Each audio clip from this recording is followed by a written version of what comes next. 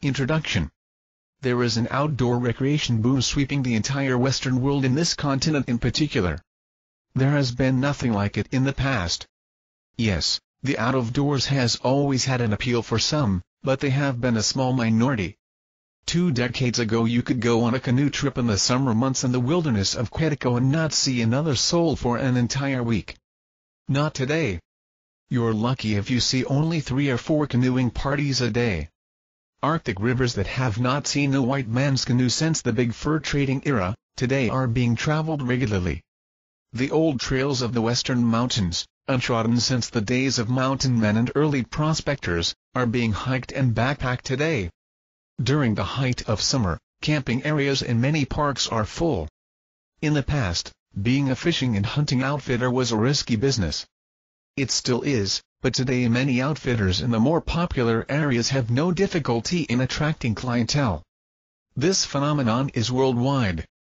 In many of the national parks of Africa, one can see a pride of minibuses around every lion.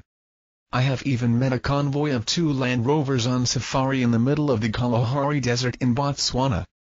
The reasons for this outdoor boom are many. A greater interest in wildlife is one. 20 years ago hunters and fishermen were the only large groups interested in wildlife. Today, almost everyone has a casual interest in wild creatures. This interest is not always tempered with wisdom, and is rarely accompanied by knowledge. At times wildlife management agencies are hampered in their work by people who prefer to have deer starved than to have them hunted by outdoorsmen. Other reasons for the outdoor boom are more leisure time, a more affluent society, and better highways and rapid transportation systems. 30 years ago, if a New York big game hunter wanted to hunt in the Yukon, it took him 5 days just to reach Whitehorse. Today, he is there in less than a day. But I think that the biggest reason for the outdoor boom is a spiritual rebellion against our sophisticated, affluent society. Deep down we hunger for a quieter life, a slower pace, green grass, and the sight of pale blue wood smoke curling up toward the sky.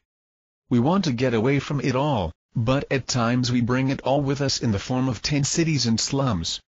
Everyone who ventures into the out-of-doors should possess the basic skills for outdoor living. He should know how to make a good campfire, what types of wood give fast heat for boiling tea, and what types provide hot flames for broiling steaks. He should know how to paddle a canoe, how to forecast weather, how to use a compass, what the sudden cry of a blue jay means, and what a bear is up to when he stands on his hind legs. The average outdoorsman does not have to be a wilderness survival expert, but he should know the basics. After all, almost everyone can become lost or lose his gear when his canoe is upset in a choppy wilderness lake. The outdoorsman should know all this and much more. He should know about the natural world around him, how it lives and functions. He should know its moods, its sounds, and its signals. But above all, the outdoorsman must have a code, an outdoor ethic, to ensure that his life and travels in the out-of-doors are in harmony with nature. Man, like all creatures, is a user. This is how nature created him. Frequently our use leaves wounds. Every campfire, every hiking trail, every fish caught, and every grouse shot is a wound. But these are wounds that nature heals and repairs with ease. An outdoorsman should never leave wounds that will permanently scar. That is what the outdoor code and the outdoor ethic are all about. Chapter I. Understanding the out-of-doors. A good outdoorsman is more than just a man who enjoys the out-of-doors and possesses the necessary skills for an outdoor life. The ability to identify that little brown bird on the dogwood branch and know why crows mob on a hardwood ridge are not enough. To be a good outdoorsman, a man should know all this, but more important, he must understand how nature around him functions. Let us imagine that we are high on a ridge overlooking a forested valley. It is apparent that the forest is the dominant factor of all life in the valley. Through the canopy of green, we can see the occasional gray skeleton of a dead tree. As we walk through the valley, we see the forest floor. In places nothing but large trees grow. The floor is covered with leaves from last autumn. In other places, where spots of light penetrate the green blanket over our heads, seedlings and saplings grow, their branches hungrily reaching toward the light. Here and there tree trunks dot the forest floor, their bodies in various stages of decay. Gray skeletons of a few dead trees still stand upright. Not all the dead trees are big and old. Trees seldom die of old age. They die from competition. As a seedling sprouts, it immediately begins to compete with other seedlings around it for light, nourishment, and moisture. As it grows into a sapling, it competes again against other saplings for the same essential elements. A tree lives as long as it has the strength to endure the competition. It lives as long as it can endure depredations from creatures of all kinds. Insects feed on its tissues. Rodents gnaw at its bark. Deer browse at its tips. A tree is also host to fungi and bacteria. Creatures and organisms of all kinds use a tree for food and shelter. The forest and the creatures that live in it are woven together in an intricate web. Rodents that prey on the tree are in turn preyed upon by foxes and owls. Deer that browse the tree tips are preyed upon by wolves, and at times by men. Insects that feed on the tree are preyed upon by birds.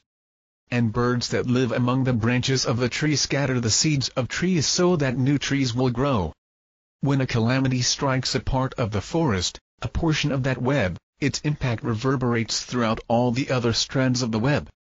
In what is now a classical study of a forest community, Dr. Arthur Williams conducted population research in a 65-acre beech and hard maple woodlot. The year the study began, the beeches and maples produced bumper crops of fruits, nuts, and samaras. As a result, small mammals were exceedingly abundant in the area. The following summer there was a drought and the crops of nuts and samaras failed. Insect hatches were poor as well. The impact was catastrophic on the creatures of the woodlot. Gray squirrels declined drastically in number. Many moved out. Chipmunks starved in the winter because they could not store enough food to feed themselves. Their population crashed by 90%. The shrews, which are insectivorous, could not find enough insects to feed on. Hence they turned to preying on forest mice. Under the onslaught of abnormally heavy predation, the mouse population decreased by 80%.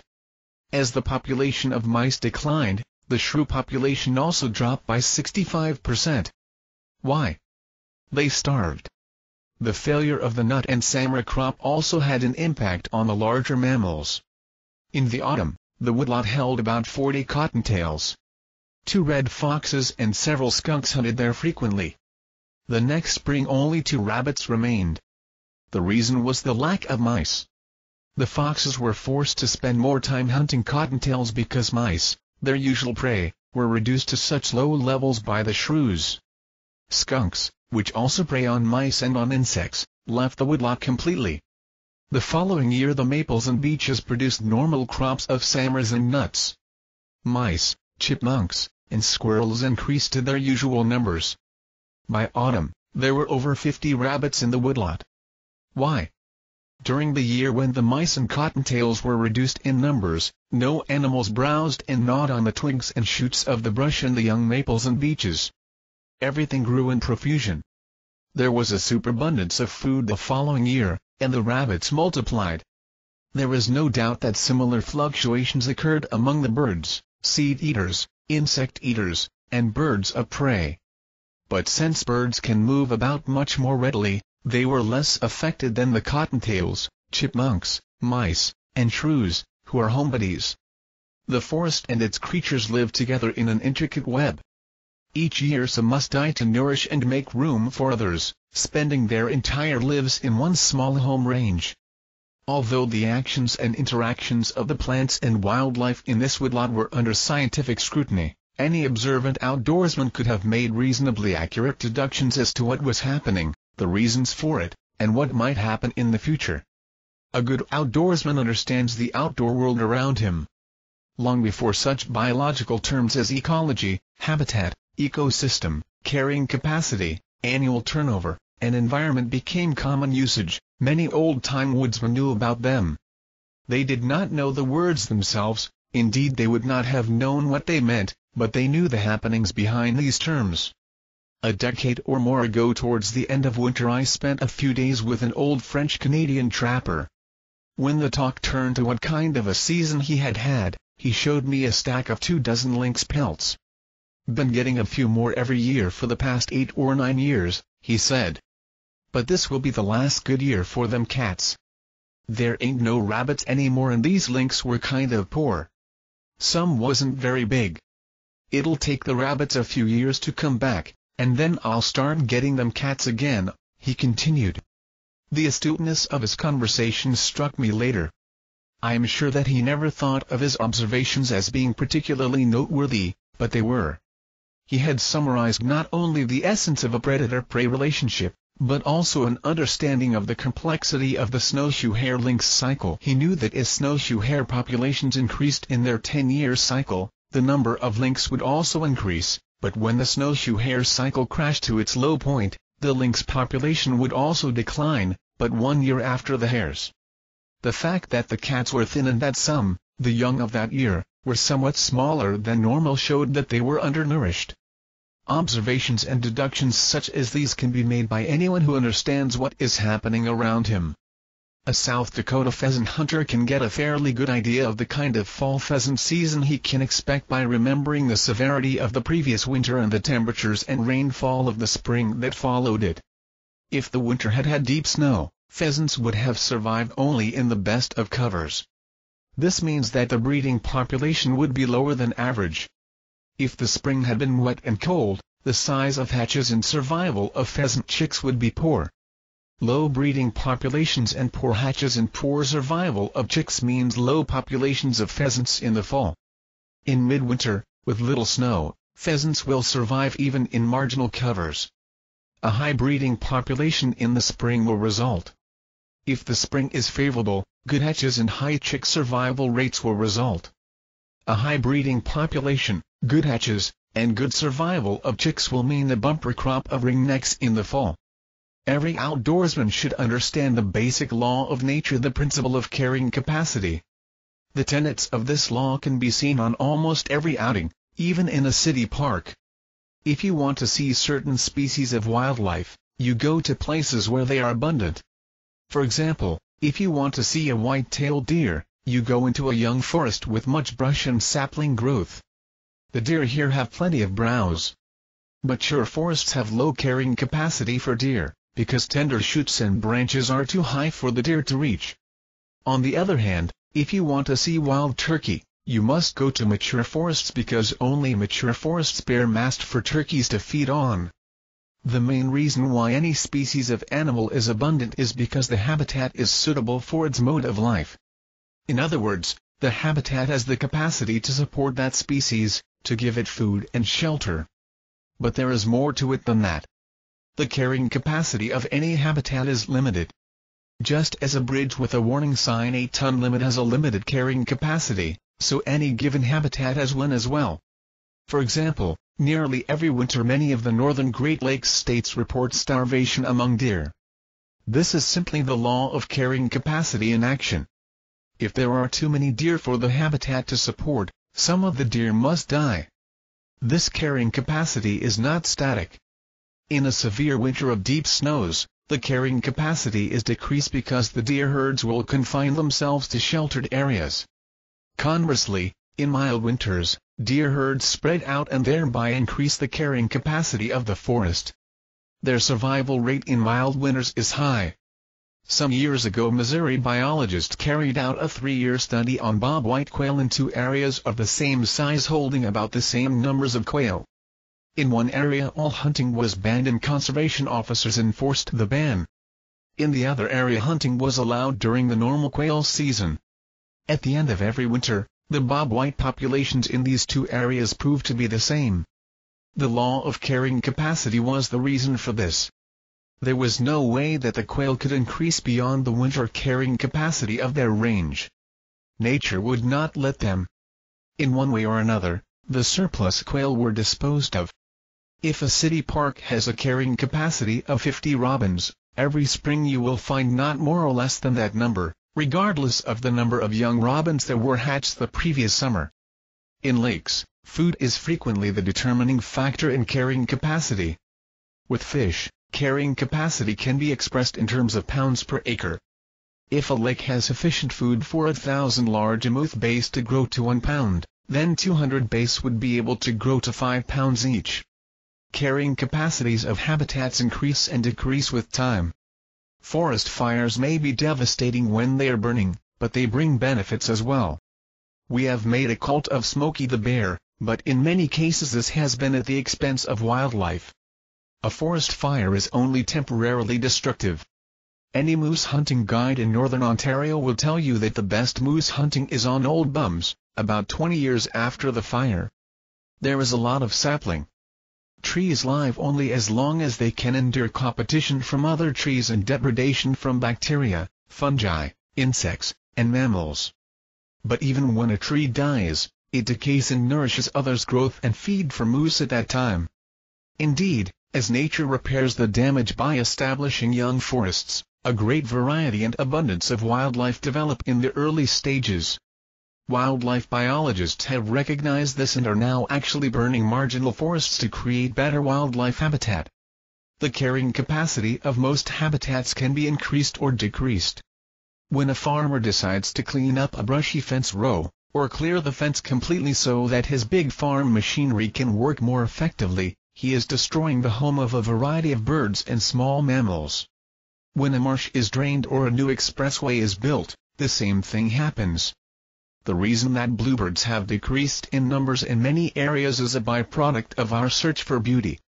We have cut down many old hollow trees. Without hollow trees, bluebirds have no place to nest. The list of such cases is endless. In nature, the life of a single individual is meaningless. For every creature born, one must die. Nature has long ago asserted that 2 monarch butterflies or 2 northern pike cannot occupy the same place at the same time. The well-attuned outdoorsman recognizes this. He recognizes that life is based on the conversion of carbon atoms from one form to another. He recognizes that energy is released by this conversion. He recognizes that every creature on Earth, including man, is a user and a consumer of the carbon atoms. He also recognizes that in our use, we must strive for harmony with nature, and the wounds that we leave as a result of our use must heal quickly, without leaving a scar. The Bushmen of the Kalahari Desert teach their sons the skills of hunting, how to stalk and call game, how to understand the tracks of animals and other game signs, the habits and behavior of animals, and everything else about the dry, sparse desert brush around them.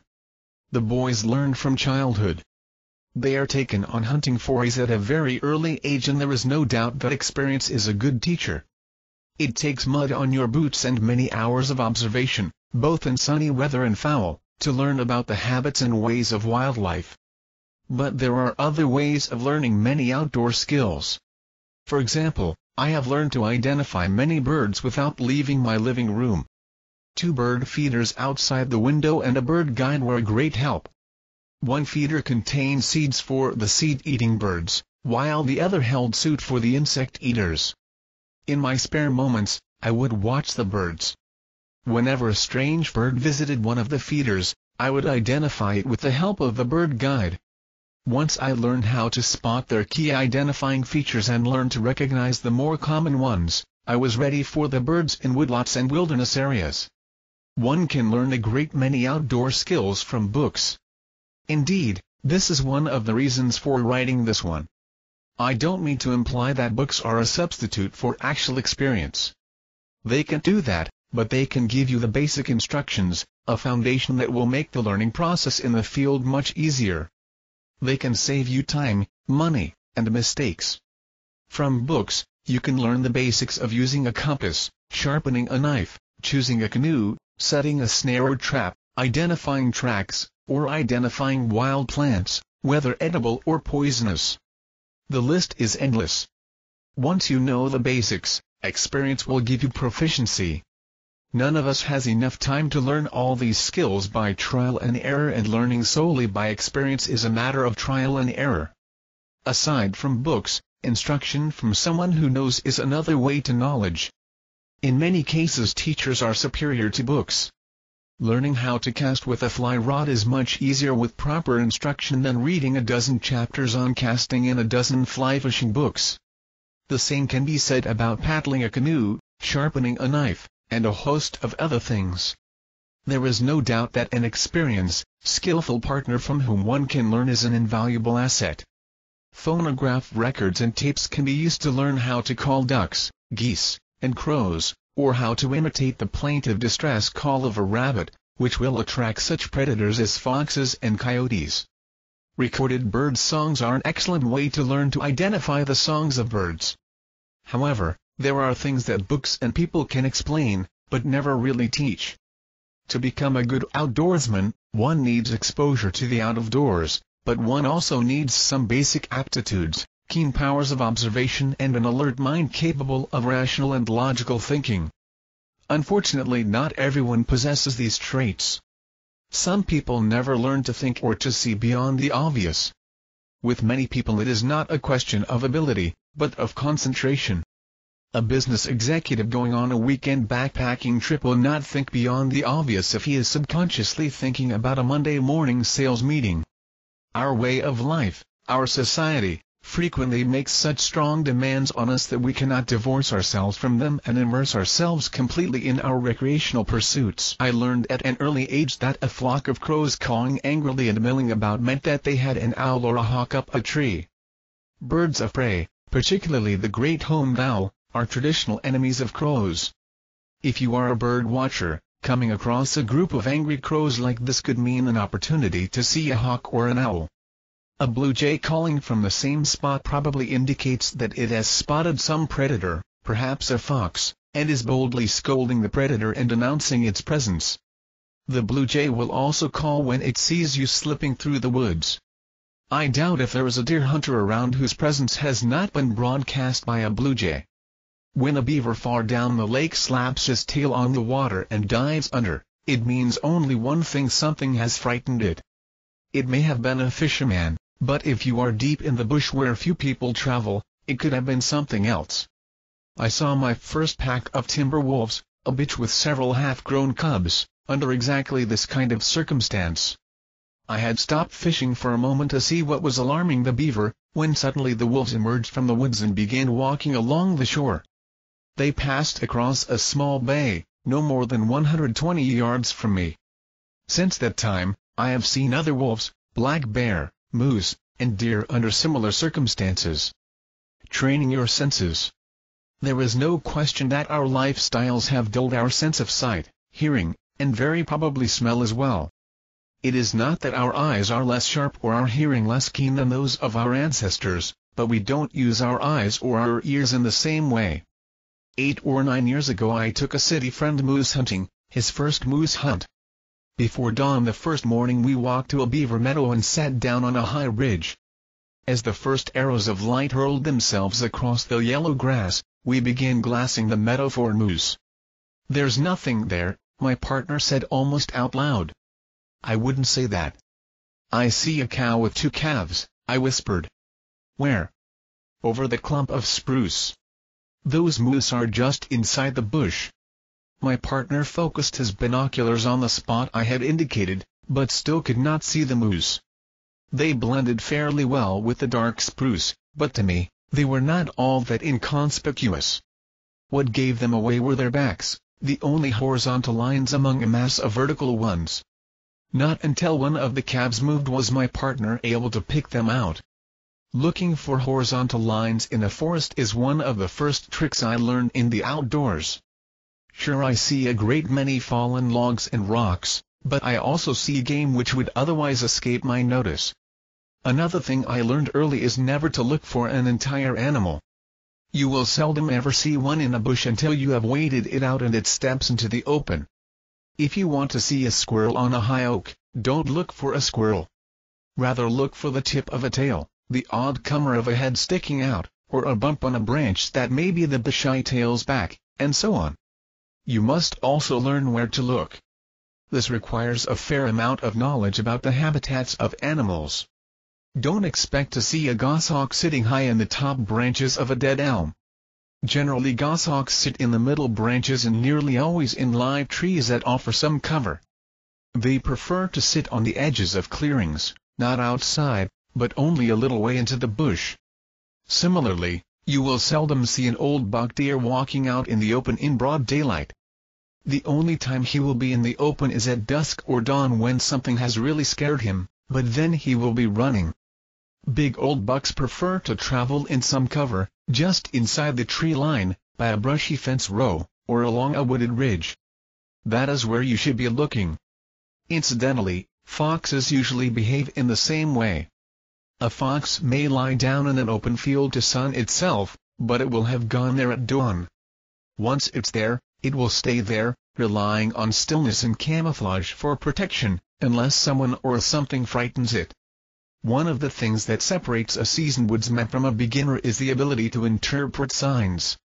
An experienced outdoorsman makes a mental note of everything he sees: a track, a clump of droppings, a rub mark, or a claw mark on a tree. Once a partner of mine and I were hiking up a steep portage trail. I lugged the canoe while he carried our gear and fishing tackle. We were going to fish a small lake on a high hill. As we labored up the path, we came across a pile of bear dung. Our talk turned to bears. "You know," my partner said, "I've never seen a bear in the bush except in the big national parks out west, and those roadside bears can hardly be considered wild." "I can probably show you one today," I replied. "That's kind of a tall statement," my partner answered.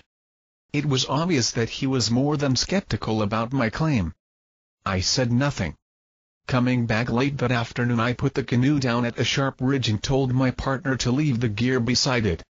I dug out a pair of small binoculars from my packsack and told my partner to follow me quietly. I knew the country well. About half a mile from the trail, the hill became a gentle slope. A forest fire had burned over the slope 20 or more years ago. The new trees were in the sapling stage of growth and included several big clumps of wild cherries. There was a good chance that a bear would be feeding on the cherries. My hunch was right. In fact, there were 4 bears. We watched them for a while until we were afraid that darkness would overtake us if we didn't leave. "How did you know the bears would be there?" my partner asked when we got back to our canoe and gear. "Oh, I put 2 and 2 together," I replied. There were cherry pits in the bear dung. I knew that this slope had wild cherries on it because I hunted grouse here a couple of years ago. And bears are generally more active in the mornings and evenings during the summer months, so they would most likely be at the cherries in the late afternoon or early morning. Sounds and smells. Learning to recognize sounds is equally important to learning to see and interpret signs. Generally our ears are attuned to the mechanical sounds that are such a large part of our world, but every bird or mammal emits a sound of some sort as well. So do fish, amphibians, reptiles, and insects. There is no doubt as to what the buzzing of a rattle on a rattlesnake means. But first you must be able to identify the sound. I've known people who lived in country where rattlesnakes were common and who ventured outdoors regularly, but who did not know how a rattlesnake sounded. That kind of ignorance could cost them their lives. Learning to identify wildlife sounds is a facet of outdoorsmanship, but it is equally important to learn what the sounds mean. The chatter of a red squirrel as it scampers about unconcerned has a specific tone. That tone completely changes when the squirrel spots potential danger. Once I actually saw a fisher chase a red squirrel through the treetops. What alerted me to this was the hysterical chatter before the chase started. Once the fisher was in pursuit, the squirrel stopped its chatter. It was too busy running for its life. I am certain that crows possess the most developed language of all birds. I like crows. They may be rogues, but they are not as black as they are sometimes painted. When I was a kid on the family farm, I spent much of my spare time trying to outwit these sly birds as they gorged themselves on freshly planted corn. Mind you, I learned the futility of this early, but it was always a good excuse for roaming in the woodlot. That is how crows earned my everlasting admiration. They seem to possess a sound for almost every situation and more than one for a boy with a shotgun. Our sense of smell has also been blunted, probably by constant exposure to automobile exhausts, outboard motors, dust, and smoke of all kinds, including cigarettes. I have noticed that when I have been away from the city in the wilderness for a week or two, my sense of smell becomes much sharper. I can detect odors that would normally remain hidden. Man, or any primate for that matter, is not known for his olfactory powers. But my association with the pre-literate tribes of Africa has shown me that these people do possess a better sense of smell than we do. No doubt once industrialization catches up with them, they too will lose it. However, our sense of smell does allow us to enjoy the outdoors more: the fragrance of flowers, the pleasant but pungent odor of humus and moss, the sharp smell of cedar, and the sweet smell of pine. But at times it is possible to smell more than that. A bull elk and rut has a very strong odor. I once knew a big game guide who could smell elk before he could see them. Big rattlesnakes also exude a strong, goat-like smell when angry. Bears sometimes emit strong odors. At times I have smelled bear long before seeing their fresh tracks in soft earth. These odors are so distinctive that once they are identified, you will never forget them. As I write this, my favorite dog is curled up at my feet underneath my desk. This is her favorite spot when I am working. I have often wondered what it would be like to have a sense of smell like hers. She can point a ruffed grouse at 30 yards or farther. Interpreting animal actions. Interpreting the actions of birds and mammals is something that can be learned only by observing them. Once while on a canoe trip in northern Manitoba, I met a young couple on an island campsite. Our talk eventually turned to blueberries. The young woman expressed great interest in picking some. The three of us paddled across to the mainland and climbed a steep hill to look for a blueberry patch. We found one, but a black bear in the brown color phase that is common in western Canada had found it first. The bear greeted our intrusion by standing up. "He's going to charge," the man injected fearfully. With this, the bear dropped onto its 4 feet and with a loud woof bounded into the bush. "What made you think he was going to charge?" I asked incredulously. "When I saw him stand, I thought we were in trouble," the young man said. "Bears standing on their hind legs charge only in woodcuts of old books and calendars," I answered. The bear had stood up to have a better look at us. He was trying to figure out what we were. Bears have very poor eyesight. When a bear charges, he comes on all fours. That is the only way he can run fast. In a really determined charge, his mouth is wide open and his lips are in full snarl. He is likely to roar when he begins the charge. And, of course, the only bear that will charge a man unprovoked is a grizzly or a polar bear. Almost everyone knows that to approach big game you must have the wind in your favor, blowing into your face or at least across your face. But there are other things to consider as well. Wild sheep and pronghorns have extremely good eyesight. A man appearing against a skyline will frighten both species.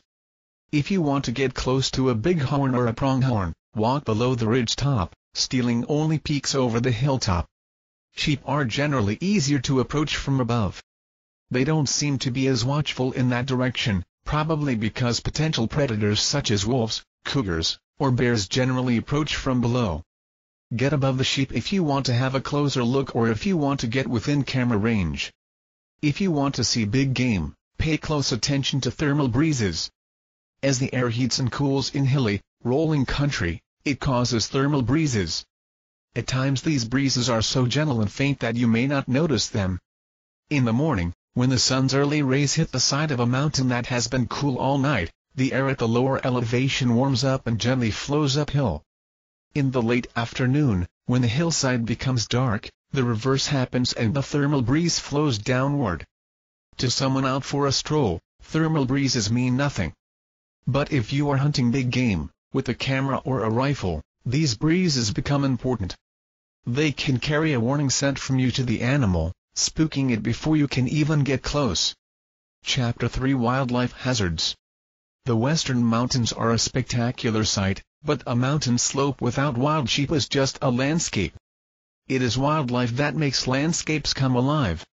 There is no doubt that wildlife is one of the big attractions, one of the main reasons why people venture into the outdoors. Yet there are times when some species can prove to be something of a nuisance, or even a hazard. For example, I have had porcupines chew up my axe handles and canoe paddles. Of course, the porkies were after the salt on the handles from the sweat off my hands. I have also had raccoons raid my food supplies, and even chipmunks and mice will nibble holes in cardboard food boxes to get at the contents. I have even had mink steal my fish. These nuisances are easy to cope with. In most cases the damage is due to the outdoorsman's carelessness. On canoe trips I hang my food when asleep or when I am away from camp. When camping with an automobile, I lock my food in a metal ice chest or wooden box.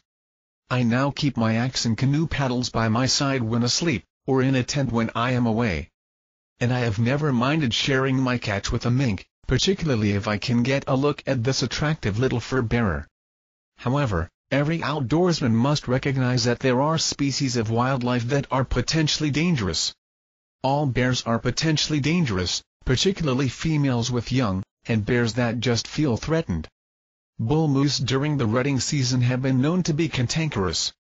All small carnivores, foxes, coyotes, skunks, and raccoons, in particular, are potential rabies carriers.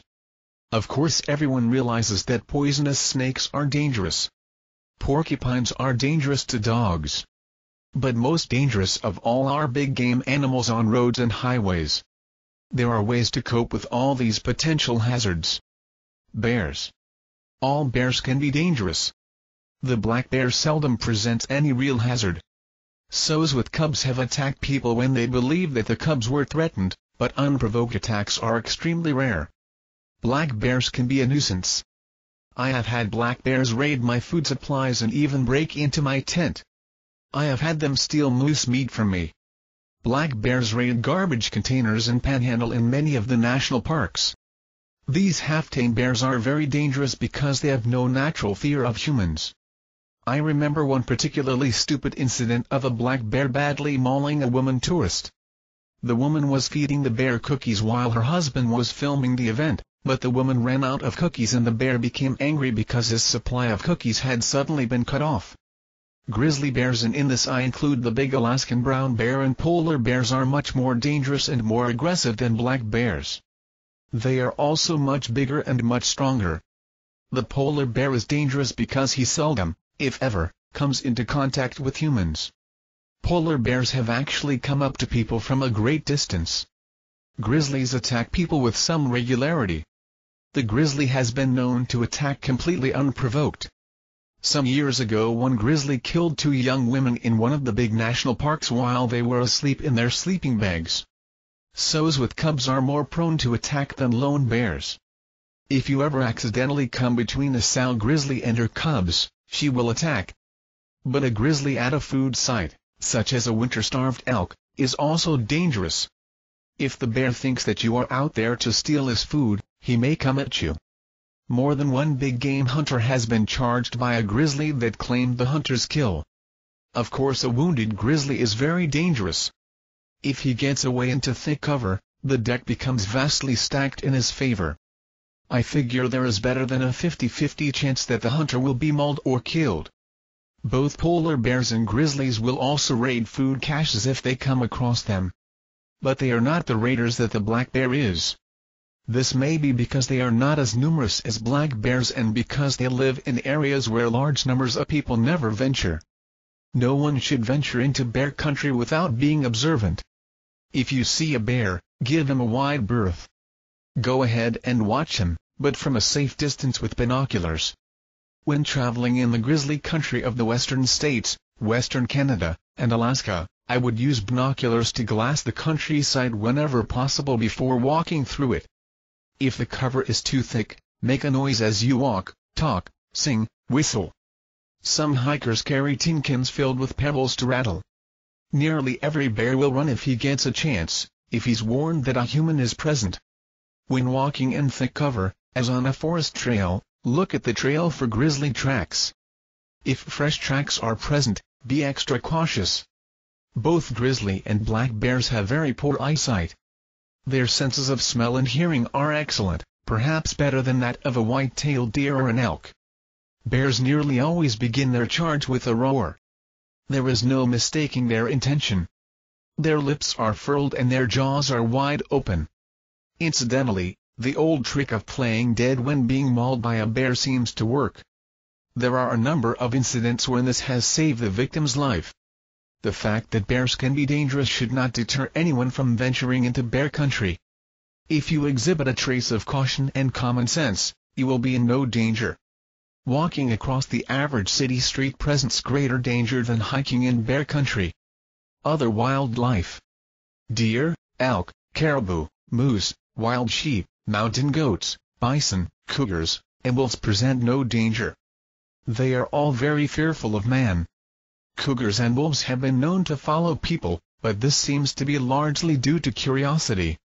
Actual attacks are rare. There are only 2 or 3 cougar attacks on record.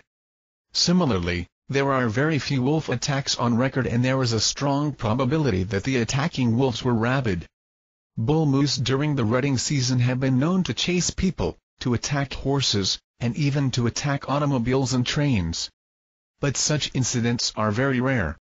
Bull moose in rut sometimes do unusual things, but I can recall doing unusual things when I was amorously chasing some young maiden. Rabies. The incidence of rabies has increased dramatically in recent years. This may be a cyclic sort of phenomenon, or because the numbers of small carnivorous animals have increased and there is a larger pool for the virus. The reason why we have more coyotes, foxes, skunks, and raccoons is twofold. First, our farmers and agriculture departments have become more enlightened and no longer hire poisoners to kill these creatures, and, second, few men earn a living as fur trappers anymore. There are easier and more comfortable ways to earn one's daily bacon and beans. A rabid animal is a dangerous one. The most common symptom of rabies is unusual behavior. For example, a fox running toward you rather than away from you, or acting sick and stupid. If you encounter such an animal, stay away from it. Keep your kids and dogs away from it. If you have a firearm, shoot the animal, but not through the head. You don't want to damage the brain. A veterinarian will need a section from the brain to determine if the animal was rabid or just acting strangely without any apparent motive. If anyone is bitten by a wild animal, he should see a doctor immediately.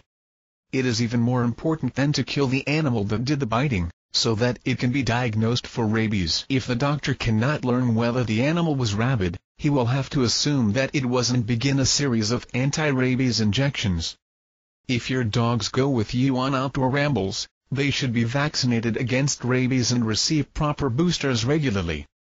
Dequilling a dog. For some reason, many dogs don't like porcupines. Maybe it is because the slow, dull-witted porky seems helpless. When a dog rushes into attack, he, of course, gets an unpleasant surprise. Embedded quills are dangerous if not removed soon. They will work into the dog, causing pain, infection, and possibly even death if they hit vital organs. If you are near a vet, get your dog to him right away. The vet will anesthetize the dog and remove the quills. If you are on a wilderness trip, you will have to dequill the dog yourself. To do this, you will have to have someone hold the dog still, or, if a second person is not available, you will have to tie the dog. The best way to do this is to wrap a jacket or blanket around the dog and tie it with a rope or belt so that the dog cannot hit you with his feet. Twist out each quill slowly with a pair of needle-nosed pliers, starting in the chest area. Remember that the dog will be frightened and in pain, and may become a fear biter. You may have to use a muzzle or gently tie the dog's mouth closed with a handkerchief or a piece of rope. When you have taken out the quills, get the dog to the veterinarian as soon as possible so that he can get a shot to prevent any secondary infection. Wildlife on highways. Big game animals, mostly deer, but sometimes elk, moose, and even bears, are a very real hazard to motorists traveling in big game country. Some years ago I wrote a story on this for one of the motoring magazines. To document my story, I obtained statistics from states known for their vast deer herds. My findings surprised me. In 1 year, the relatively small state of Pennsylvania alone reported 22,610 automobile collisions with deer. Texas reported 16,145. California, 8,517. and Michigan, 7077, just to name a few. The province of Ontario reported 153 collisions with moose and 45 with black bears. Many of the moose collisions caused human fatalities. A motorist in big game country should drive defensively. You never know when a deer may leap out in front of your car. If you see a deer on the side of a road, slow down. Obey all deer crossing signs. They were put there for a purpose. A deer may be standing in the middle of the road just around the next bend. If an animal is on the road at night, turn your headlights off momentarily, leaving on only your parking lights. The animal may be mesmerized by the beam of light, and a moment of darkness may be enough for it to jump out of the way. If a collision seems unavoidable, don't try to swerve to miss the animal. You may go into a spin and lose control of the car, hitting something more formidable, such as a rock or a tree. It is best to hit the animal straight on. If a collision does occur, treat it like any other accident and report it to the police. Even if the damage to your car is negligible, report the accident to a conservation officer.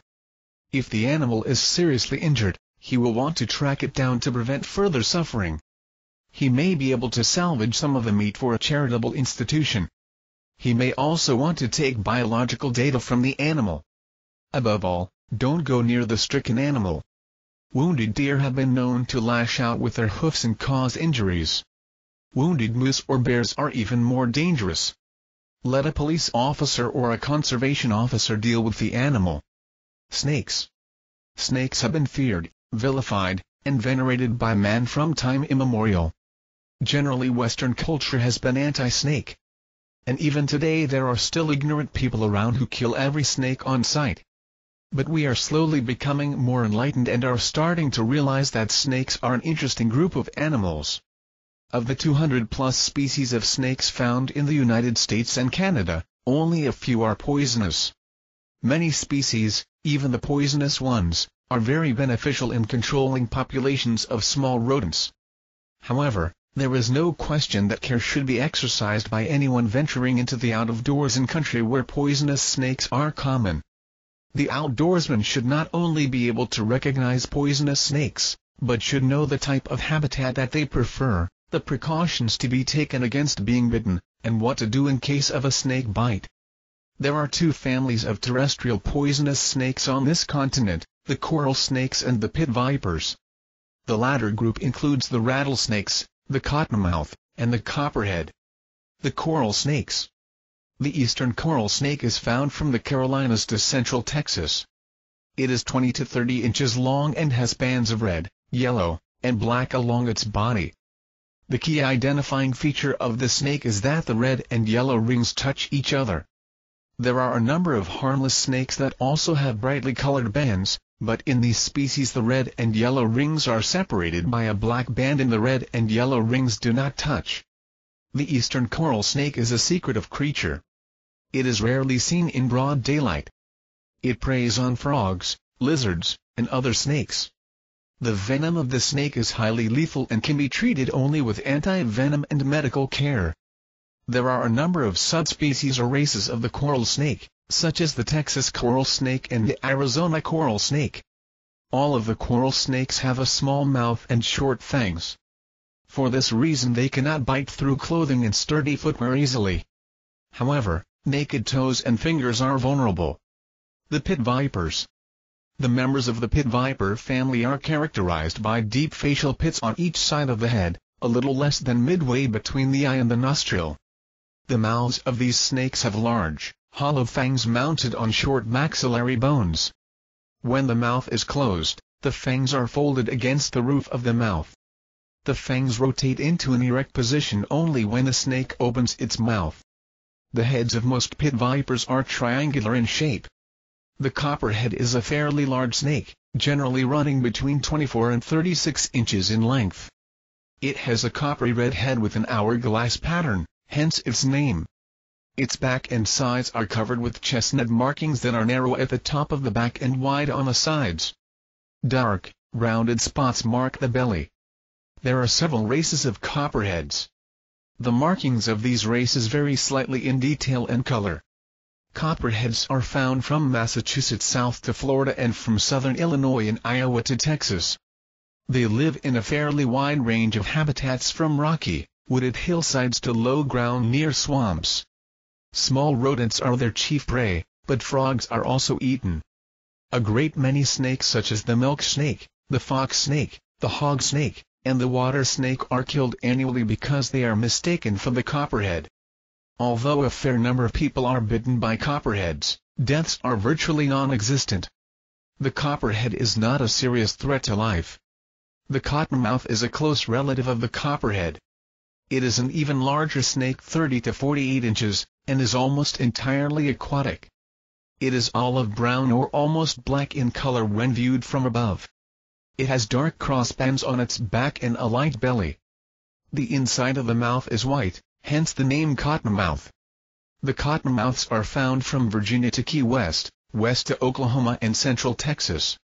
The cottonmouth is basically an aquatic snake, living in swamps, lakes, rivers, and rice fields. It likes to sun itself on rocks and floating logs. On occasion, it may invade the uplands and be found hibernating with copperheads. Fish, frogs, salamanders, and even other snakes are the chief prey of the cottonmouth, but the snake is an opportunist and will eat anything that it can handle. The cottonmouth is much more dangerous than the copperhead. It is a bigger snake, hence it is likely to inject more venom when it strikes. When excited, the cottonmouth will vibrate its tail. When fully aroused, it will throw its head backwards and open its jaws. The cottonmouth is aggressive. The splash of a paddle will frighten most other snakes away, but the cottonmouth is likely to stand its ground. Bass fishermen and hunters entering the southern swamps should learn to identify the cottonmouth at a glance. Again, many other water snakes are killed through ignorance because they are mistaken for the cottonmouth. There are about a dozen species of rattlesnakes varying in size from 15 to 72 inches.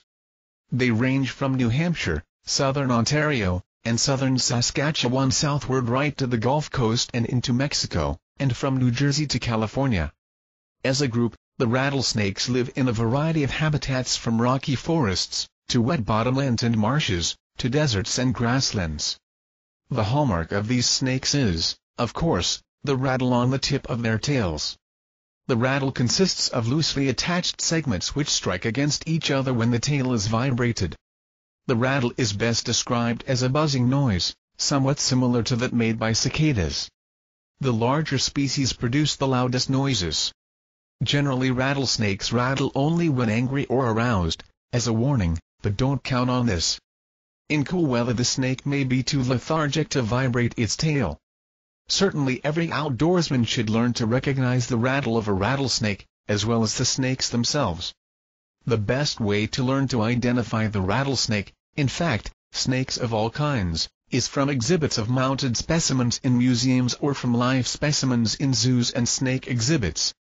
Field guides to reptiles and amphibians are also useful.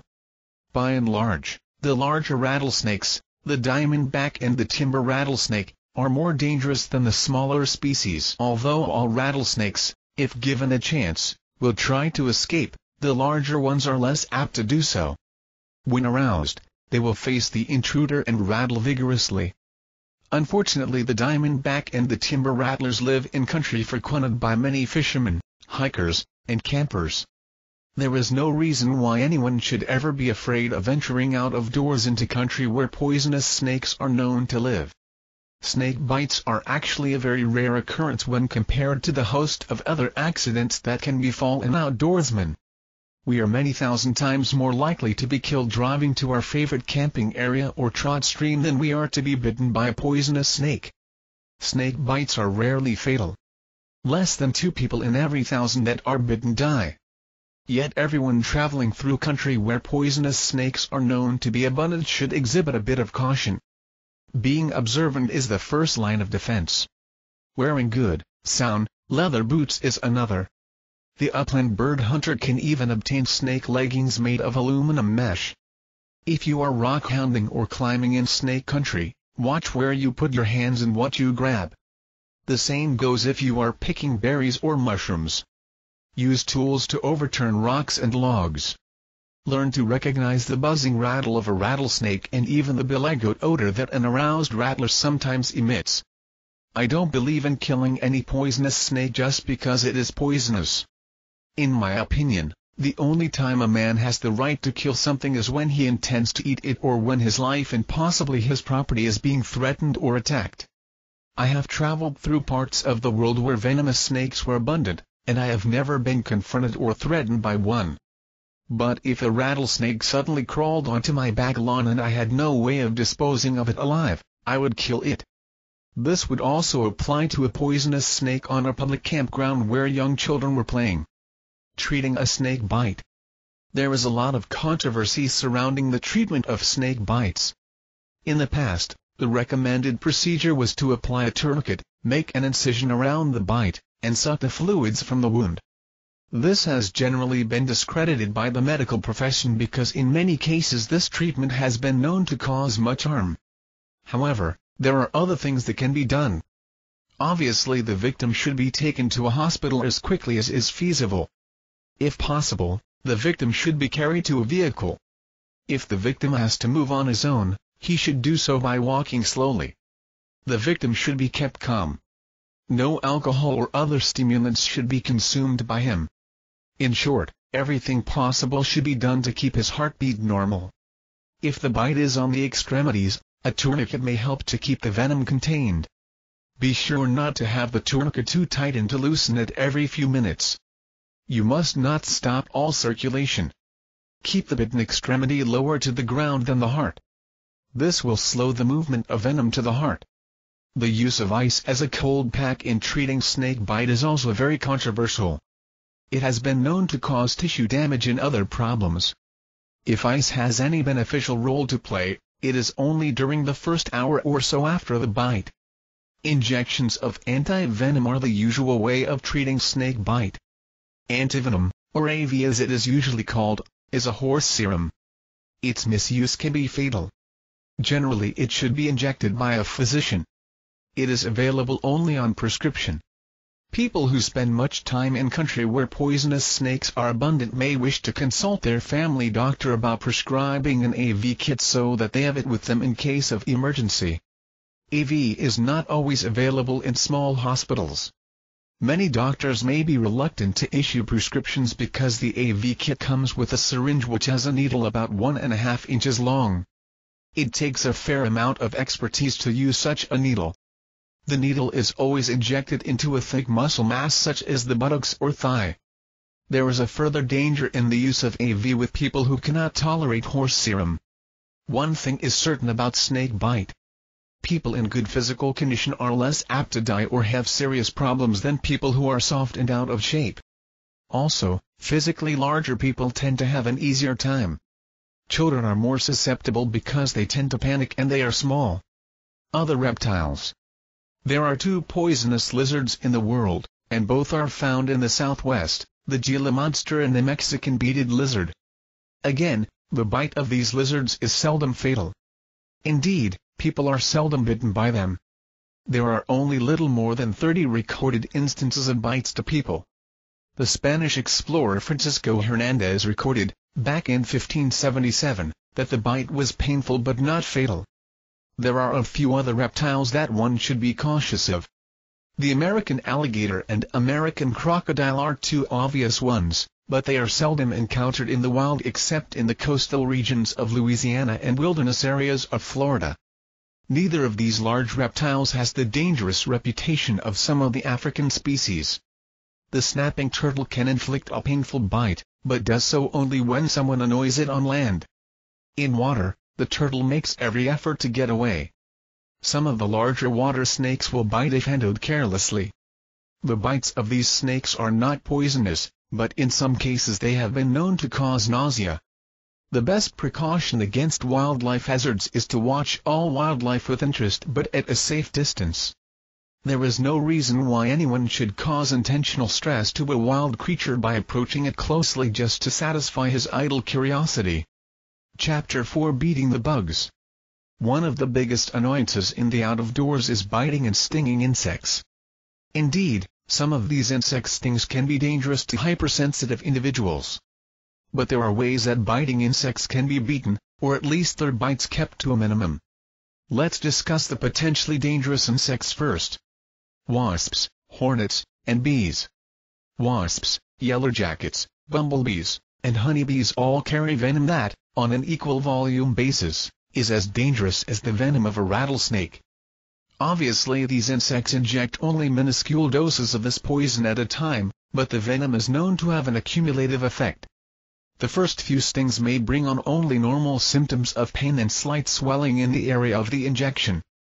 However, after several stings, the reaction may worsen and bring on a variety of serious symptoms including death. More people die annually in North America as a result of being stung by hornets, wasps, and other stinging insects than as a result of snake bites. Precautionary measures are the first defense. Don't disturb these insects or their nests. Wear neutral-colored clothing such as off-whites, tans, and greens. Bright colors attract them, and bees actually seem to be angered by black. Don't use sweet or strong-smelling perfumes and aftershave lotions. These also appear to attract bees, wasps, and hornets. Keep food, particularly sweet things, covered at all times. After your meal, don't leave such food on picnic tables. Put it away in your tent or cooler. Don't put wildflowers on picnic tables. Wear shoes. Yellowjackets live in the ground. Bee stings, surprisingly enough, cause more deaths than wasps, yellowjackets, and hornets combined. The reason no doubt is due to their great numbers. Most people are stung by bees at home in their own garden or backyard, rather than in the wilds. Wasps, hornets and yellowjackets are dangerous because frequently they attack in swarms. A single wasp nest may hold 10,000 insects. For some reason youngsters like to throw rocks and sticks at such nests. This is one sure way of inviting trouble. Bumblebees rarely sting. What should you do if you get stung? Well, there are several things you can do. If you have been stung by a bee, the stinger will still be in the wound. A bee can sting only once because its stinger has barbs that embed it in the wound. The bee will tear the stinger from its body when it flies off, and it will die moments later. So first you must remove the stinger from the wound as fast as you can. The longer the stinger remains, the more venom the poison sac will release into the wound through its hollow needle. Don't pick the stinger off, because by grasping the top end where the poison sac is, you will inject more venom into the wound. Instead, scrape it off with a knife blade, a wooden match, or even a fingernail. Now, as fast as you can, apply ice from your ice chest to the wound. This will slow down the spreading of the poison. Keep away from heat. Mud applications have been recommended for stings in the past, but forget it unless the mud is ice cold. Ammonia is equally useless. Hornet and wasp stings will not leave a stinger in the wound. These insects can inflict more than one sting at a time. The treatment is the same as for bee stings except, of course, there is no stinger to remove. Medical attention should be sought immediately if multiple stings have been received or if hypersensitivity to such stings is suspected or known. Anyone who suffers badly from asthma or hay fever or has a strong reaction when stung by common insects such as mosquitoes, horseflies, and deerflies, should treat wasp, hornet and bee stings with extreme caution. There are special first aid kits on the market for people who are hypersensitive to the stings of bees, wasps, hornets, and the like. Generally these are available only with a doctor's prescription. If you or one of your family is hypersensitive, you should consult your family doctor about having this type of kit with you at home and on outdoor rambles. These kits contain pills, sterile alcohol pads, a tourniquet, and a hypodermic syringe with 0.3 ml of epinephrine, plus an instruction folder. The medication in the syringe serves to slow down the poison's reaction until the pills begin to work. Scorpions and spiders. The black widow spider and the scorpion are two other insects that an outdoorsman may, on rare occasions, encounter. Bites from both of these insects are dangerous, but only rarely lethal. Generally black widow spiders are found in rubbish heaps and old ramshackle buildings. If you are fond of visiting old ghost towns, abandoned mines, and other similar spots, you should exercise a bit of caution. Scorpions are nocturnal insects. They spend their days under rocks, brush piles, and leaves. The only real hazard is that they may choose some shaded spot in camp, such as a rubber mattress, under which to hide as dawn approaches. If you are traveling in scorpion country, it is wise to exhibit a bit of caution by shaking out your boots and checking over your sleeping bag before using them. A bite from a scorpion or a black widow may cause swelling, pain, nausea, fever, and even speech and breathing difficulties. Obviously, the more allergic the person is to these venoms, the more drastic is the reaction. Children are more susceptible than adults, but as I said earlier, death due to black widow or scorpion bites occurs rarely and then only in extreme cases. Anyone bitten by these insects should be taken to a doctor immediately. First aid should consist of an application of an ice pack, ice water, or simply a chunk of ice to the bitten area. If the bite is on a foot or a hand, a tourniquet can be used. The tourniquet must be applied with extreme care. Never tie the tourniquet too tightly and be sure to release it every few minutes. The bitten person should be kept calm. The heartbeat and pulse of an excited person are much faster than normal, hence the venom spreads much more quickly. The bitten person should not walk more than necessary. Remember, exercise also quickens heartbeat and pulse. Mosquitoes and black fleas. Mosquitoes and black fleas are two of the most common pests that an outdoorsman has to endure. Usually they are worse during early to mid-spring, but, in some areas such as the Arctic, they can be troublesome during the entire summer. Fortunately, both of these insects are easy to combat. Proper clothing is the first and best line of defense. Clothes should be loose on the body and of fairly tightly woven material. With such clothes, the mosquito's mouth parts cannot penetrate to the bare skin. Clothing should be light in color. Off-whites and light khakis are much less attractive to black fleas and mosquitoes than darker colors. Black fleas in particular are attracted to dark colors. In very bad black fly country, the pant legs and cuffs of shirt sleeves should be tied around the ankle and wrist or, in the case of pant legs, tucked into boots, so that the insects cannot get inside clothing. Insect repellents are the second and excellent form of defense. There are a vast number of these on the market, but the best by far that I have ever tested is cutters. Most insect repellents can be obtained in aerosol sprays, oils, jellies, and sticks. They all have their advantages and disadvantages. Aerosol sprays are good because they can be sprayed over clothing. Oils and jellies stay on the skin much longer, giving better protection, and they are less easily washed off by sweat. In areas where mosquitoes and black fleas are very troublesome, a mosquito head net and even a pair of cotton gloves are good means of protection.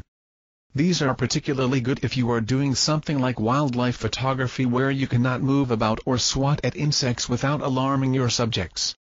Then dark gloves and a head net also serve as camouflage for your white face and hands. Smoke, both from a fire and a pipe, is a good defensive or offensive weapon against both black fleas and mosquitoes. Smoke is just about the only thing the Indians had, and don't think that Indians weren't troubled by these bugs. They were and are, but they also had a philosophical attitude that these insects were unavoidable and they had to put up with them. Clouds of black fleas did not excite them nor frighten them, as much as they do some white men. However, I have observed that many of the younger Indians in the northern bush are reacting to mosquitoes and black fleas as badly as some white men. Our race is not the only one whose children have gone soft. Another good defense against black fleas and mosquitoes is wind. When walking, stick to high ridges, open fields, and lake shores where the wind is stronger. Make your campsite on breezy islands, open ridges, and points.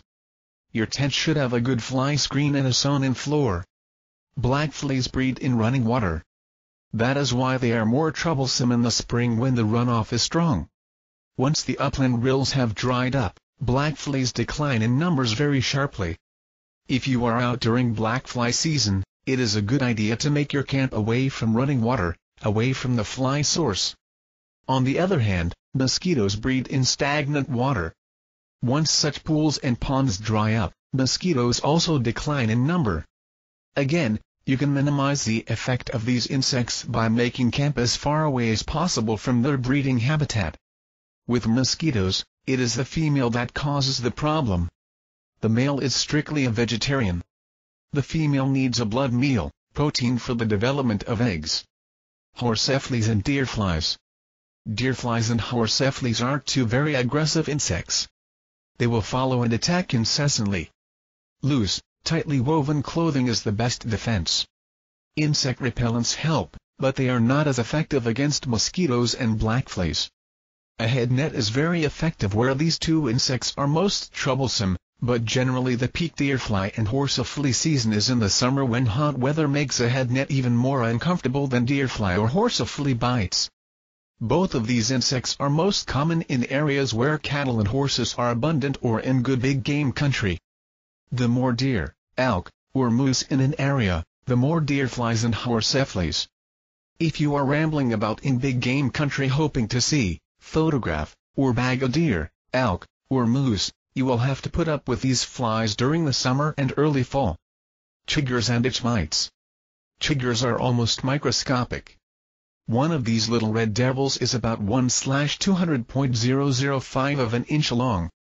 They live on vegetation, brush and tall grass and are picked up on your clothing as you walk by. Once they hitch a ride on a human, they crawl into the warm areas, under the armpits, under the wristwatch strap, and into the groin. The itch mite is about the same size as the chigger and is white or pale yellow in color. The female burrows under the skin and lays eggs.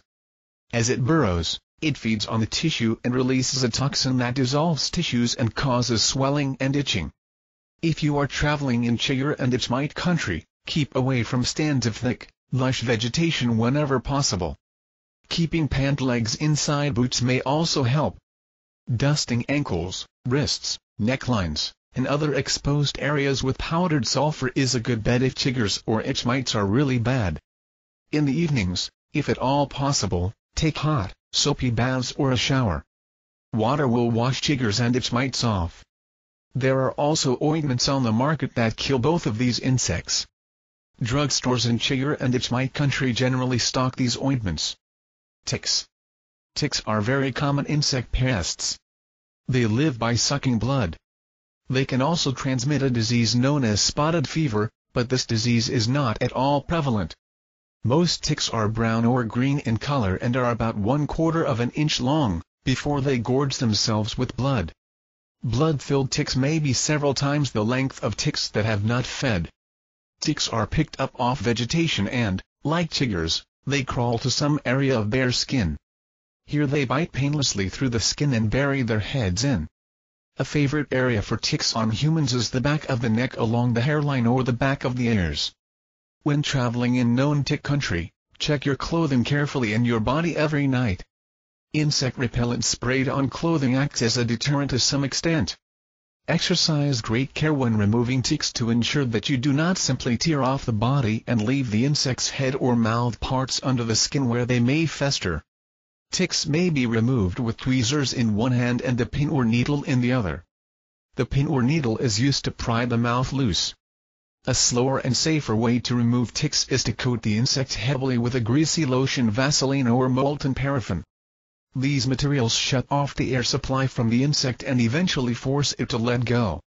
Burning the insect with a cigarette is also effective and it can then be picked off with tweezers.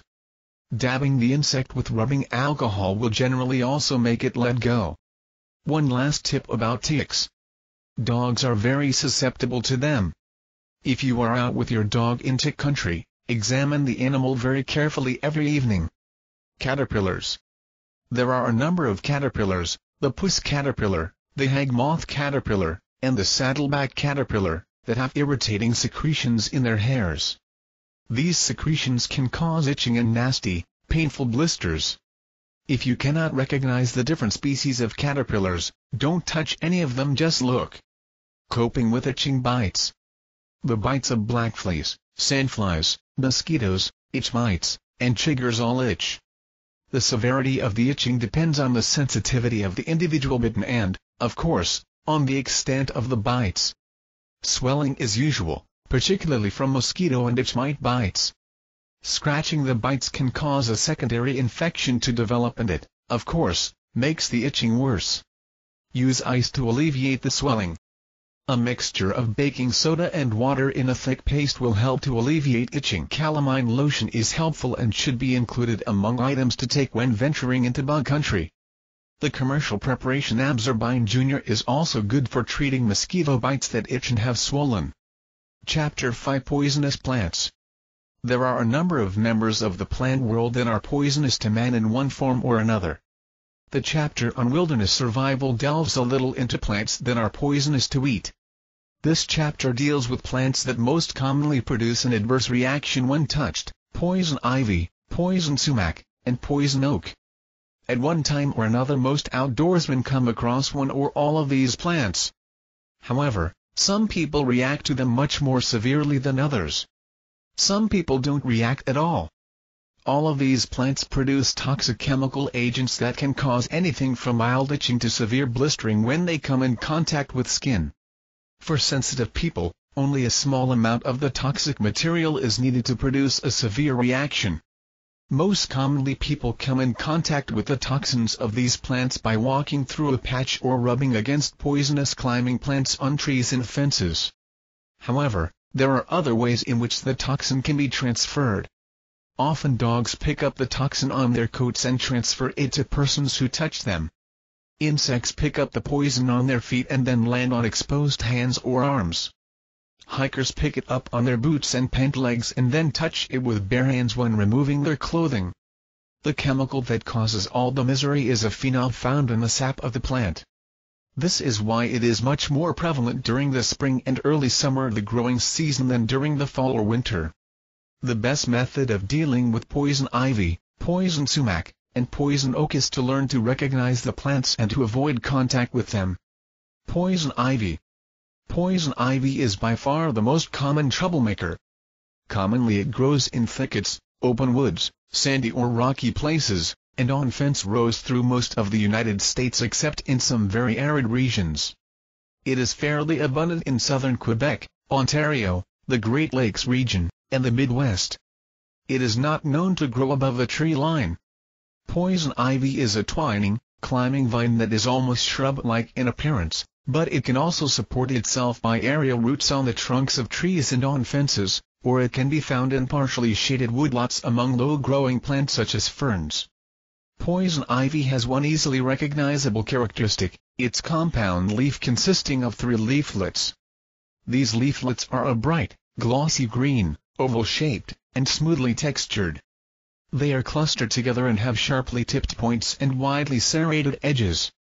The flowers of poison ivy, present in the spring and early summer, are borne in clusters and are small and inconspicuous. The flowers are dainty, and vary in color from greenish-white to cream.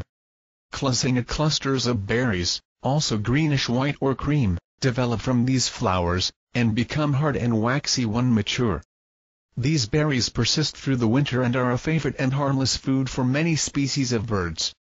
Not all poison ivy plants have berries. Such plants as poison ivy, poison oak, and poison sumac have toxic oils which can cause symptoms ranging from mild itching to severe skin blisters. Learn to recognize these plants. Poison sumac. Poison sumac is a coarse shrub or a small tree generally ranging from 4 to 20 feet in height. It also has compound leaves, but the number of leaflets ranges from 7 to 13. These leaflets occur opposite each other on the branch, and have one terminal leaflet at the end of the branch. Poison sumac prefers wet, boggy, acid soils and thus generally occurs in wooded swamps.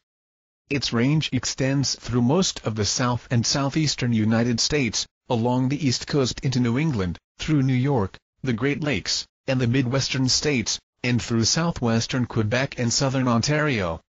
Poison sumac flowers are similar to those of poison ivy, but they grow in hanging clusters and originate in the axils of leaves. Poison sumac fruits are shiny, ivory-colored berries that hang in loose and droopy bunches. These bunches may be as long as a foot.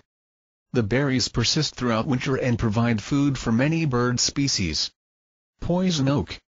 Poison oak is quite similar to poison ivy in appearance, but its leaves are thicker and smaller in size, and the ends of the leaves are rounded rather than pointed. Generally poison oak has the same triple leaflet formation, but occasionally 5 leaflets are produced. The outline of the poison oak leaflet somewhat resembles the leaf of the white oak, hence its name. Poison oak. Poison oak prefers dry barrens, pine lands, and sands, and is most prevalent in the coastal regions. Along the Atlantic coast it favors poor sandy soils and flourishes in the company of scrub oak and pine. Poison oak was one of the plants most feared by the Cherokee Indians. Poisoning from any of these plants may result any time after contact, from a few hours to a few days. The most common signs of contamination are itching and inflammation of the skin, followed by the emergence of watery blisters. However, the poison will not spread from a broken blister. The persistent development of new patches of itching and inflammation means that the toxin is being spread from contaminated clothing or from contact with more plants. The effects of these poisonous plants are very severe on some persons, sometimes requiring hospitalization. If you suspect that you have been in contact with any of these plants, the best procedure is to lather copiously with a good, strong, yellow laundry soap, rinse thoroughly, and then repeat the procedure again. If, after this, itching and inflammation still develop, the wisest procedure is to visit a family physician. A 1% solution of potassium permanganate swabbed over the infected area is known to give some relief from the itching. The brown stains produced from this material can be removed with lemon juice. Certain iron salts have also been used for the relief of itching, particularly ferric chloride. This material is mixed with 1/4 glycerin, 1/4 alcohol, and half water, and is swabbed on the affected spots, but it stains as well. Calamine lotion sometimes affords relief from minor itching. Stinging nettle. There are a few other plants besides the above that can be troublesome to the outdoorsman. Among them are the stinging or spurge nettles. The stinging nettle is the more common of the two. The stinging nettle is a bushy-looking plant with leaves that are very coarsely toothed and stiff bristles that sting on contact. The plants run from 6 to 30 inches in height, and are found in waste places, sand hills, roadsides, and so on from Newfoundland west to Manitoba, and through portions of the Midwestern United States east to northeastern Virginia. Again, the best way of dealing with stinging nettle is to learn to recognize and avoid it. Chapter 6. Map and Compass. No one should venture into the wilderness without a compass, not even if his only intention is to go over the ridge to pick blueberries. Most outdoor recreationists today are urban dwellers. Often their knowledge about the country into which they are venturing is skimpy. Many campers and fishermen set off on trips into the wilderness or go for a walk from their camp without really knowing how to read landmarks. Many don't even carry a compass and, of those who do, many don't know how to use it. It is no surprise to me that newspapers and newscasts regularly carry reports of lost hikers, campers, and hunters. Knowing how to use a compass is a must for anyone who calls himself an outdoorsman. It is one of the primary outdoor skills, like using an axe. Experienced woodsmen, trappers, and such rarely rely on a compass to find their way. But generally they have an uncanny sense of direction. This sense is based on many things, including the lay of the land and the ability to see and absorb inconspicuous landmarks, and it comes as a result of many years in the bush. Most of us are not that fortunate. For example, it is difficult to completely lose a sense of direction on a sunny day. But an overcast day is something else. With no sun to guide us, we can get mixed up very easily. A compass will give the right direction every time. A compass is a simple device.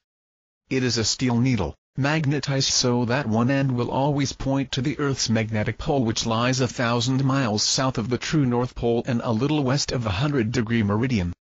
Some compasses use a magnetized disc rather than a needle. Choosing a compass. Although compasses can be used for navigation and survey work, the outdoorsman's basic interest lies in keeping on a straight course to some distant point and then coming back again. For this, a small handheld compass with a swing needle or a disc is adequate.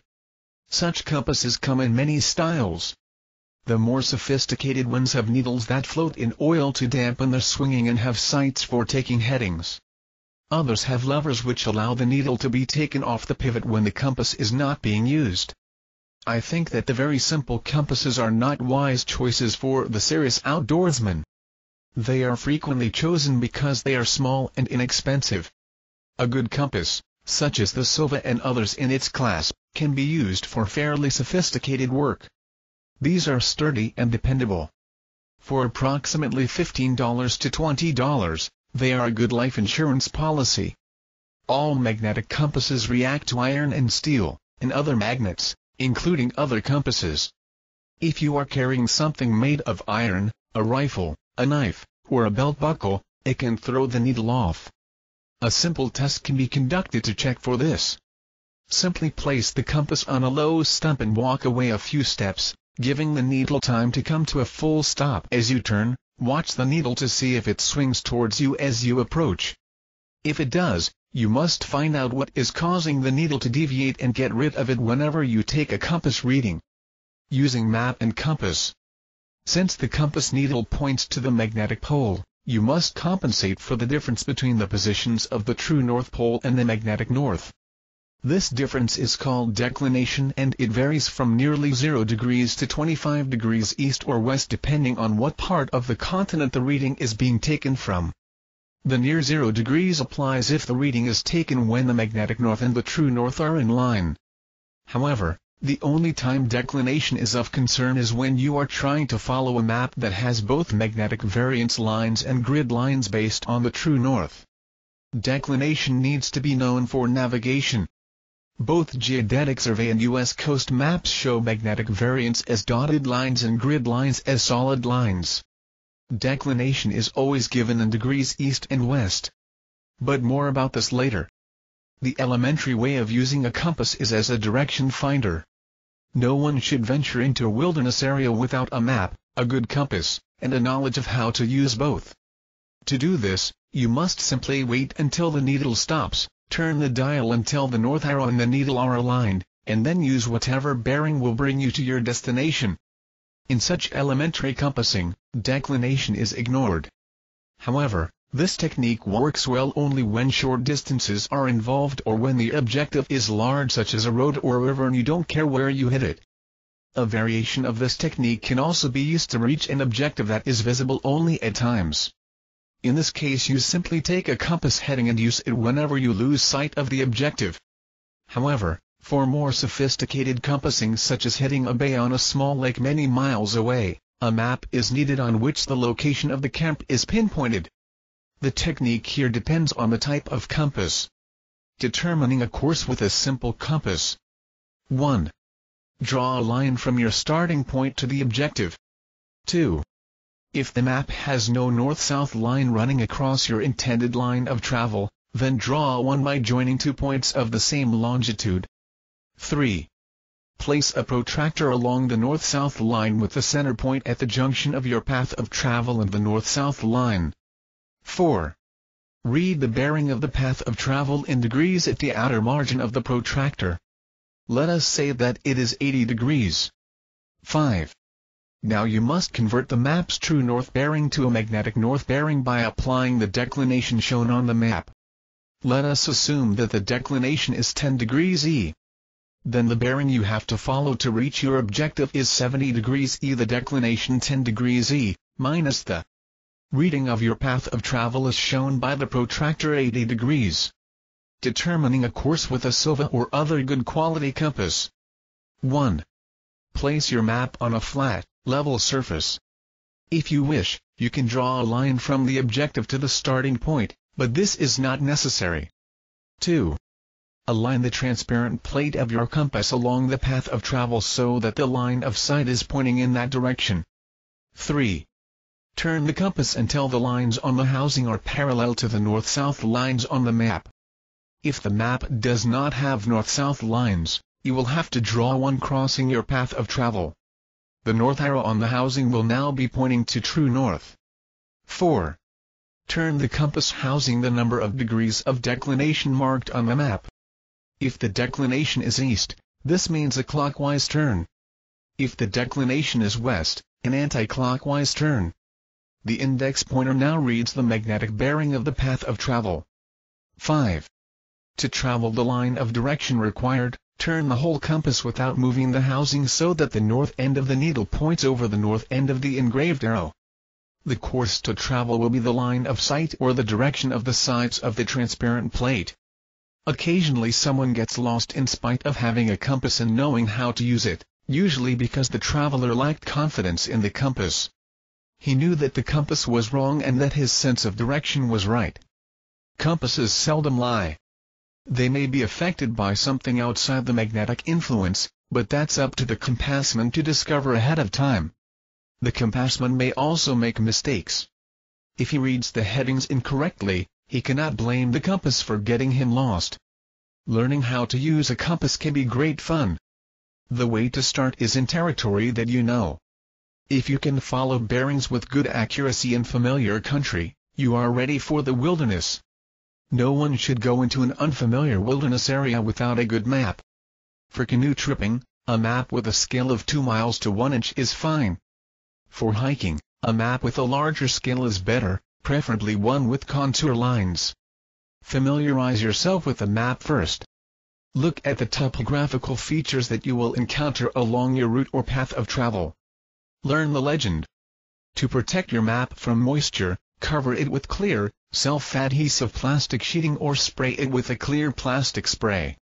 There are also plastic map cases available which allow the map to be folded so that the sections that are in use are visible. These are a good idea on any trip. Wilderness maps. Topographical maps can be a tremendous asset to any outdoorsman. A topo map is different from a road map because it shows the features of the land, the topography.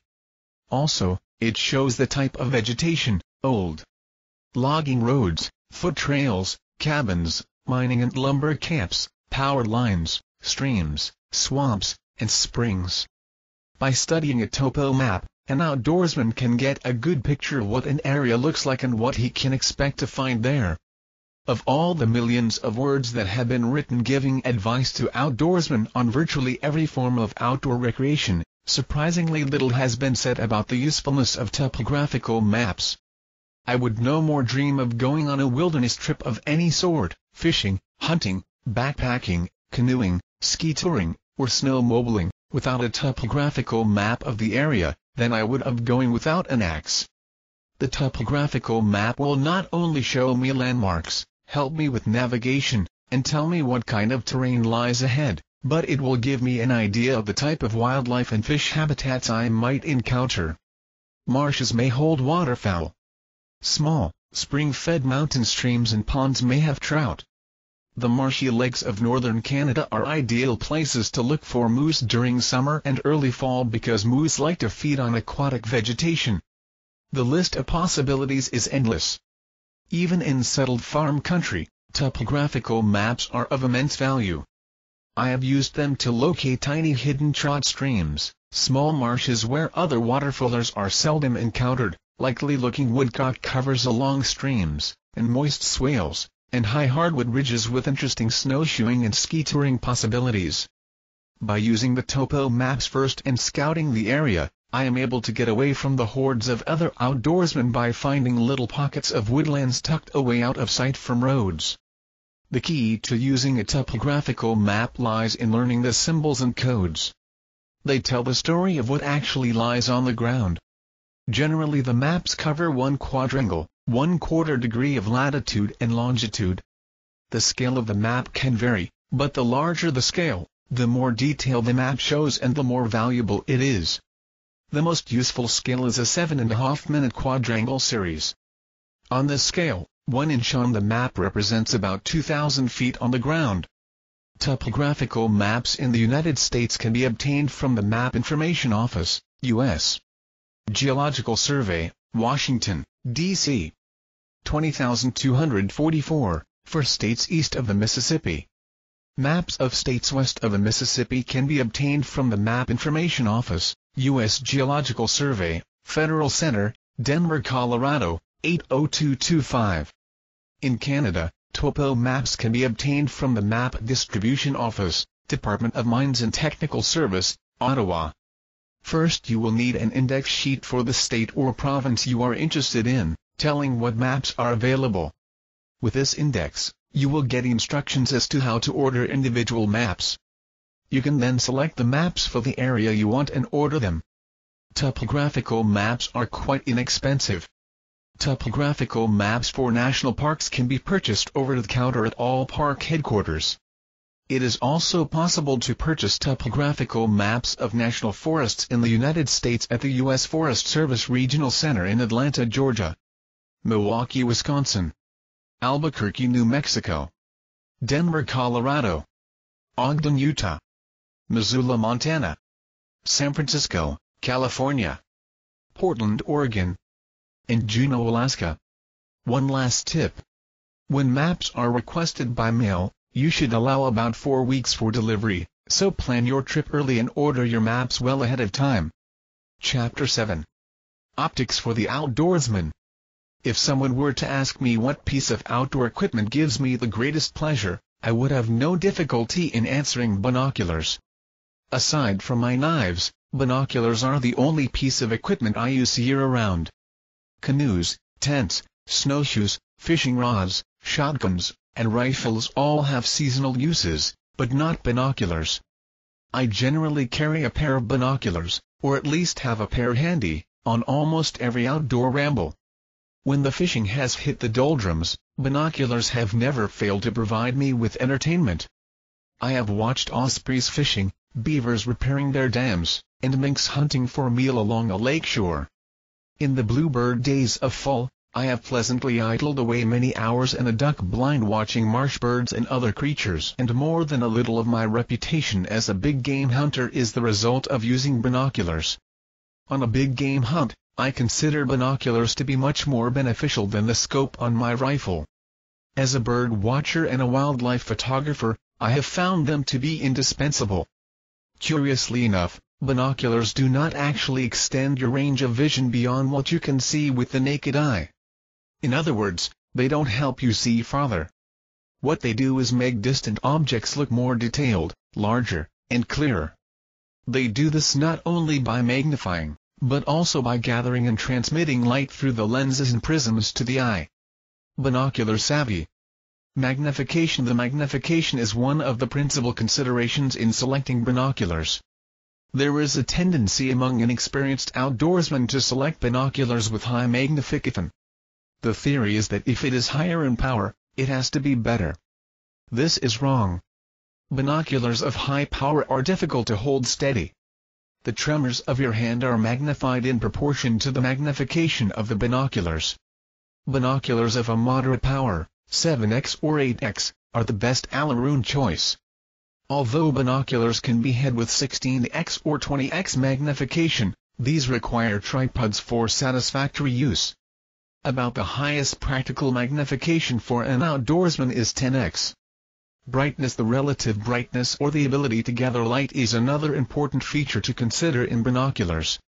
Although magnification plays a part in this, a bigger role is played by the diameter of the objective lens. Generally speaking, the wider the objective lens, the greater the relative brightness. However, magnification can negate the relative brightness. For example, binoculars of the specifications 10x50 and 7x50 have the same diameter objective lens, but the 7x50 have higher relative brightness.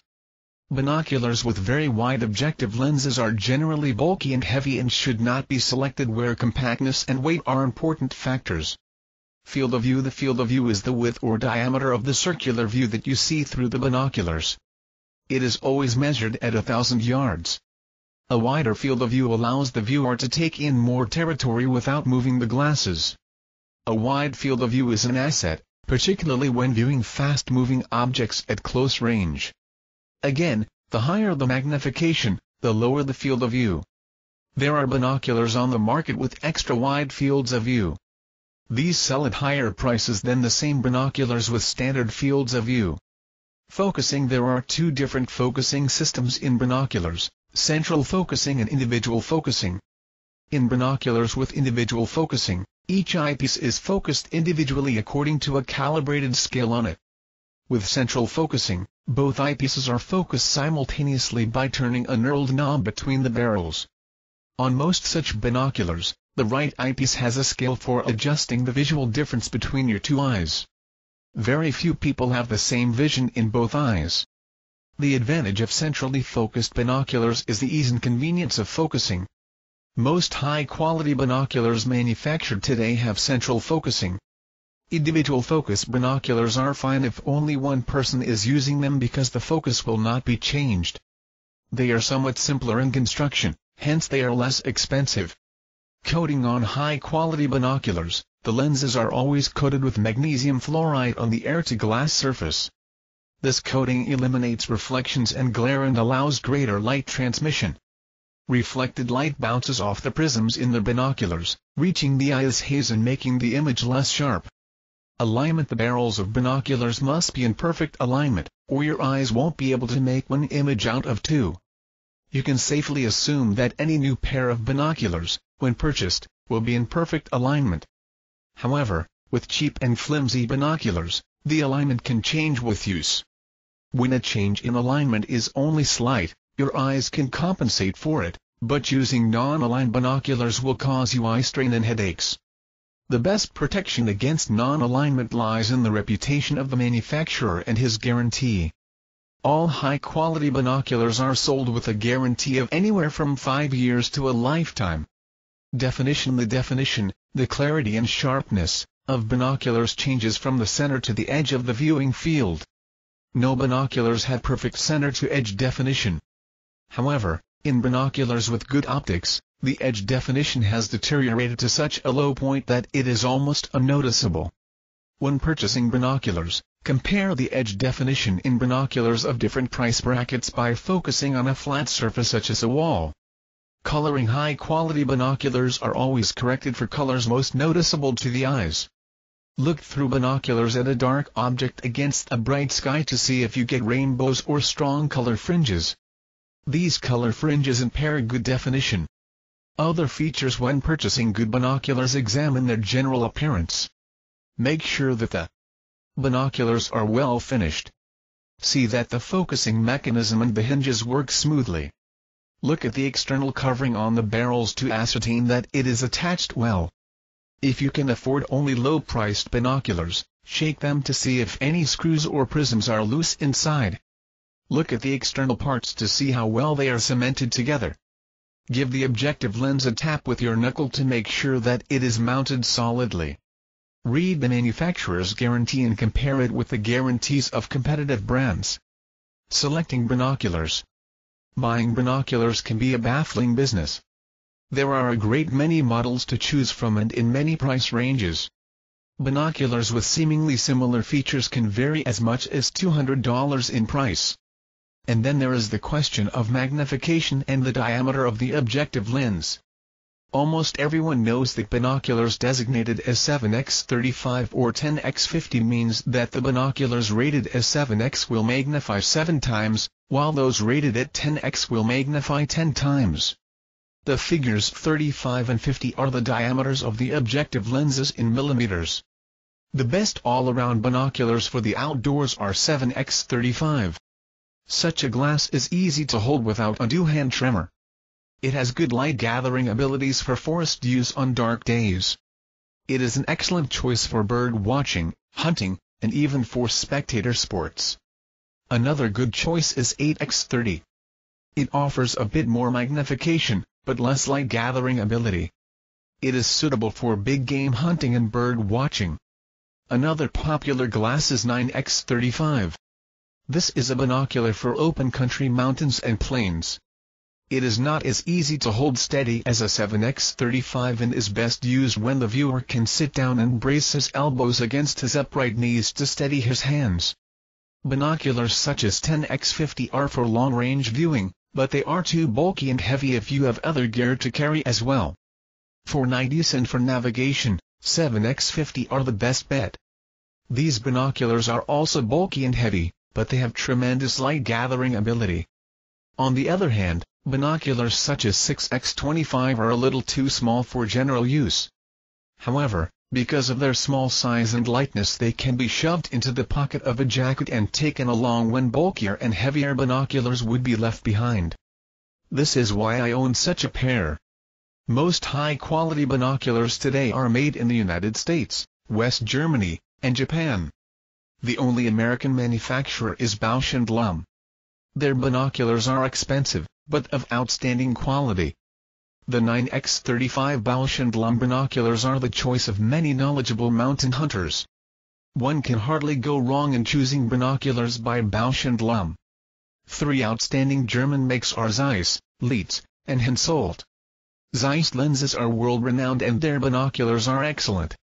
Zeiss makes a very fine 8x30 binocular created entirely in rubber for maximum water resistance and protection against non-alignment if the binoculars are accidentally dropped. The rubber absorbs most of the shock.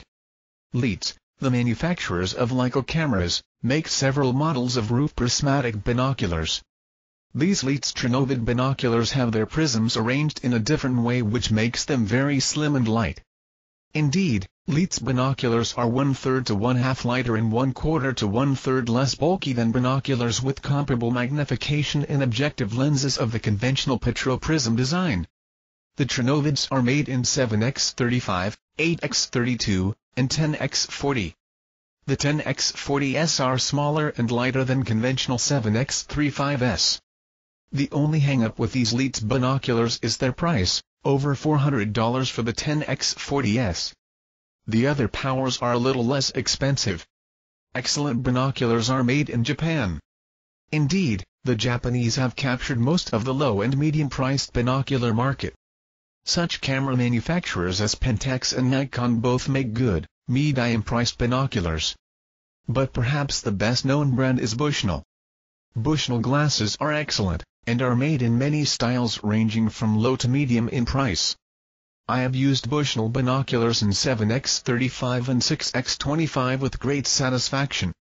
Other Japanese manufacturers are Tasco and Swift. Low-priced Japanese-made binoculars can be had for $50, while the medium-priced binoculars range from about $100 to $150. Other optics. Some outdoorsmen may find other optical instruments useful. For example, the rockhound and the botany bug may need a magnifying lens for evaluation and identification of specimens.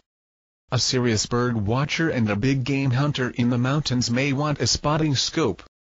These are powerful instruments with magnifications ranging from 20x to 30x. The criteria for selecting spotting scopes are essentially the same as for selecting binoculars. Spotting scopes cannot be handheld for viewing efficiency. They must be mounted on a tripod which will elevate them to a standing position or to a prone position. Bird watchers will prefer a tall tripod such as one used in photography. Big game hunters generally prefer a prone tripod because it is shorter and lighter and because hunters prefer to remain hidden and inconspicuous as they peer over mountain ledges. Chapter 8. The Outdoorsman's Knife. The knife is one of man's earliest tools. Its history goes back to the stirrings of time when our ancient ancestors first used a sharp piece of stone to cut the skin and flesh from their quarry. But it was not until the Stone Age, and perhaps even the Bronze Age, that the knife became a weapon. Over the centuries the knife has changed, but its use has not. To an outdoorsman a knife at times is an indispensable tool. I would rather go on a wilderness trip without a pair of pants than without a knife. Essentially, outdoorsmen's knives can be divided into two general types: sheath knives, sometimes called belt knives, and folding knives, also called pocket knives. These terms are easily understood. Sheath knives are carried in a sheath, usually on the belt. The blades of folding knives fold into the handle. Some longer and heavier folding knives are also carried folded in a sheath. Folding knives are nearly always general-purpose knives. They have no specialized tasks. Sheath knives, on the other hand, come in different styles and are for different purposes. The most common is still a sort of general-purpose knife, but we also have filleting knives with long, thin, flexible blades. Skinning knives with broad curved blades. Capping knives with thin, fine blades and blunted points for capping or skinning out the heads of big game animals. There is a special dressing knife with a short blade and a heavy knob on the point for dressing big game animals, which lessens the risk of puncturing the intestines. You can even buy an Eskimo U, a scaling knife with a semicircular blade. Moreover, when one considers styles, shapes of blades, styles, shapes, and materials of handles, types of steel, and methods of manufacture, the choice is staggering and at times bewildering. Choosing a knife is not difficult once you have established some basic criteria. By far the most important consideration is the knife's purpose. The next may be cost. The third criterion may be personal preference, the style of the blade or design of the handle. To some people, this criterion may be even more important than that of cost. But the most important factor when choosing a knife is quality. Often the high price of an item is not necessarily indicative of a good product. In the case of knives, however, it generally is.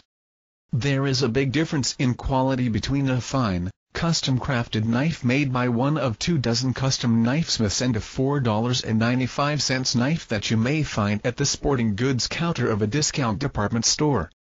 Signs of good quality are not always easy to detect in knives. In sheath knives, look at the way the handle is attached to the blade. Bolt rivets running through the handle are an excellent way of keeping the handle firmly attached. A bolt which is part of the knife blade is also excellent. Beware of embellishment on the blade. It is useless and may have been put there to distract the purchaser from flaws in poor quality. There should be no gaps where the guard meets the blade. The finish should shine. The lines should be clean and smooth. The knife should feel and look solid, even if it is a delicately bladed capping knife. A good hint of a knife's quality lies in its sheath. A manufacturer or maker of a good knife will not supply it with a sheath of poor workmanship and quality. However, not all sheaths of high-quality knives are practical for field use, so choose one that can stand wear and tear. When you see what appears to be a good quality knife in a cheap and shoddy sheath, don't gamble. Leave it alone. A good quality folding knife is easier to recognize than a sheath knife. Look for a smooth spring action when the knife is opened and closed. The blade should click audibly into the open and closed positions.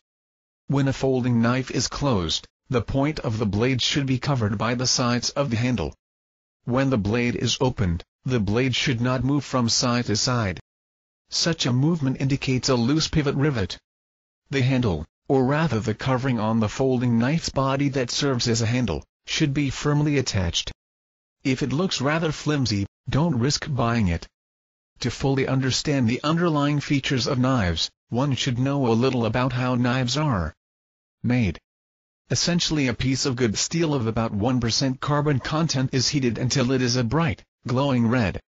It is then quenched in a liquid bath. The fluid in the bath varies from maker to maker. The next step can vary. The blade is either forged or milled, depending on what the maker believes produces a superior blade. Outstanding knife makers such as Randall, Moran, and Rana insist on forging, while equally outstanding knife makers such as Seguin, Olson, and Gerber mill away the excess metal. Both techniques make good knives. The important point in producing a knife is the tempering of the blade. All high-quality knives are well tempered. When buying a knife, don't take much stock of promotional propaganda such as special alloys, miracle steel, and so on. High-carbon steel is high-carbon steel. High-carbon stainless steel is as good or almost as good as plain high-carbon steel, but it is more difficult to work with. This is one reason why in two knives of the same quality, the knife made of stainless steel will be more expensive. Stay away from inexpensive stainless steel knives. The type of steel used by the various makers and manufacturers of knives varies. Randall uses Swedish high-carbon. American, German, or British high-carbon steel is just as good, but the Swedes are famous for their steel, so it is part of the image. Rana uses a chrome vanadium alloy. Buck knives have a fair amount of chromium in them, which makes them rust-resistant. Morsith makes his knife blades laminated a hard edge with softer steel on the sides of the blade. One of the best and easiest ways to ensure that the knife you buy is good, is to purchase knives made by well-known knife makers. Essentially there are four classes of knife makers. First there are the custom knifesmiths. The knives that these men make are entirely handmade, sometimes requiring up to 12 hours of highly skilled hand labor for a knife with special features. Needless to say, custom knives are expensive but, in my opinion, they are well worth the investment for an outdoorsman who uses a knife regularly. A good general-use, custom-made outdoor knife by a top knifesmith can be purchased even today for about $50. Top custom knife makers are Randall, Moran, Draper, Boone, Cooper, Hibben, Loveless, Morseth, Seguin, Carey, and others. A comprehensive list of knife makers and their addresses can be obtained from A.G. Russell, Post Office Box 474, Fayetteville, Arkansas, 72701. In many cases you can obtain a general-use outdoor knife from these people on short notice. Most likely they will have what you want in stock. However, if you want a knife of your own design or with some special feature, you will have to wait up to 18 months in some cases. Most knife makers are far behind in their orders. Despite the seemingly high prices, custom knife makers don't get rich, the profit margin is too small and the price of skilled labor is high. Many of them have alternate sources of income. Sequin, the Alaskan knife maker, finds that the only time he can make a profit is in winter when he can hire help at a reasonable price. Randall, the Florida knifesmith, owns orange groves and other enterprises. Carey, the custom knife maker in the fishing village of Port Stanley on Ontario's shore of Lake Erie, is a machinist. The second class of outdoor knives is made by production manufacturing techniques. Their prices, of course, are lower than those of the custom makers, but their knives are also of good quality. Buck, Olson, Gerber, Browning, Colt, and Puma are well-known makers of such knives. Browning and Colt are distributors, and who actually manufactures their knives, I don't know. Prices start about $15 for the smaller models and run to about $45. What surprises me is that Gerber and Buck can turn out knives of such good quality at such low prices. The next class of knives are true mass-production knives, but good quality is still maintained. Such knives will cost from about $10 to $15. They are a good buy for a man who feels that this is all he can afford. Respected brand names of such knives are Marble, Case, Western, Schrade-Walden, and Normark. The quality control of production or mass-production knives is not as high as that of the custom knife makers, who carefully inspect knives during every stage of their manufacture. Thus it is at times possible to buy a mass-produced knife that has slipped through the quality control and is below standard. When this happens, you can pretty well count on the manufacturer to give you a replacement. These manufacturers stand behind their products, but the manufacturers of the really cheap knives never do. If they did, they could not stay in business. Which knife or what? As I said earlier, the ultimate choice of an outdoor knife depends on its purpose. A canoe tripper or a small game hunter will find a knife with a 3-inch blade ample for his needs. Such a knife will be useful for most chores he will have to perform. A 3-inch blade is quite long enough for making a fire stick from a dry white pine bough, for dressing out a game bird, or for cleaning a fish, even a 15-pound lake trout. Such a knife can be either a sheath or a folding knife, depending on personal preference. There are several fine folding knives on the market with blades of that length. However, one of the problems with folding knives is that they are usually carried in the pocket where they can be lost easily. Also, the sturdier and heavier folding knives are too heavy and bulky for pocket use. For this reason, some folding knives do come with a belt case, which is an excellent idea. Another good idea is to attach a leather loop to a snap swivel. A belt is run through the loop and the snap swivel is attached to a ring or keeper on the knife, providing, of course, the knife has one. Should the knife fall out of your pocket, the loop and swivel will prevent its loss. For wider, but still general outdoor use, a knife with a 4-inch or 4.5-inch blade is more versatile.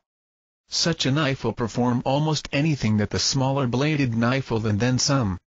True, you may feel a bit foolish dressing out an 8-inch brook trout with such a big knife, but on the other hand, a 4.5-inch blade is long enough for filleting a 20-pound northern pike, It also is a bit better for dressing out a moose or an elk.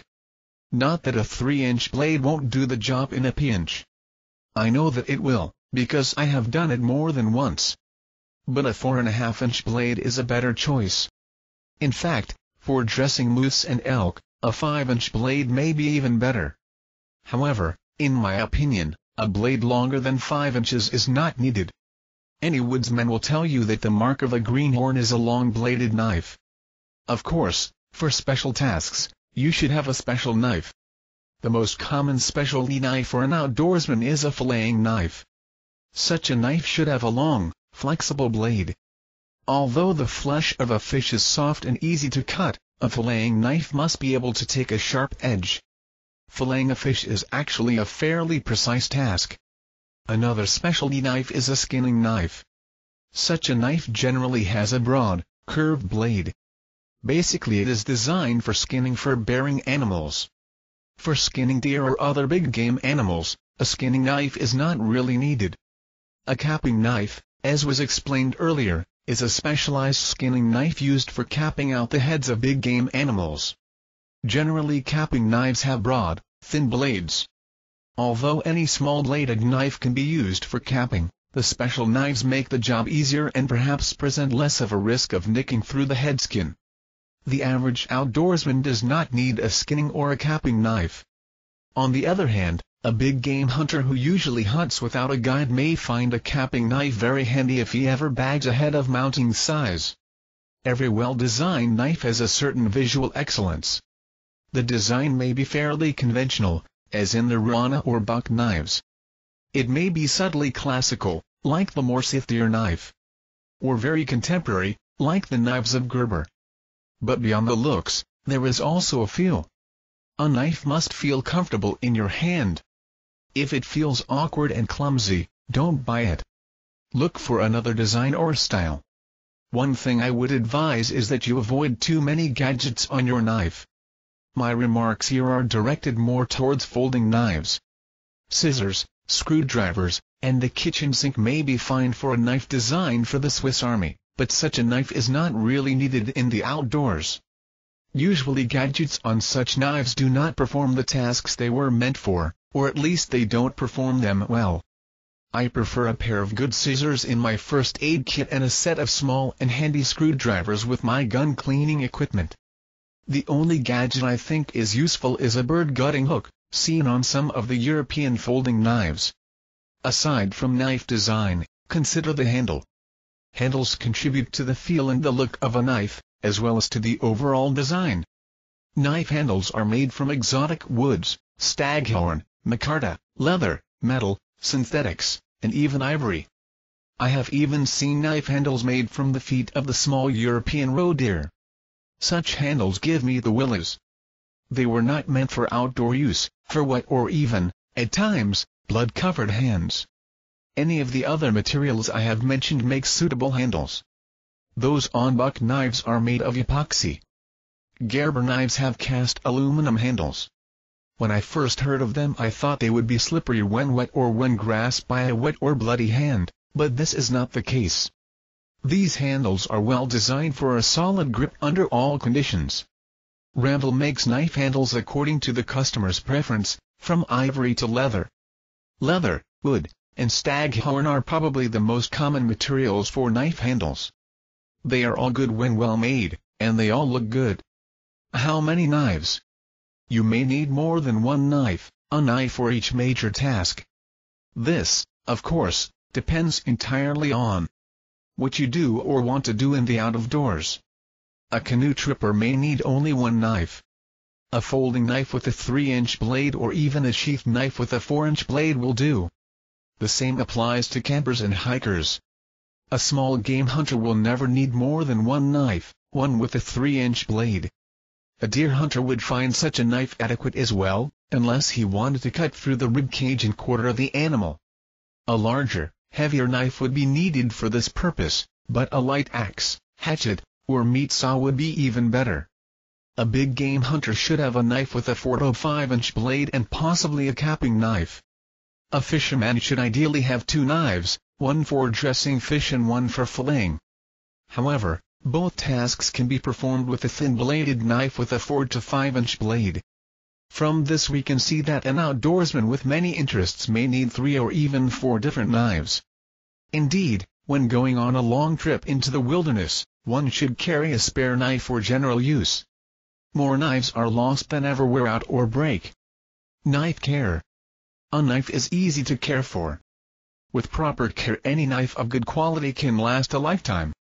It should be stored in a dry place, but never in its sheath, because the leather may have impurities in it which can cause corrosion pits on the blade of the knife. When a knife is being stored for a long period, its blade should be lightly oiled.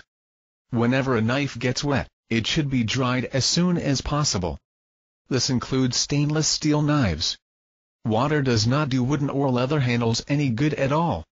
For this reason, dirty knives should be cleaned with a wet cloth, but not actually immersed in water unless absolutely necessary. Another major sin is the actual misuse of knives. Knives are meant for cutting. They are not meant to be used as hatchets, screwdrivers, or can openers. You cannot expect a knife to keep a proper, let alone a sharp, edge, if you mistreat it. Sharpening a knife.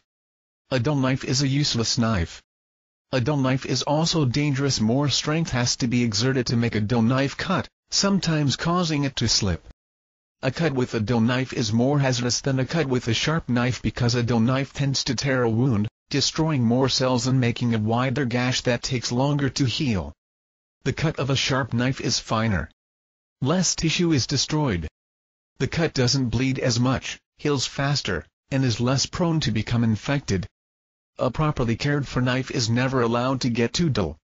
A very dull knife is much harder to sharpen, and its edge will become ruined much more quickly. Sharpening a knife is not difficult. A hard-bladed knife may take longer to sharpen, but it stays sharp indefinitely. A knife with a soft blade sharpens quickly and becomes dull just as quickly. A soft blade is a mark of a cheap knife. When sharpening a knife, there are 2 considerations to take into account. Are you just touching up the edge or are you putting on a new edge? The latter should be done on a table, bench, or some other firm support, and on a big oil stone. Touching up can be done in the field and usually with a small pocket stone. To sharpen a knife, lift the back of the blade so that the blade is at a 20-degree angle. Now stroke the blade across the stone from the back to the point, first on one side and then on the other. Bear down on the knife with some force, but make sure that you maintain the 20-degree angle. Light strokes will not achieve much. You may think that you are sharpening a knife that way, but you are not. When the edge no longer reflects light and you can shave a hair off your arm, you know that it is sharp. For those who feel that sharpening a knife is a difficult task, despite these instructions, Buck makes a handy gadget which clamps onto the blade to maintain the proper angle. With this gadget the blade is then swept across the stone. If your knife produces a wire edge you will see it when you hold the knife up. You will need to hone it on a strop or on a piece of heavy cardboard. Just draw the edge backwards across the strop or cardboard on both sides of the blade until the wire edge disappears. For touching up an edge, hold the knife and lightly run the stone over the edge at a 20-degree angle, but don't bear down. For touching up, any small, pocket carborundum stone is fine. For real sharpening, a big oil stone is needed, at least 8 inches in length and preferably 12 inches. The oil stone must be firmly anchored to the bench. The stone should have a medium and a fine side. Be sure to use plenty of light machine or honing oil or some other lubricant to prevent the pores of the stone from sludging up. A.G. Russell's Arkansas oil stones are the best I know. With a little experience you will find that sharpening a knife is not at all difficult. Outdoorsmen generally think of knives as mere tools, something they work with. And like every craftsman, they take pride in their tools. But is this all there is to knives? I think not. There is something stronger here, invisible and perhaps a bit mystical. It is one of those atavistic feelings that comes from deep in a man's soul. The knife was one of the first implements that separated us, made us different from the other animals. It contributed to making us what we have been and what we are. Chapter 9. The Art of Axemanship. I enjoy chopping wood. Why exactly, I don't know.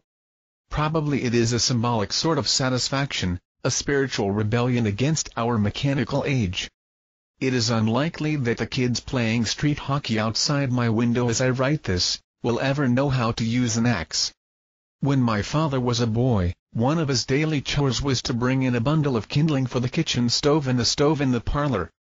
By the time I was in my teens, when you wanted the house to be a little warmer, you turned up the thermostat. Yet I learned to use an axe despite the handicaps of modern life. I recognized early that axemanship was synonymous with, and a part of, woodsmanship. I believe more strongly than ever that anyone who calls himself an outdoorsman, but doesn't know how to use an axe, is a sham. For those of you who grew up with a thermostat and an oil furnace instead of a wood stove, but want to learn how to use an axe, here is how. Choosing an axe. The first step in learning to use an axe is to choose a proper one. My recommendation for all-around outdoor use is a single-bitted axe weighing about 3 pounds, with a 30-inch handle. Stay away from axes that are much heavier than this because they are meant for heavy-duty wood chopping and little else. Also stay away from two-bitted axes, ones with 2 blades. They are loggers' axes. The 3-pound axe I am recommending can be used not only for chopping wood, but also for driving tent pegs and for dozens of other chores around camp. If weight is a factor, you can go to a lighter axe, 2 1/4 or 2 1/2 pounds, with a shorter handle of about 24 inches. Such an axe is a better bet than a hatchet. It will do everything that a hatchet will and more, but a person of smaller, lighter build may find a smaller and lighter axe more manageable and more comfortable to use. When buying an axe, don't skip on quality just to save a couple of dollars. That is poor economy. When choosing an axe, sight along the blade to make sure that the handle is not warped or that the blade is not set off too much from the center line of the handle. Make sure that the head is attached securely to the handle by being firmly wedged. Look the handle over carefully. Make sure that the grain runs parallel to the sides. Avoid axes where the grain in the handle twists too much. This could mean serious structural weakness. The best axe handles are made of hickory. Never buy an axe with a completely painted handle. Paint can hide flaws and weaknesses in the wood. Remember, an axe will last a lifetime if you take care of it. Your choice should reflect this. Every axe should have a leather sheath for the head, not only for safety, but to prevent nicks on the cutting edge. Most axes, when they are bought, have too thick a blade and the cutting edge has too quick a taper to cut well.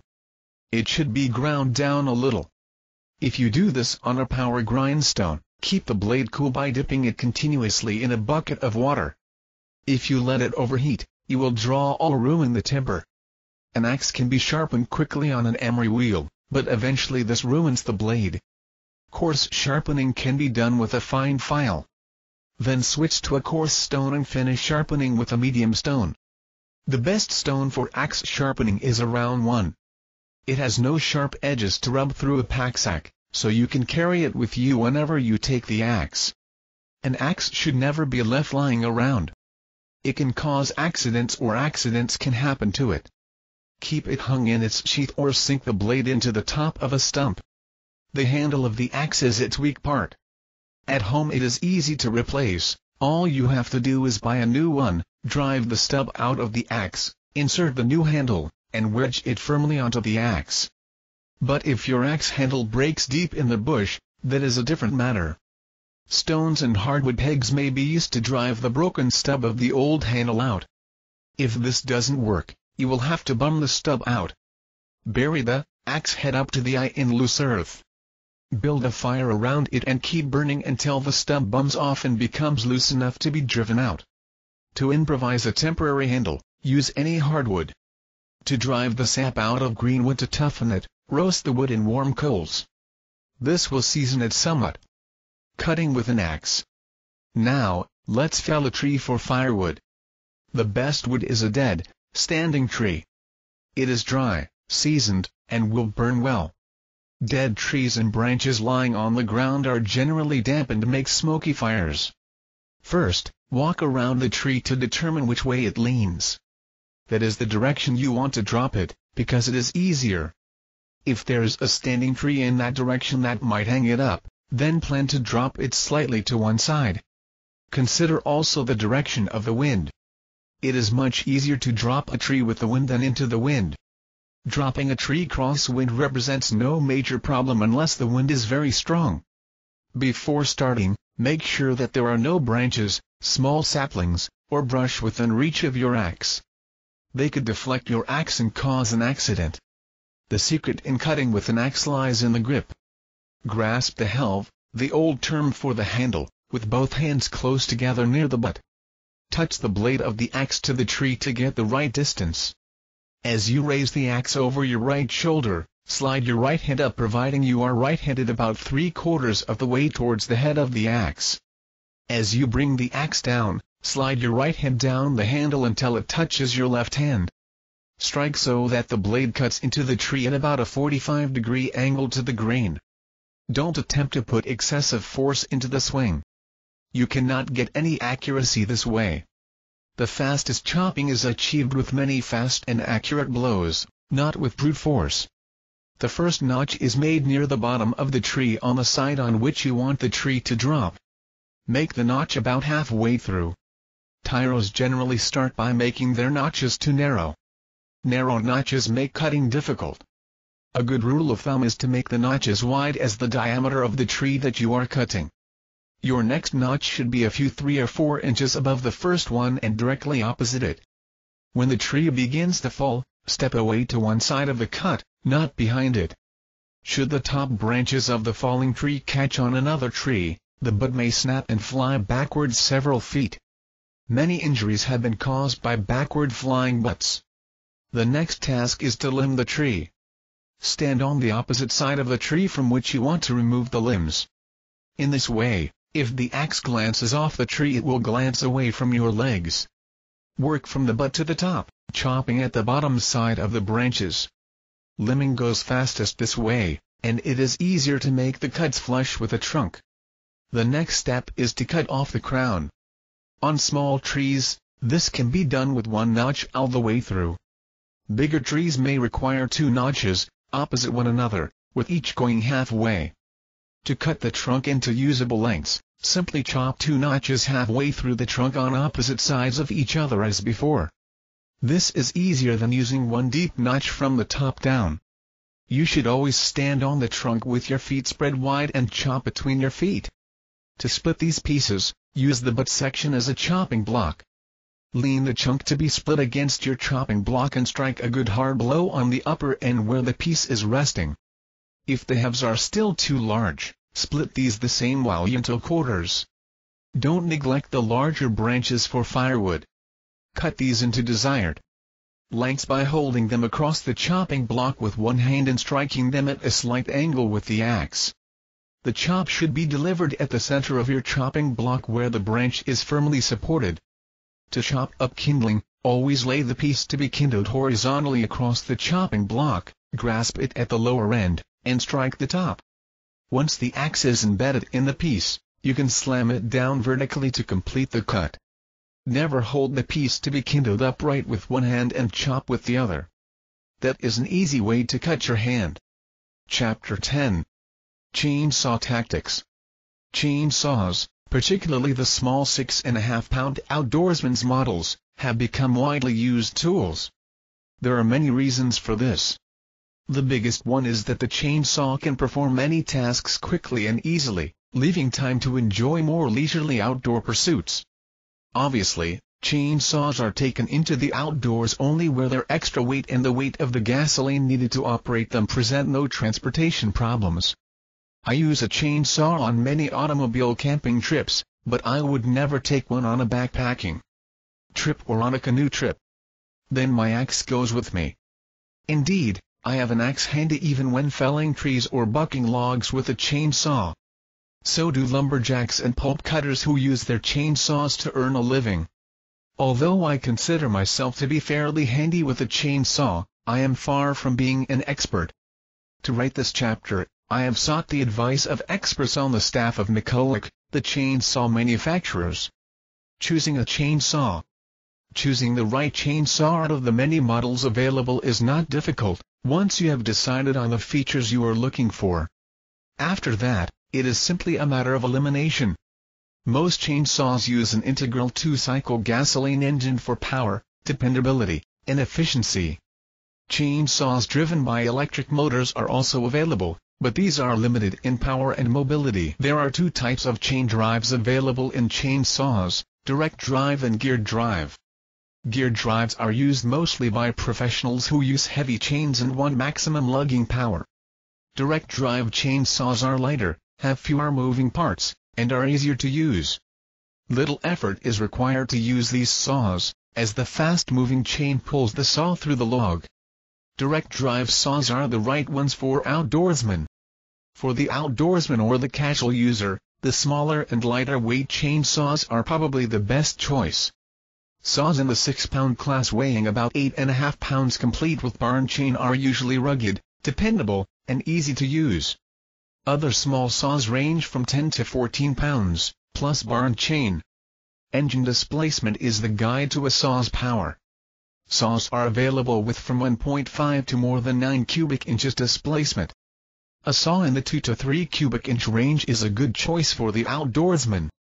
Other factors that affect a saw's available power are the type of cutting chain, sprocket, and guide bar used. A good rule of thumb when choosing a chainsaw is to pick the one with the shortest guide bar to meet your average cutting needs. For instance, a 12-inch bar will cut a 24-inch log in half, with 2 passes. The chain that comes with your saw is matched to the saw's power output. If you need to replace the chain, always replace it with an identical chain. Aside from the basic features described above, there are many convenience features on today's chainsaws.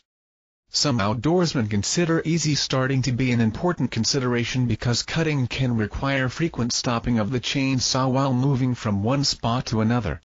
Today's chainsaws are available with push-button electric starters or a compression release for easy manual starting. As the chain moves around the guide bar in its special groove, friction develops, building up heat. A lubricating oil must be pumped into the groove during heating to combat this friction. Automatic oiling during cutting is considered by some to be an important feature, as it requires less conscious effort than saws with manual oiler buttons. One important aspect of any chainsaw should be feel or operator comfort. Newer chainsaws tend to have all the controls on-off switch, throttle, oiler, choke buttons, and so on conveniently located near the handle, and handle vibration has been almost completely eliminated. Operator comfort also includes noise reduction. Most of today's chainsaws have mufflers that reduce noise impulses up to 75%. Modern chainsaws have many other extra features. Whether or not your chainsaw is equipped with these, will depend on personal preference and budgetary considerations. Remember, though, that as in the case of knives and axes, quality pays in the long run. Cutting techniques. Any exposed portion of the chain around the guide bar of a chainsaw can be used for cutting. Most cutting is done with the bottom edge of the guide bar, allowing the fast-moving chain to eat its way through the wood. Cuts made with the top edge of the bar require putting the saw through the wood. To fell a tree, make your first cut 1 to about 1/4 to 1/3 of the tree's diameter. Then make the diagonal cut 2 to meet the first cut. Begin your back cut 3, on the opposite side, about 2 inches higher than the level cut. Here is a brief rundown of chainsaw cutting methods. Felling. The method of felling a tree is influenced by physical factors such as the size of the tree, the slope of the ground, adjacent trees, and so on. Experience in felling can be gained by observing professionals and by practicing on smaller safe trees. Large trees, or those where the direction of fall is critical, should be left to experienced fellers. When felling a tree, and indeed in any chainsaw operation, one should always bear in mind the safety aspect and take no risks. Know beforehand your path of retreat as the tree begins to fall. Check for dead branches or loose sheets of bark that might fall from the tree. And clear any obstacles from the ground under the falling tree. Undercutting. Make the first cut horizontally on the side of the tree in the direction of the fall. Consider how much stump you want to leave. Cut through 1/4 to 1/3 of the tree's diameter, perpendicular to the line of fall. Then make a diagonal cut downward to meet the first cut. Remove the chunk of wood from the notch. Backcutting. Start the backcut on the opposite side of the tree, 2 inches higher than the level of the horizontal undercut. Do not cut through into the notch. Leave a small uncut section between the undercut and the backcut to act as a hinge. The tree should fall at 90 degrees to the face of the hinge. Leaving the hinge thicker at one end can usually make the tree fall toward the thickest side of the hinge. Always remove the saw from the cut before the tree falls, or the saw may get damaged. Wedging. Wedges are used to control the direction of the fall of a tree and to prevent saw binding in both felling and bucking. Wedges are made of plastic, aluminum, magnesium, hardwood, and steel. Never use a steel wedge in the same cut with a chainsaw. The chains can get damaged if it accidentally cuts into the wedge. If a tree is large or has no apparent lean, wedges are employed to induce a lean. After the undercut notch has been made and the backcut is about on a quarter finished, stop the saw, leaving the saw in the cut. Then drive the wedge into the cut behind the bar. 2 wedges may be needed on large trees. The wedge must be driven in squarely, in line with the direction of the fall, and not at an angle. Restart the saw and continue cutting. This procedure should establish a lean in the tree. If it has not, stop the saw again and drive the wedge in farther. Be alert. As soon as the tree starts to tip, turn the saw off, pull it out of the cut, and quickly move away from the tree on your pre-planned path of retreat. Limbing. After a tree has been felled, its limbs and branches must be cut off. Start at the butt end and work towards the top of the tree. Branches on the downside of the tree must be cut carefully, as most are under pressure from the weight of the tree. When cut, they can release like a spring and snap in any direction. When a branch is supported at both ends by the tree at one end and the ground at the other, top cut the branch first to prevent binding. Then finish with an undercut. When a branch is supported at one end only, undercut first and then top cut. These procedures prevent peeling of the bark by the branch as it falls away. Be sure that the log itself cannot roll or shift as supporting branches are cut. Bucking. The word bucking means to cut logs or large branches into convenient lengths. Care should be taken not to cut into the ground on the blind side of the log. For logs supported at only one end, undercut 1/3 of the diameter and then finish from the top. For logs supported on both ends, first cut from the top to about 1/3 of the diameter and then undercut to finish. Be careful when doing this, as the two halves can drop very suddenly. When bucking on a hill, stand on the uphill side. With a little practice, you should be able to handle a chainsaw with no problem whatsoever. One very important thing to remember, though, when using a chainsaw is that there is no way to stop a falling tree. Don't start a job you are not certain you can handle. Chainsaw safety. Accidents with chainsaws can happen in the same way as accidents with other power tools in your home. They are generally the result of horseplay or other foolish behavior. And they can be prevented simply by treating the chainsaw with respect, by wearing proper clothing, and by developing sensible operating habits. When you are using your chainsaw, think safe. Plan ahead. Keep children away. Dress properly. Watch any scarves or loose, hanging garments. Handle fuel safely. Keep your chain sharp. Practice preventive maintenance. And stop the saw when you are not cutting. If you observe these basic safety rules, chances of having an accident are minimal. Chapter 11. Campfire Mystique. Cooking on a campfire is a vanishing art. Indeed, building a truly fine campfire is a skill rarely possessed by outdoor recreationists who probably consider themselves outdoorsmen. The reasons for this are understandable and lamentable. Undoubtedly, a gasoline or propane stove is at times more convenient. Even the young Cree Indian fishing guides in northern Canada more often than not cook for their clients a shore lunch of fish fillets on a gasoline stove. The old-timers sneer at this, preferring instead the traditional campfire. Were it not for gasoline and propane stoves, camping would have to be seriously curtailed in many areas of this continent because there are just not enough dead or living trees to go around. To compound this problem, in some areas campfires are not allowed. A campfire has a mystical aura that no propane stove or tent heater will ever match. It symbolizes the very heart of the out-of-doors. Surprisingly, there is a revival of interest in campfires. Perhaps the increasing number of canoe trippers, wilderness backpackers, hunters, and anglers who want to get away deep into the bush may account for this surge of interest. A few years ago, many of the camping articles in our outdoor magazines dealt with how to buy camp stoves. Today, they describe campfire woods and how to build campfires. There has always been a hard core of hunters and fishermen to whom a campfire has never lost its charisma, but by and large the rise of interest in campfires and fireplaces is a new phenomenon. I hope that it continues. Everyone who considers himself an outdoorsman should know how to make a good campfire. Campfire woods. One way to get a proper campfire is to use the right wood. If you want a pot of tea in a hurry, you will have to use a quick starting wood such as poplar. But to broil a venison steak, you will need hot coals, such as those produced by seasoned hickory. Wood and trees can be divided into two groups, hard and soft. In the case of trees, this division is somewhat of a misnomer.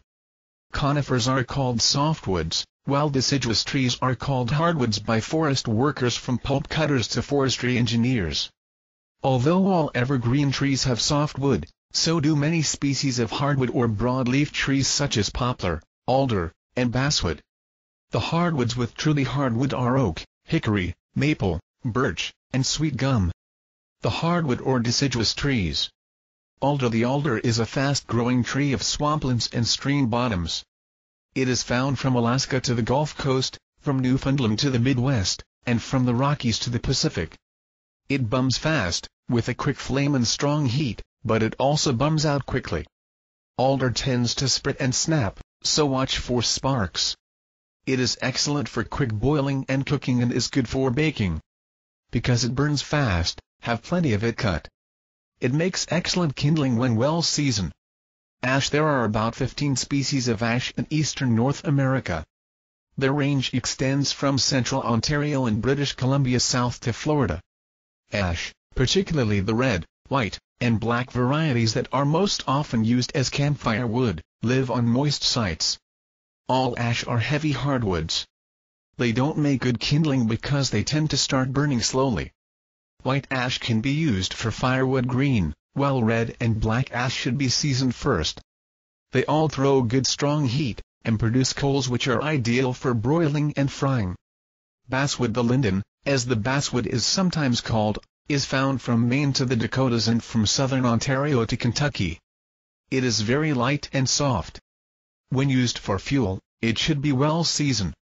It bums quickly and turns to ash rapidly. It spits and snaps and throws sparks readily, so be careful and be certain the area around your campfire is cleared of humus and dead leaves. Basswood, like all softwoods, is good for boiling and quick cooking.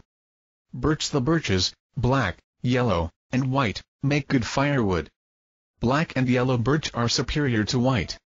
However, trappers in northern Canada depend on the hardy white birch to heat their cabins through the long winter. Birches are hard and heavy. Yellow birch is found from New England to Minnesota and from central Ontario south to Pennsylvania.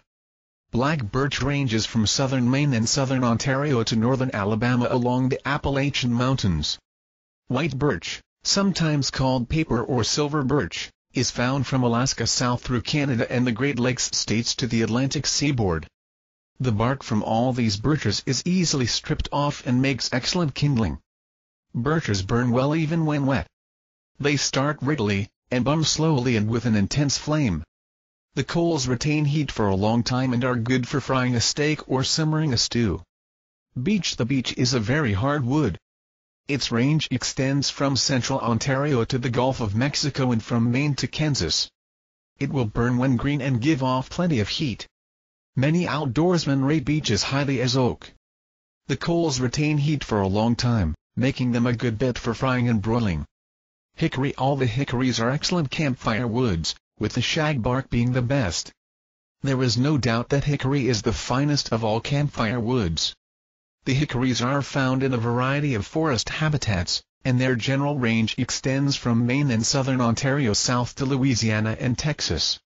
Hickory sawdust and chips are the best wood to use when smoking fish, ham, or bacon.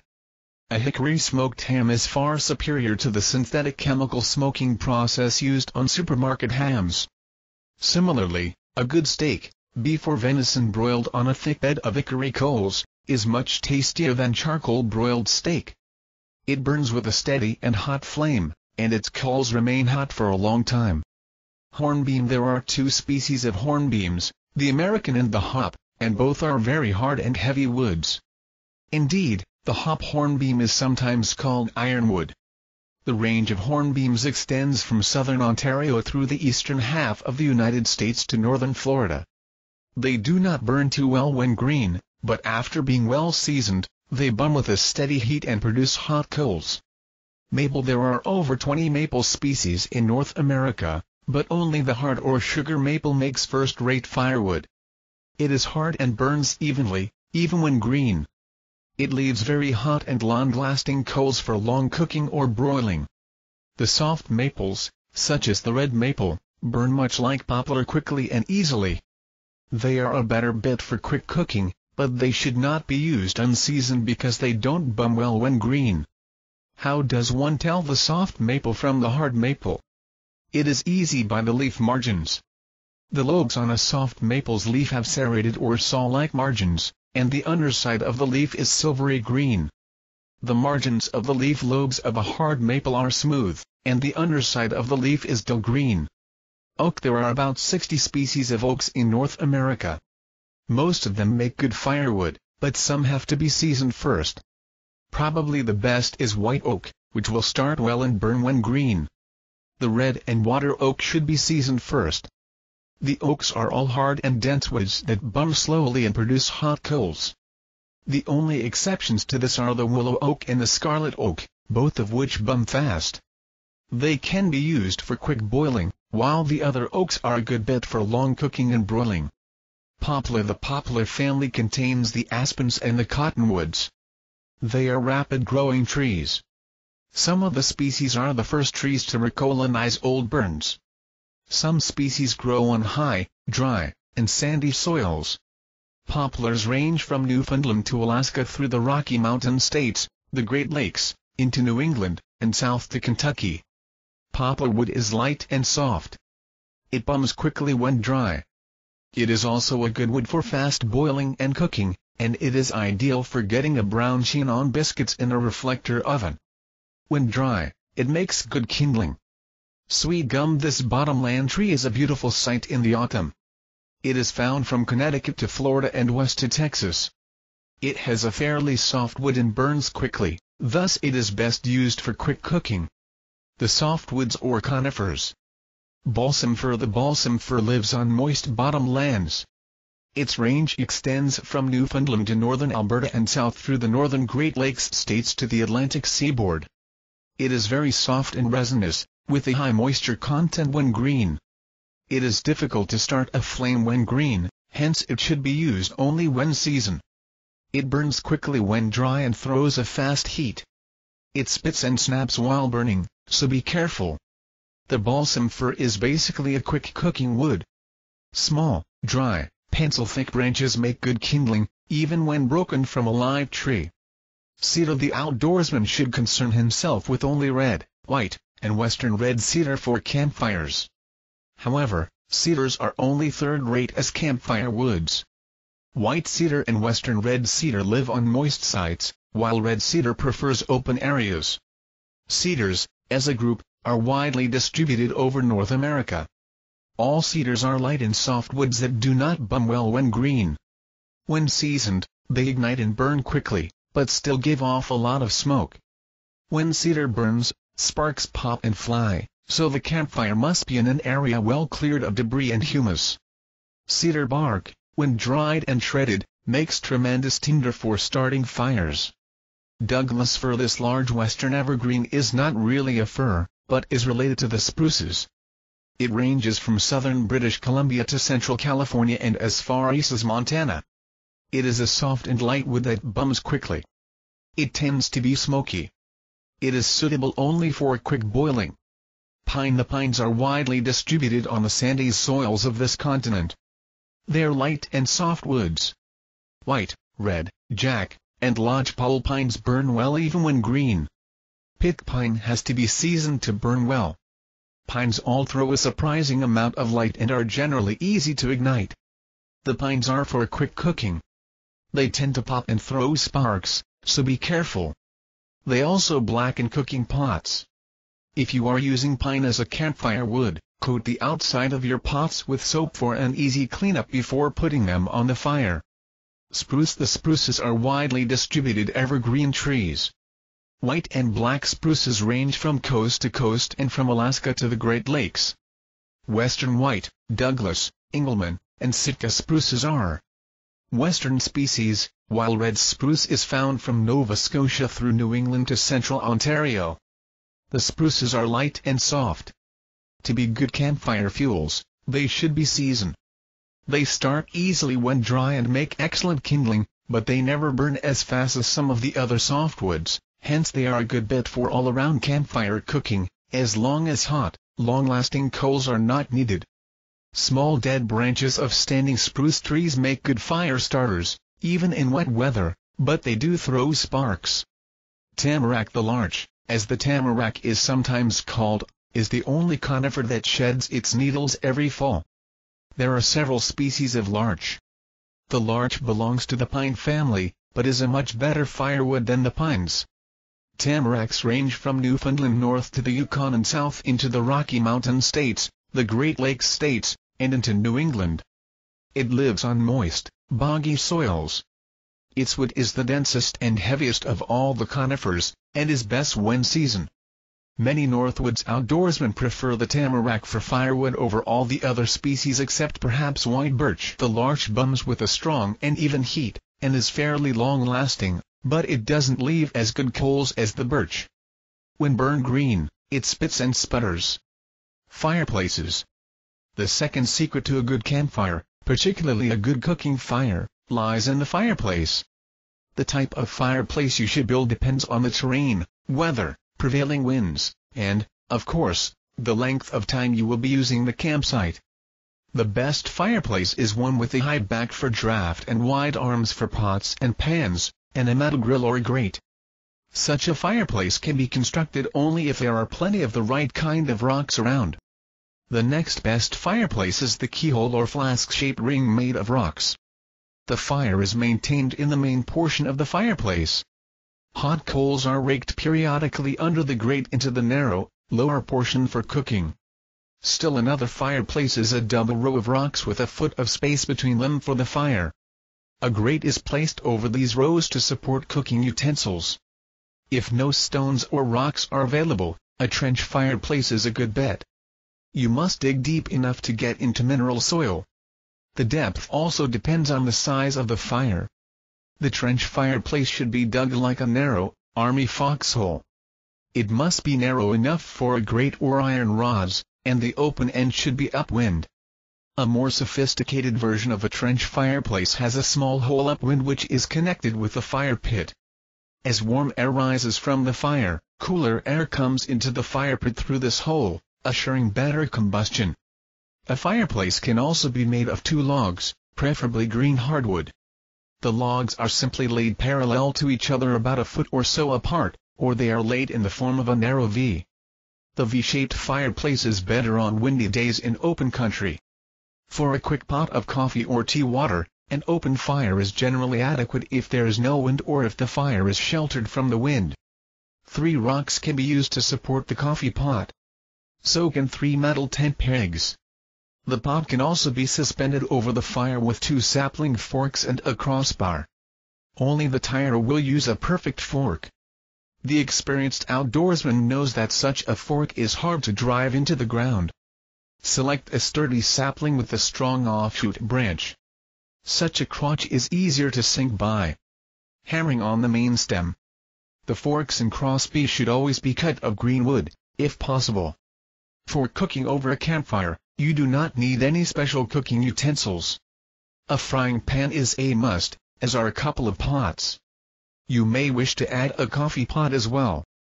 If weight is no problem, a cast iron skillet is good to have.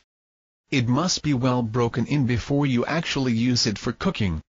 For those who want to specialize in open-fire cooking, a Dutch oven is a good investment. This is simply a large metal pot, cast iron or aluminum, with a close-fitting lid and 3 short legs. I prefer cast iron, but aluminum is much lighter and does not need to be broken in before it is actually used. A Dutch oven is ideal for cooking stews, beans, pot roasts, or even for baking bread over an open fire. You actually put the oven on the hot coals or even bury it among them. For more heat, hot coals are put over the lid. It is easy to cook a stew in a Dutch oven. Just bury the pot in hot coals in the morning and the stew will be cooked and waiting for you when you trudge back into camp in the evening. A reflector oven is still another cooking utensil you may wish to buy. Basically, this is a small aluminum lean-to. It is placed by the fire with the open front facing the fire. It is a good idea to build a reflector wall of logs, rocks, or a sheet of aluminum foil on the opposite side of the fire to capture even more heat.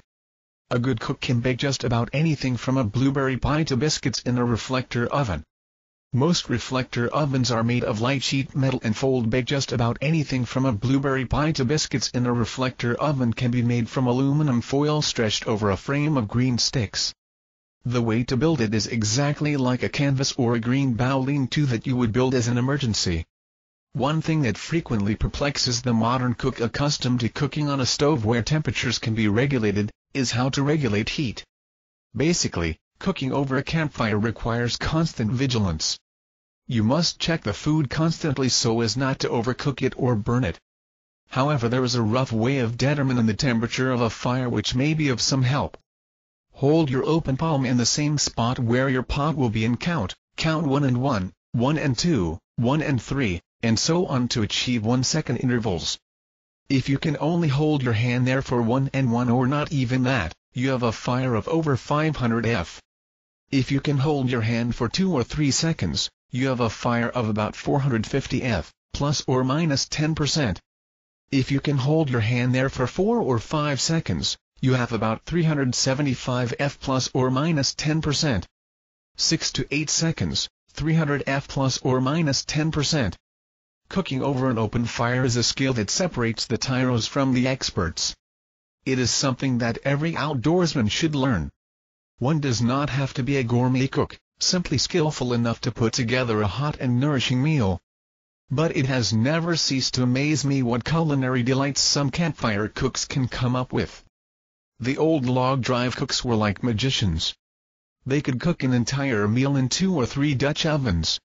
Even people who do most of their outdoor cooking over a propane stove may find a basic knowledge of campfire cooking useful.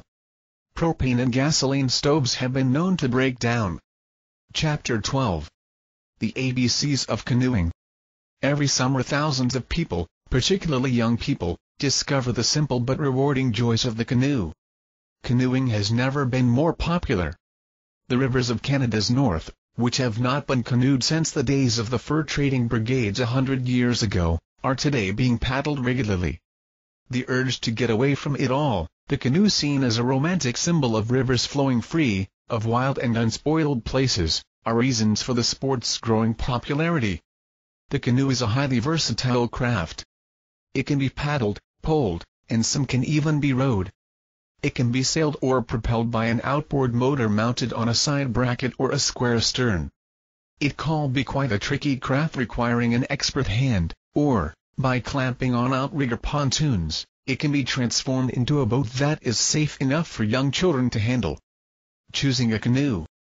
Basically, choosing a canoe boils down to 3 things: the design of the canoe. This means the type of canoe as well as its various features, the length or size of the canoe, and the material from which the canoe is constructed. The purpose of the canoe largely determines its type and size. On the other hand, the choice of construction material depends largely on the qualities desired and, of course, personal preferences. The standard canoe of today is a double-ender, with the ends lower and the floor flatter than the canoe of yesteryear. The flatter floor makes it more stable with a good load capacity, yet one that paddles and handles well. The lower ends allow it to catch less wind. Another basic canoe is a square stem. This type of canoe is preferable to the double-ender if an outboard motor is to be used a great deal. There are two types of square sterns.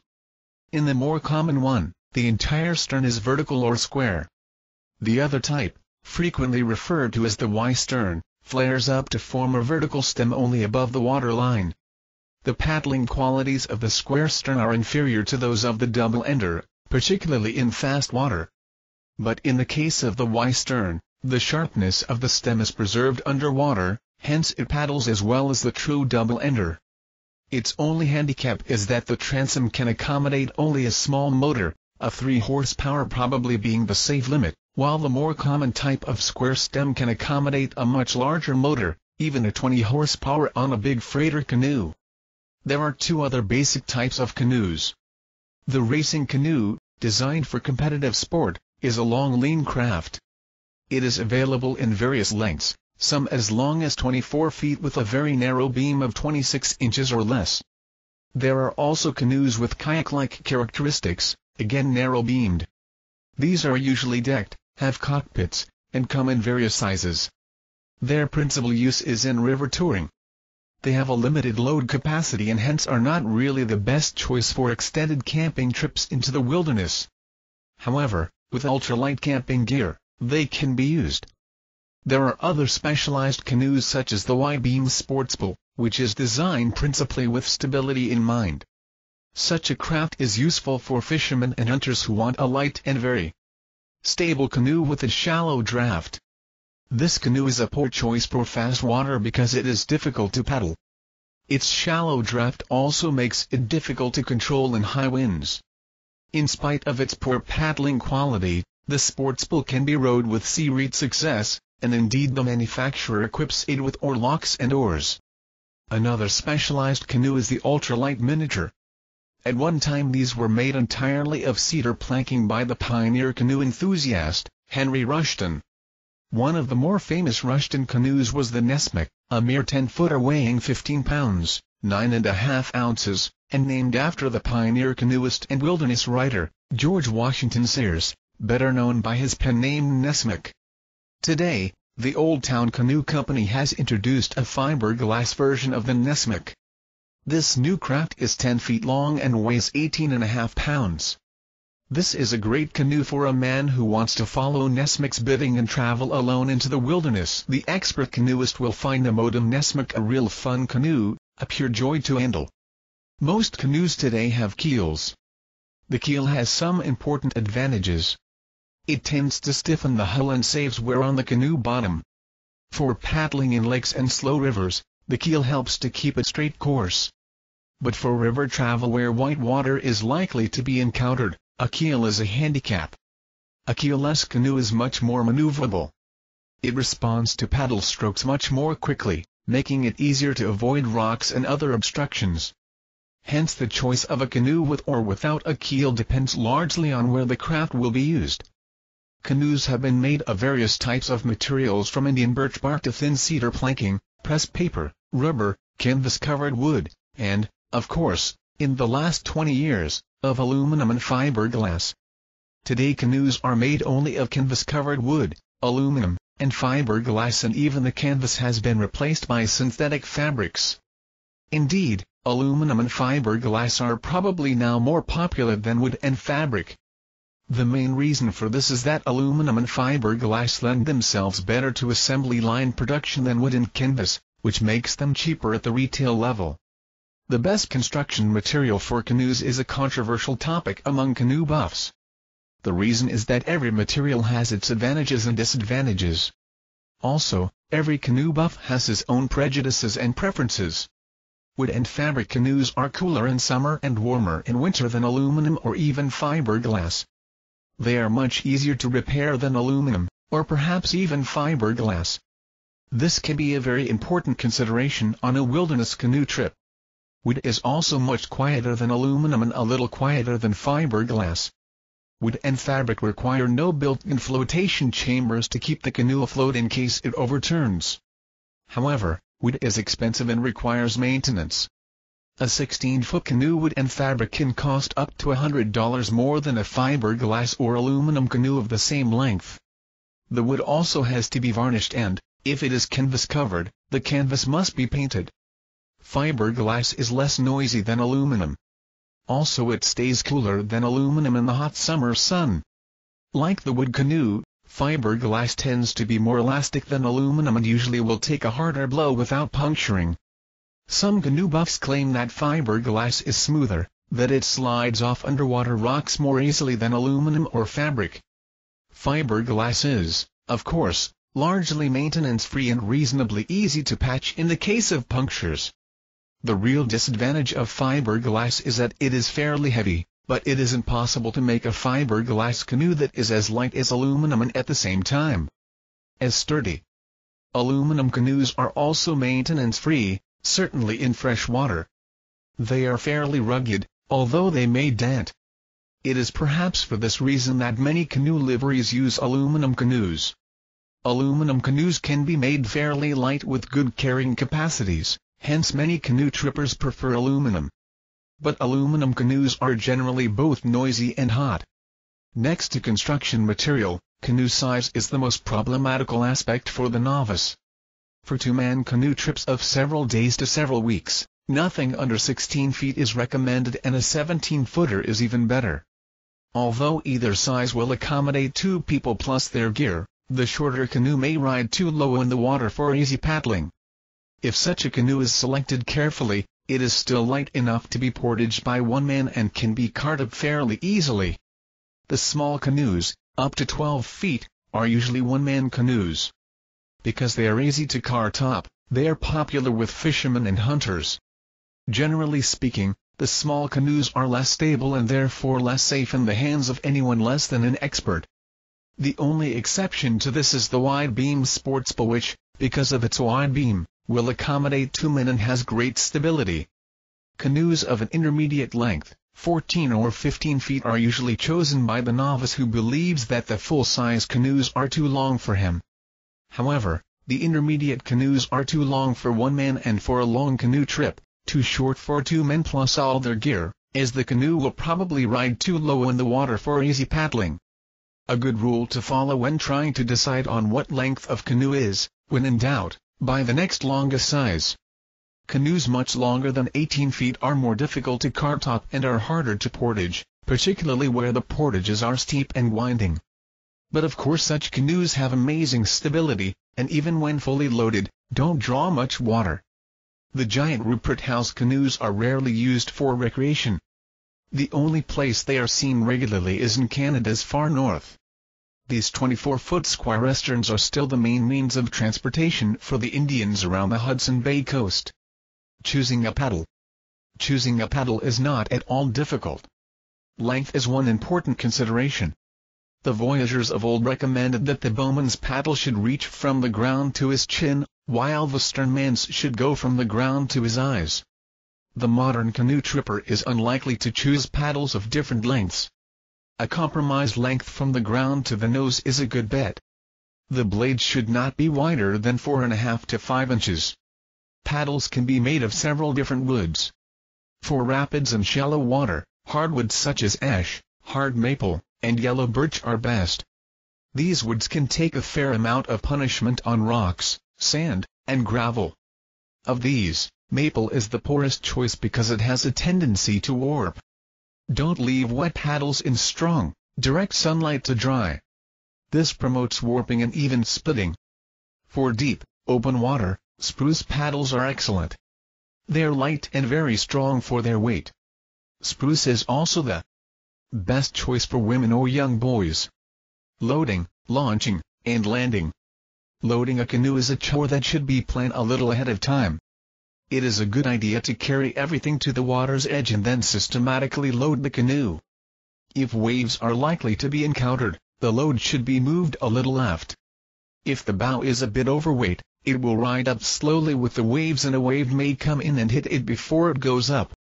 Aluminum and fiberglass canoes are easier to load because one can load them from a beach by partially dragging them on shore. The main thing is to balance the load by distributing it as evenly as possible. This takes very little ability, only a dash of common sense. A canvas canoe must be loaded while it is entirely afloat, either parallel or at right angles to shore.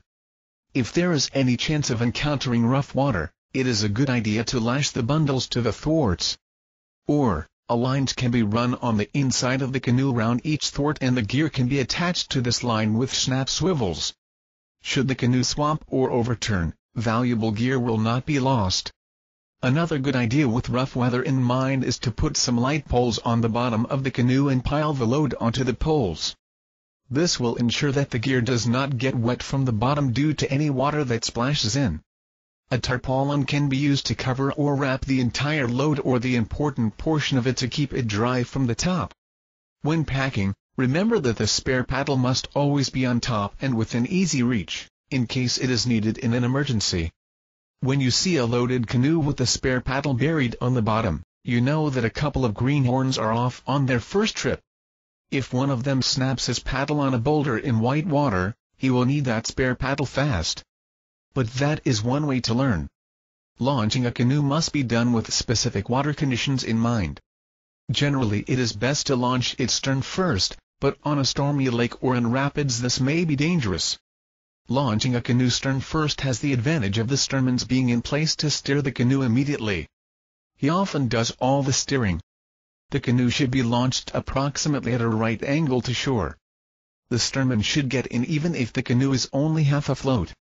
His weight will bring the bow up.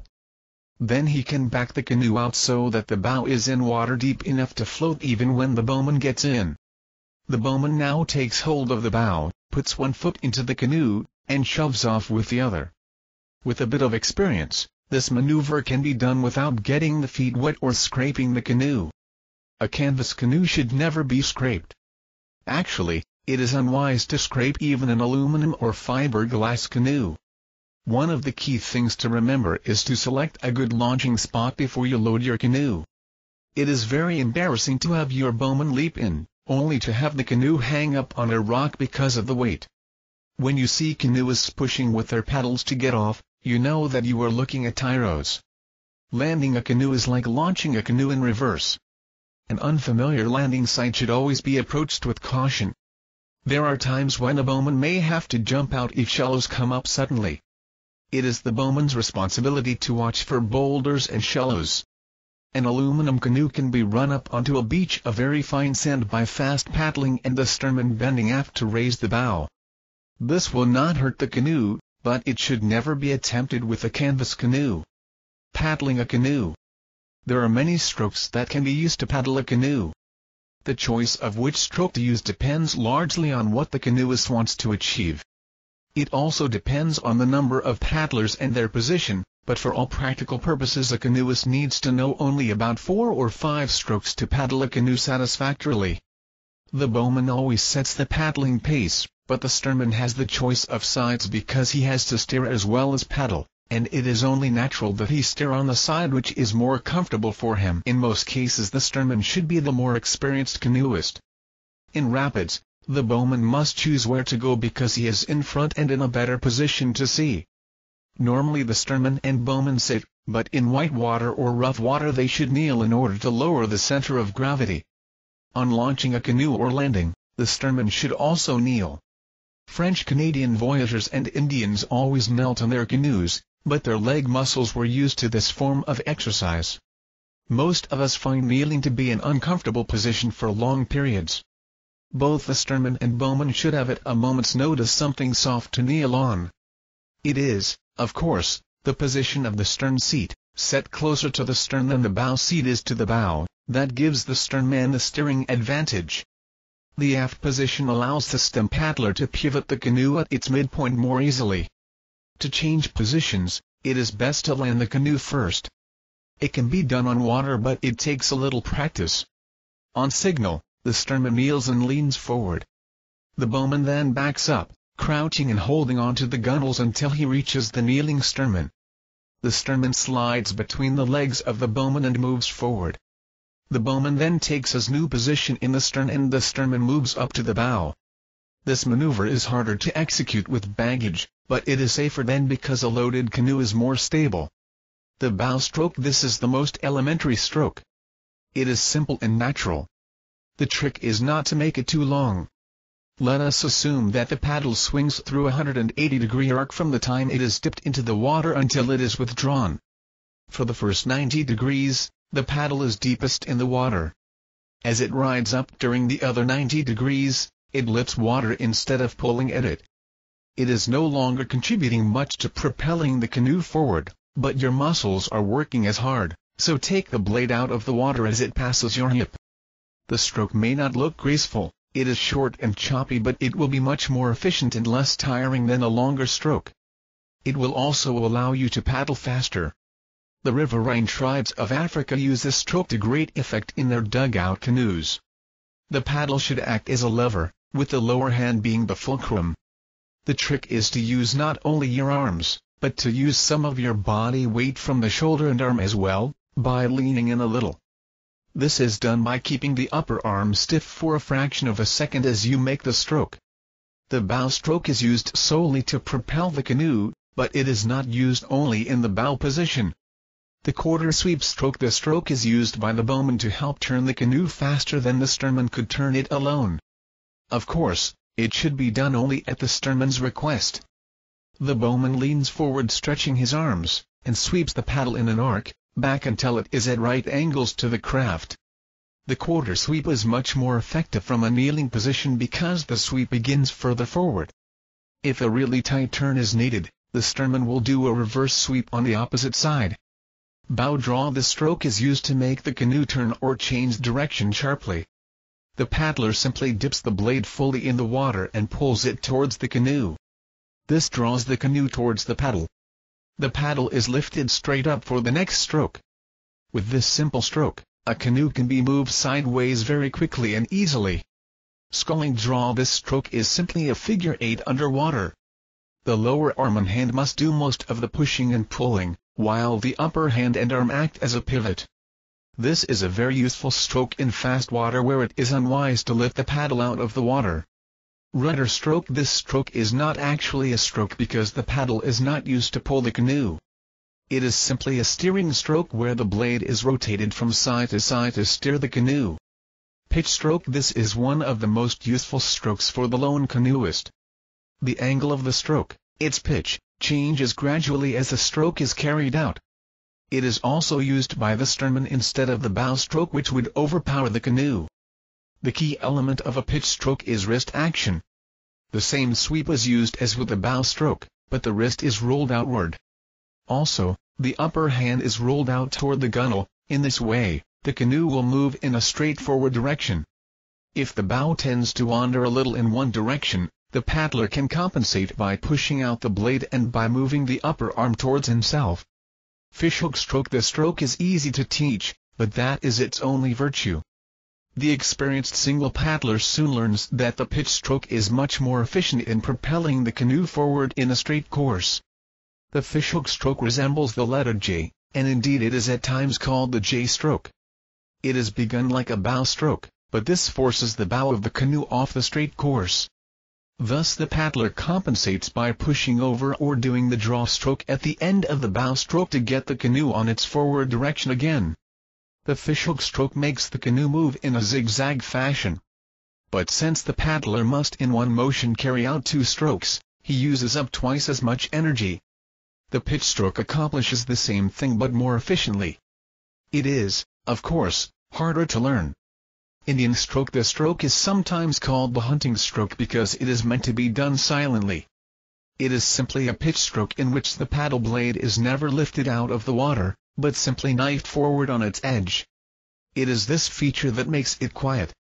There is no splash of blade being lifted out, or inserted into the water, and there is no water dripping from the blade. However, this stroke is quiet only when done slowly. When it, and particularly the forward knifing of the blade, are done quickly, the paddle makes a high-pitched whirring noise that alarms wildlife at surprisingly great distances. Knife the blade through the water slowly and the stroke will be quiet. The Indian stroke is also useful in stormy weather because the paddle can be kept in the water at all times. The essentials of canoeing consist of loading, launching, unloading, and paddling the canoe. Other skills such as running rapids, coping with wind and waves, lining a canoe down the rapids, or tracking it up rapids are all frosting on the cake. They come with experience. Reading up on the subject may help, but no book can tell a canoeist how to run rapids, because so much depends on a man's reflexes, his ability to make split-second decisions, and even his cool thinking. There is really only one way to become a good canoeist, and that is to go out and paddle a canoe. Chapter 13. Archery for the Outdoorsman. Bows are ancient. Archaeological evidence indicates that bows were in use 50,000 years ago and perhaps even earlier. Paintings in Spanish caves dating back 20,000 years show hunters armed with bows stalking the big game of Europe. When a modern archer draws his bow, he is participating in a sport of ancient lineage. It was only a matter of time until the bow, a weapon of the chase, also became a weapon of war. The English, with their long bows, were great archers. The Japanese, Turks, Scythians, and Genghis Khan's Mongols were all skilled bowmen. North American Indians were good archers as well. Gunpowder and improvements in firearms brought about a decline in the use of bows and arrows both for hunting and warfare. Firearms became more efficient and easier to use. However, at the turn of this century, archery began to enjoy a revival. By the 1950s, archery had become a minor but serious sport. My comments here will be restricted to hunting with a bow. Target archery is a competitive sport rather than an outdoor pastime. There is no doubt that hunting with a bow places limitations on the hunter that do not exist when he is armed with a rifle. But there is an added challenge, an added thrill to using this ancient weapon. For many people, bow hunting adds a new dimension and meaning to the hunt. Today, archers enjoy privileges that gun hunters do not have. They may hunt in areas where the discharge of firearms is illegal, and usually they are allowed a much longer hunting season because the bow is regarded as an inefficient way of bagging game. Modern archery is not particularly expensive. A novice will find that $40 worth of equipment is ample for learning the sport. A bow hunter after big game can be well equipped for $150. The beginning archer will find that drawing, holding, and releasing an arrow demand good physical condition. However, strength alone is not enough without good muscle tone. Almost any exercise that stretches and strengthens the upper body muscles will be beneficial. The advice of Saxton Pope, the father of modern archery, is hard to beat. Begin with a light bow and work up to the heavier weights as rapidly as possible. Do not shoot too much at first. Muscles will strengthen very rapidly if given a chance, but if they get tender and sore, you will have to quit until they recover. The bow. Wood is the traditional material for bows. However, bone, bamboo, sinew, and leather have all been used, together or separately. Yew, osage, and lemonwood are regarded as the best woods for bows. Today, fiberglass has become an important material in bow making. Bows made entirely of fiberglass are virtually indestructible. Bows have been made of a variety of materials including bone, bamboo, sinew, leather, wood, and fiberglass. Today, wood fiberglass laminates are the most popular. However, bows made of wood fiberglass laminate are preferred by most archers. Bows come in three styles: recurved, straight, and semi-recurved. The extra bends on the tip of a recurved bow give it added power and make the bow easier to draw. Recurved bows of wood fiberglass laminate are the best all-around bet. This type of bow provides the best combination of cast, speed, and stability. The basic parts of the bow include the upper and lower limbs, the handle section, and the bow string. The handle section has the grip, the sight window, and the arrow rest. Bow strings are now made of strands of dacron. Each bow string has a serving directly across the handle. The serving area has a tightly wound thread around it to protect the bow string from fraying. On the serving is a nocking point, the place where the archer nocks the arrow on the bow string. The nocking point is always located slightly above a perpendicular line from the arrow rest to the bow string. By far the most important consideration in the beginner's bow is the matter of weight. Bow makers classify their weapons according to the number of pounds of energy required to draw a 28-inch arrow. The 28-inch standard is used because the average adult male, properly fitted, uses arrows measuring 28 inches in length. When an archer says his bow weighs 36 pounds, he means that it takes that much energy to pull a 28-inch arrow all the way back. If an archer is an average-sized woman or a small man, the arrows will be shorter, probably 26 inches. Here the archer using a 36-pound bow would not really be pulling 36 pounds, but his bow is still referred to as a 36-pounder. The average-sized male beginner should start with a bow drawing between 30 and 40 pounds, and the closer to 30 pounds the better. For a woman or a boy, 15 to 25 pounds would be a better choice. With such a bow, muscles can be conditioned without strain and the bowman can concentrate on more important matters, besides being able to practice more without tiring. The bow should feel comfortable in the hand, with a full grip. It should be smooth on the draw with a uniform pressure when the string is pulled back, and it should be smooth when the arrow is released, without any shocking recoil. It is important to maintain the proper distance from the bow handle to the serving. This distance is called the fistmile, and it is approximately equal to the distance between the bottom of the hand and the outstretched thumb. It can be adjusted by twisting the bow string prior to stringing the bow. The arrow. The arrow is in some ways more important than the bow. It is possible to become a consistent shot with a relatively poor bow if you have good arrows. The reverse is much more difficult. The length and spine are the two major characteristics of an arrow. The length of the arrow is chosen to match the archer. The figure below illustrates how this is done. The arrow length is measured from the base of the pile, or point, to the bottom of the nock. The length of a broadhead hunting arrow is measured from a point 3/4 of an inch in front of the base of the broadhead to the bottom of the nock. If a choice has to be made between arrows that are a little too short and those that are a little too long, it is wise to take arrows that are a little on the long side. The spine of an arrow refers to the flexibility of the shaft. The arrow must bend as it passes across the bow. If the arrow has too much spine or not enough, the bow will shoot to the right or the left. Better grades of arrows are matched for weight and spine. They are also matched for the range of bow weights for which they are recommended. Wood, fiberglass, or aluminum are three standard materials from which arrows are made. Wooden shafts are less expensive than fiberglass or aluminum. They are suitable for both hunting and target shooting. They are better for a novice because the tyro archer will damage and lose more arrows than the experienced bowman. In many ways the arrow is more important than the bow for consistent accuracy. Fiberglass arrows are preferred for hunting because of their ruggedness and durability. Aluminum arrows are preferred for target shooting because they are lighter in weight for a given stiffness in spine. For this reason, they tend to be more precise. It is advisable for a bow hunter to obtain a matched set of arrow shafts. The target, field, and broadhead arrowhead should be matched for weight. In this way the balance and weight of arrows are constant during practice and hunting. The more common types of points used are illustrated below.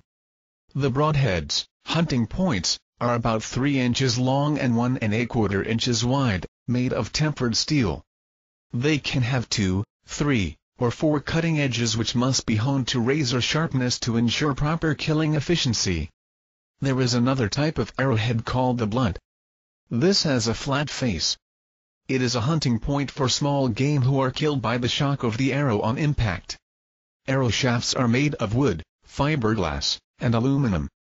Arrows come with a variety of points such as the target, field, fish, and several styles of broadheads. There is also a special arrow called the flu designed solely for wing shooting. It is fletched with a fluffy cluster of feathers. This arrow is designed to fly short distances accurately. The head on a flu is designed to transmit shock as well as to cut and penetrate. Shooting game birds on the wing is a sport only for the most skillful of archers. Accessories. Bow strings. The best bow strings today are made of Dacron polyester fibers. The novice should buy ready-made strings of suitable length for the length and weight of his bow. Some experienced archers prefer to make their own bow strings. String-making kits can be purchased. Incidentally, the bow is always unstrung when not in use.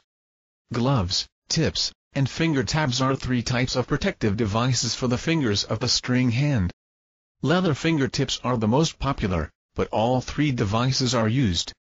They are relatively inexpensive, so it is advisable for the beginner to try all three to see which one he prefers and with which he shoots best. The important thing is to make certain that these devices fit well and cause no discomfort. Arm guards come in two styles.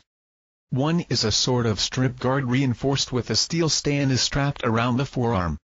The other is a leather sleeve which opens under spring tension when it is slipped over the forearm. Both styles are used for hunting and for target shooting.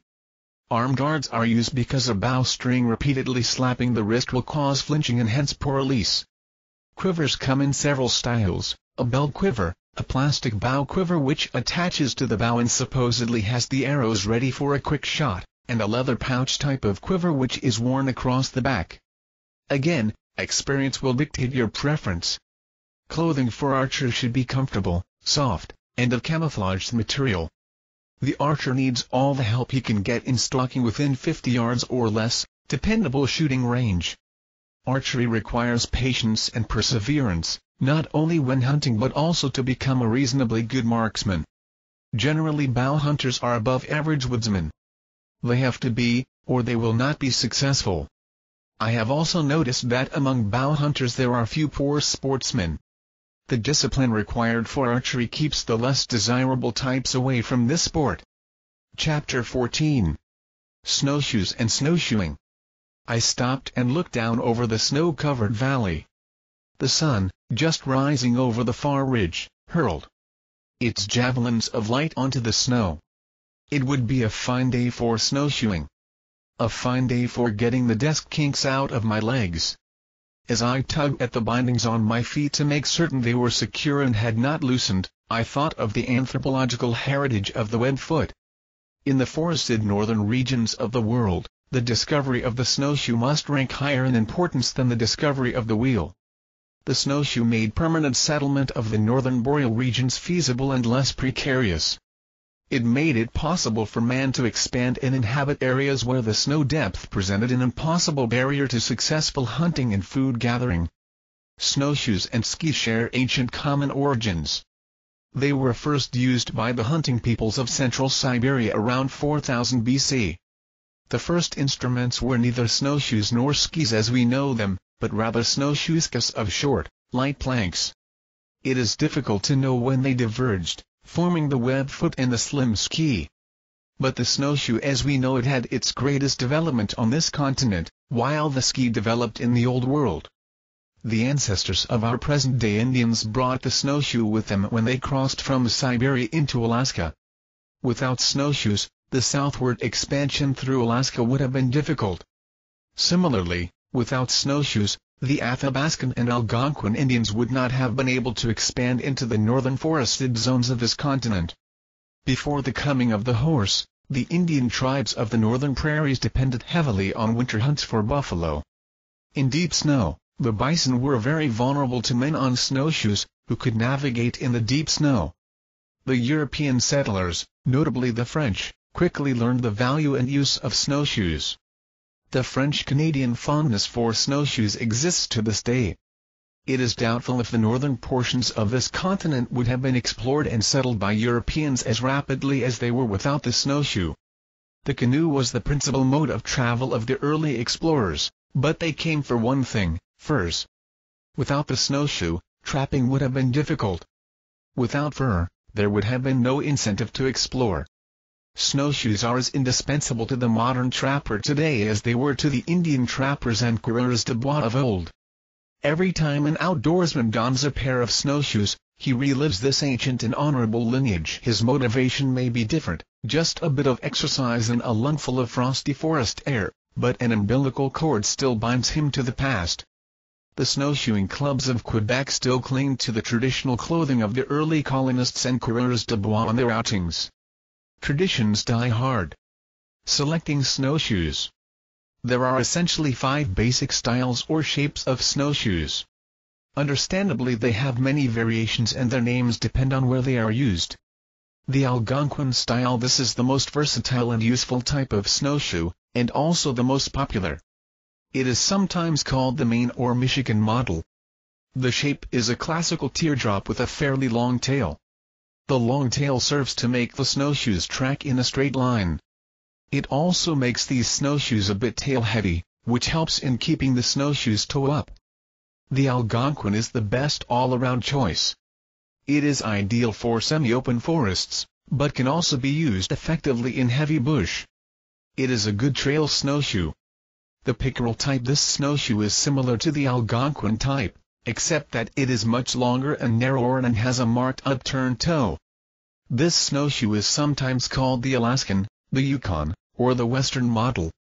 These snowshoes are fairly big and ponderous, but they are very stable with no tendency to slip sideways. The distinctively upturned toes make it difficult for this snowshoe to catch under a crust or on soft snow. The pickerel is an ideal snowshoe for flat terrain and open woods where no fast turns will be needed. Because of its stability, it is a good snowshoe for a very big and heavy man. It is a very poor snowshoe for thick forest. The Ojibwe type. This is a fairly long snowshoe, characterized by a pointed toe or tip, because the frame is made of two pieces of wood joined at the toe and tail. This snowshoe is the easiest to make. The two-piece frame does not require the special steaming to bend the wood that is needed for one-piece snowshoes. The tip on Ojibwe snowshoes is also upturned or flared dramatically. This pointed tip has the advantage of cutting through snow and has no tendency to fill up with snow. It is probable that snowshoes of this style were common among the Indians because of their simpler construction. The bear paw type. This is a rounded snowshoe with a broad toe and no tail. The toe is fairly flat. The bear paw is a snowshoe for thick forests, where the snowshoer has to make fast turns around obstacles. Bear paws have a tendency to slip sideways. Because of its wide diameter, it is not particularly good for hilly country. The beaver tail type. This is an oval-shaped snowshoe with no tail, and looks like an elongated bear paw. Its tip is upturned slightly. This snowshoe is frequently called the modified bear paw, the Westover bear paw, or the otter paw. It is a good choice for heavily forested country and, because of its narrower width, it is also a good choice for hilly country. The beaver tail is a very versatile snowshoe. Snowshoe construction. Snowshoes are made of wood with rawhide or synthetic webbing, or of plastic or metal with rawhide or synthetic webbing. All of these materials have their advantages and their weak points. My preference is for the wooden frame. My reasons are probably emotional, at least in part. Wooden frames are traditional. They also require a fair amount of hand labor to make, and in our mechanized age, a man's skill with his hands is something that is rare and should be valued. Wooden snowshoes cannot be mass-produced like pieces of plastic. However, wooden snowshoes require some care. They must be varnished periodically. They should not be exposed to sudden heat, such as the back of the stove, lest they warp. And because hand labor and even wood are costly, wooden snowshoes are more expensive. Good wooden snowshoes cost about $35. Plastic snowshoes are products of today's technology. Generally they are made of polypropylene and are cast in one piece. Aesthetically they leave me cold. Some of the earlier models of plastic snowshoes were slippery on crusted ice, but this has been largely corrected. Most of the plastic snowshoes are designed along the bear paw style, which gives them a tendency to slip sideways. The big advantage of plastic snowshoes is their low price, about $15. They are a good choice for snowmobilers as emergency equipment. Snowshoes with tubular aluminum frames or even magnesium frames are also available. Aluminum frames have the webbing stamped out of one piece of rawhide, while magnesium frames have webbing of nylon-covered cable. Magnesium framed snowshoes are widely used by the military because of their durability. Army people claim that they are virtually indestructible. Aluminum framed snowshoes are extremely light. Many snowshoers like them because of this. Rawhide, dried untanned hide from which the hair has been scraped, is the traditional babiche or webbing for snowshoes. But it is seldom used today. It is harder to obtain and, being a natural product, it is not all that durable. Rawhide rots and deteriorates. Rodents like to chew on it as well. I understand that beaver skins make the best snowshoe rawhide, but moose hides and bear and seal skins are also good. Cowhide, of course, was used most often. The rawhide babiche had to be shellacked or varnished regularly to protect it from moisture. The webbing on modern wooden snowshoes is usually of a synthetic fiber. Nylon fabric with a dense coating of neoprene is generally considered best. The synthetics are superior to rawhide. They are lighter and tougher, they do not rot, and mice do not eat them. Also, once they are stretched tight on a frame, they will not slacken if they get wet. Some of the synthetics look very much like rawhide at first glance. What to look for?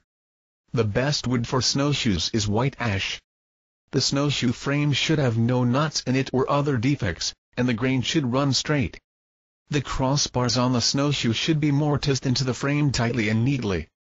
There should be no sharp edges anywhere that could cut the babiche with use and time. On snowshoes with metal frames, the bends should be smooth and even.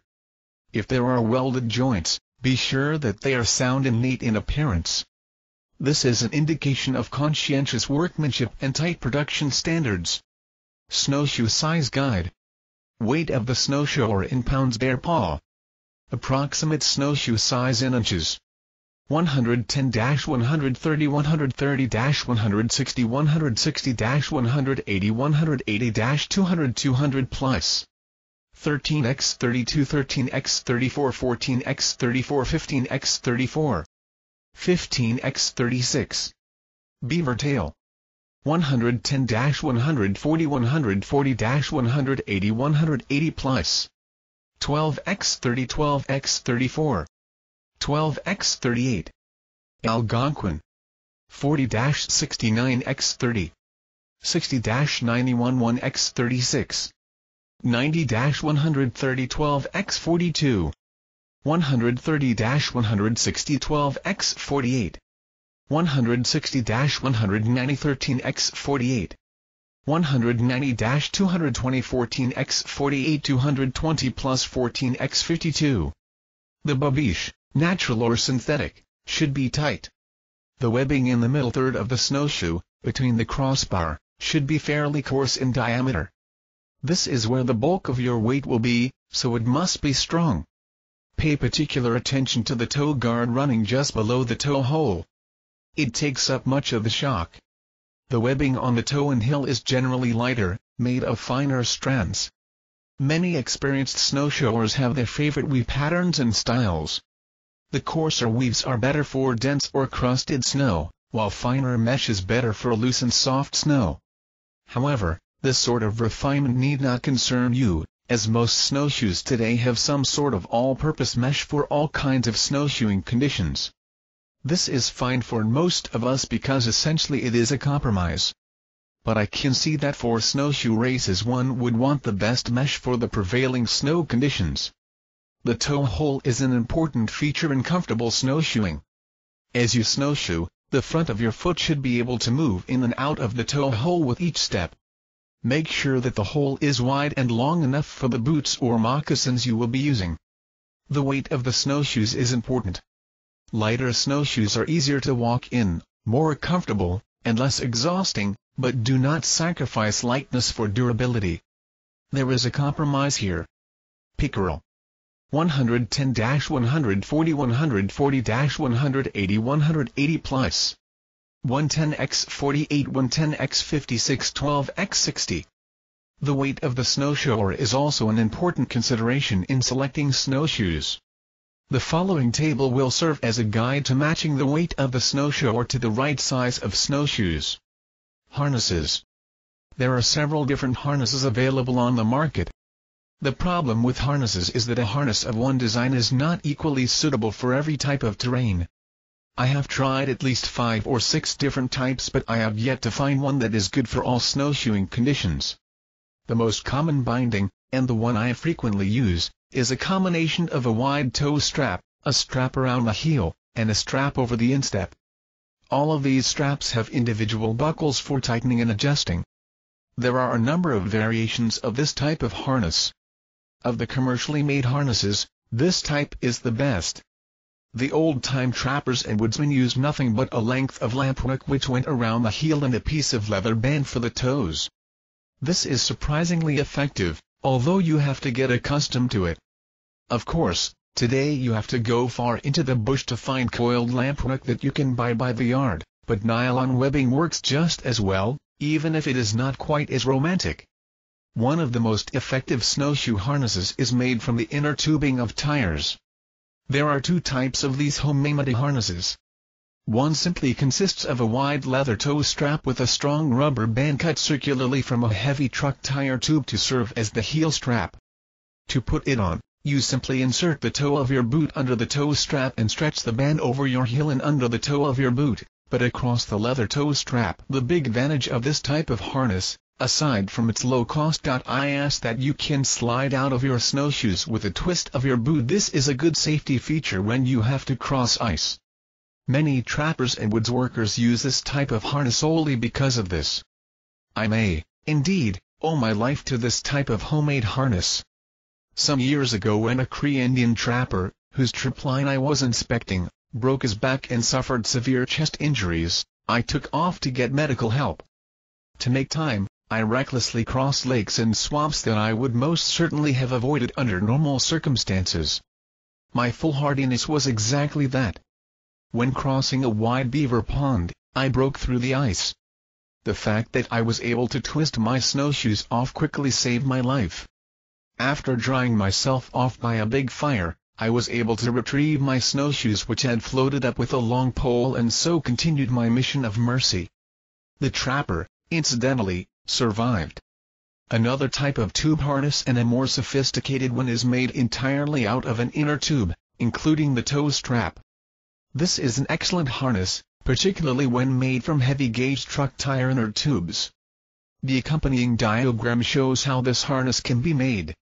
A snowshoe with this harness is just as fast to get off your foot as the one I was wearing during my mishap, but this harness is superior, particularly when hills have to be climbed. Footwear. Choosing the right kind of footwear for snowshoeing ranks close in importance to selecting the right snowshoe. High Indian moccasin are hard to beat. The main reason for this is that they lack heels, and ideally, footwear for snowshoeing should not have heels. All kinds of footwear have been tried and used by snowshoers: insulated rubber boots, packs with rubber bottoms and leather tippers, and even rubber overshoes. The best of these contemporary types of footwear are snowmobile boots. Their felt linings are warm and allow for the toe strap to be well tightened without creating a discomfort for the toes. However, their big advantage is the lack of heels on most snowmobile boots, particularly the economy-priced boots. No doubt the reason why these boots lack good solid heels is because the designers do not expect the users to do much walking. Outer garments. There is no best clothing for snowshoeing. The type of weather expected dictates the type of clothing. I prefer to wear clothes in layers so that I can take off extra clothing, such as shirts or sweaters, and put them on as the temperature dictates. Trousers of tightly woven wool are best. I like parkas or anoraks that are windproof. These can be worn unzipped when the weather turns warm. 2 pairs of thin wool socks are better than 1 pair of thick socks. The traditional headwear has always been a Quebec toque of brightly colored wool. The toque may be a bit warm at times, but its serviceability is unquestionable. Other equipment. For traveling on slopes over crusty or packed snow, crampon, spike, iron plates are indispensable. They can be taken off and put on like automobile tire chains. Many dedicated snowshoers make their own crampons, and some of the commercially sold snowshoe harnesses have crampons built in. In emergencies, when I had to climb steep hills while running compass lines in timber cruising, I have even lashed short and sharp twigs to the bottom of my snowshoes for better traction. Some snowshoers use staffs while snowshoeing to help them on hills and to give them better balance. Ski poles make excellent snowshoeing staffs.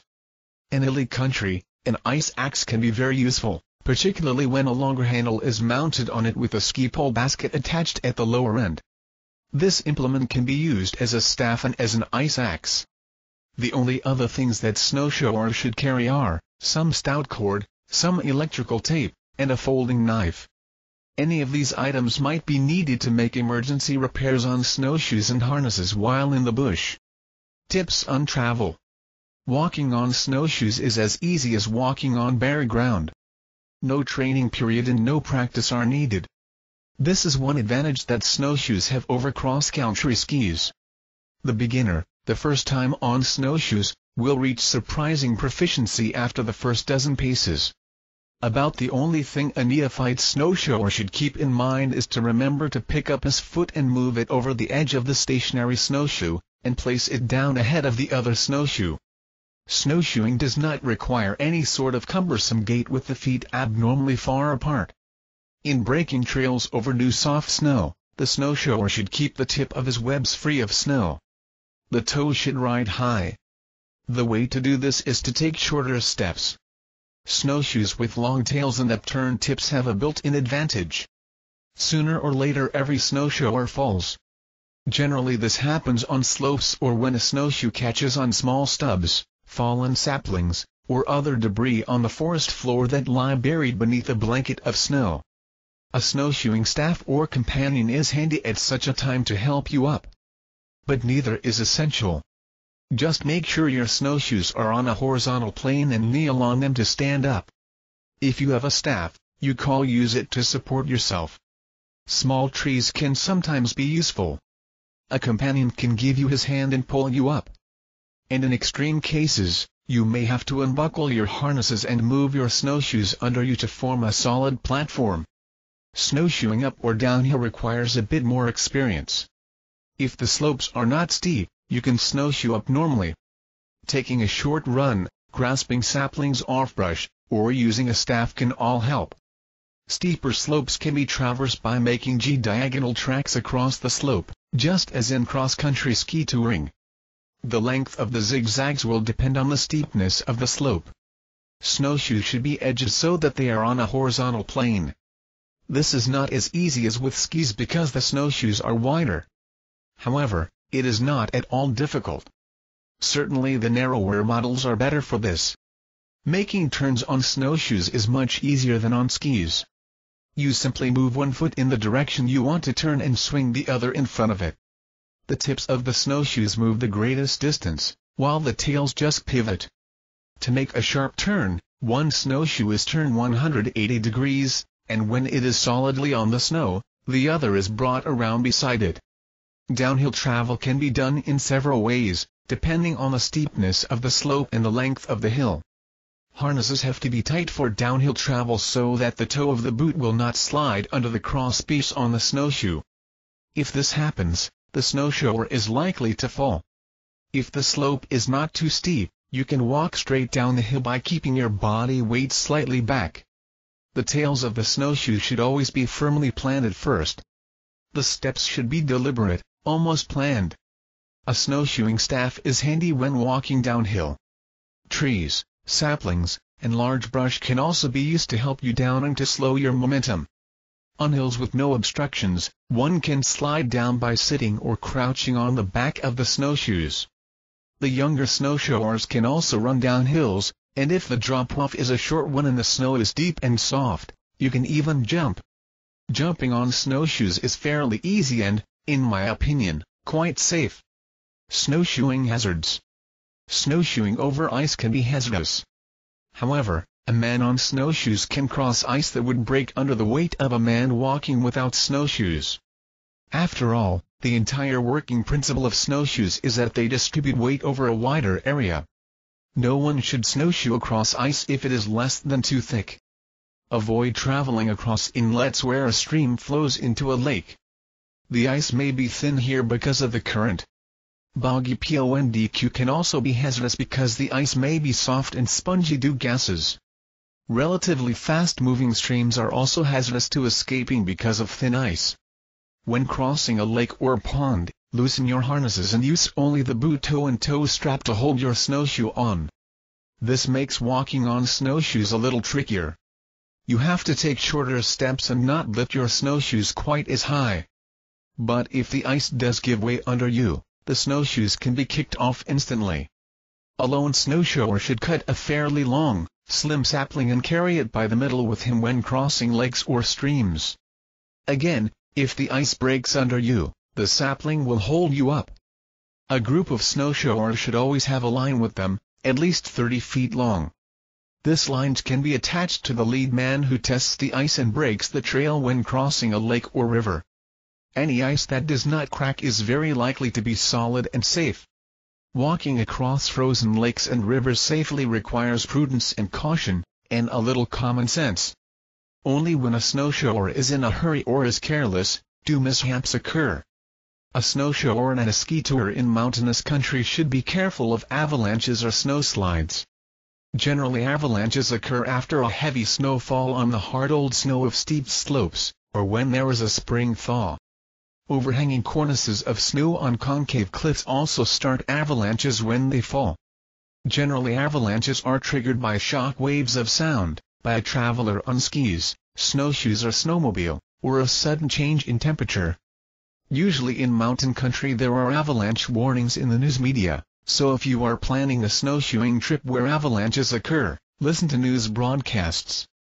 In skiing country, there is a good network of avalanche warnings. Otherwise use a bit of caution. Snowshoe in areas that are sheltered from snowslides. Snowshoeing is increasing in popularity. It may not be enjoying quite the same sort of boom as ski touring, but more people are snowshoeing today than since the days of old. Snowshoes have some inherent advantages over cross-country skis. First, they are cheaper. Second, cross-country skis are less suitable for working or doing something other than ski touring because you have to use ski poles. In snowshoeing, your hands are free. A snowshoeing staff is not really needed. I very seldom use one. If I need one to climb a hill, I cut a handy branch or a sapling. Of course, cutting a staff would not be possible in a heavily used winter recreation area, lest the area become devoid of branches and saplings. Snowshoes are superior to cross-country skis when traveling in thick bush such as spruce and cedar swamp. They are also superior when a heavy load has to be carried, as well as for ice fishing or hunting. And, of course, snowshoes are easier to use because there is no learning period. Chapter 15. The ABCs of Ski Touring. One of the finest ways to get out of doors in the winter is on cross-country skis. Cross-country ski touring has brought a new dimension to the out-of-doors. In just a few years, it has mushroomed into one of the more popular winter sports. Anyone who loves the out-of-doors in winter will enjoy ski touring. Cross-country skis are just as silent as snowshoes, but they allow the traveler to move faster and to cover more ground. They are also less fatiguing because they are lighter, and you do not have to lift your feet to move them forward. You can simply slide the ski. Cross-country skis are more graceful than snowshoes. Many people who take up ski touring are interested in it as sport in itself, but my interest lies in the fact that it enables me to get out of doors more easily and more comfortably than on snowshoes. Photography, wildlife study, and bird watching are all possible on cross-country skis. Winter camping using light backpacking equipment and freeze-dried foods is also possible. As I am writing this chapter, two friends of mine are making preparations to go on a moose hunt in northern Ontario on cross-country skis. Norwegian and Finnish hunters use their cross-country skis in winter hunts for ptarmigan, hares, and even caribou. Finnish trappers patrol their trip lines not on snowshoes but on cross-country skis. Cross-country ski touring may be relatively new to this continent but, as a sport, it is at least a century old, with its roots firmly embedded in the thin soil of the Scandinavian hills and forests. It is certainly older than alpine skiing. Traveling on skis goes back many centuries. Skis were invented by the hunting tribes of Siberia and from there spread westward into what is now Scandinavia. The Swedes learned about skis from the Finns and Lapps during the height of the Norseman era. Skis were used solely as a method of winter transportation, for hunting and for war. Military training was the springboard for skis as an object of recreation. By the late 18th century, skiing became a sport, but it was not until the middle of the 19th century that it became popular. Generally Norway is credited as being the cradle of ski touring, and skiing in general. Cross-country ski touring is a far cry from downhill alpine skiing. The techniques are different. The equipment is different. Even the attitudes of ski tourers and downhill skiers are different. Equipment. Cross-country skis are longer and narrower than downhill skis. They range from special mountain tours, which are 3 inches wide and weigh 6 pounds, to narrow racing skis that are a mere 2 inches wide and weigh 3 pounds. For general-purpose ski touring, a ski of about 2.5 inches is the best bet. Length is determined by the ski tourer's height. To get the right length, raise your arms straight up over your head and measure from the middle of your hand to the floor. But if you are heavily boned and weigh above average for your height, choose skis in the next length group. Cross-country skis are made from laminated woods. The better skis have several dozen laminations to prevent warping. The sole of the ski should be a very hard wood, with hickory being the best. The edges of high-quality skis are reinforced with lingustone. Watch for warp when buying cross-country skis. Lay the skis on a straight bare floor to make sure that they are not twisted or warped. Cross-country skis for general touring cost from $25 to $50. Boots. There are a number of different cross-country ski boots on the market. The main feature that distinguishes these from alpine ski boots is their flexibility and lightweight. Special skis also require special light and low-cut boots resembling a track shoe. For general ski touring, a full boot is the best choice. It is warmer and better at keeping your feet dry. Lightness is an important factor to consider when buying boots. Boots made of composition rubber soles vulcanized to the upper parts are the driest. Good, serviceable boots can be purchased for about $20. Bindings. The boots and bindings should be purchased together to ensure that they are compatible.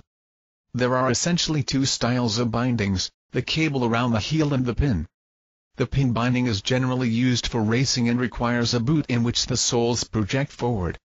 The binding is attached through a pair of holes in the sole. The cable around the heel bindings are used for touring and mountaineering. They require a boot with a groove in the heel. These bindings come in 2 major styles, the Kandahar and the Tempo. Both have their advantages and disadvantages. Tempo is probably the best choice for ski touring, particularly for the beginner. Good cable around the heel bindings can be purchased for about $12 to $16. Poles. Ski poles are made of cane, fiberglass, and aircraft alloy tubing. The latter are the lightest and most expensive. They are also the toughest. Cane poles are still a good choice.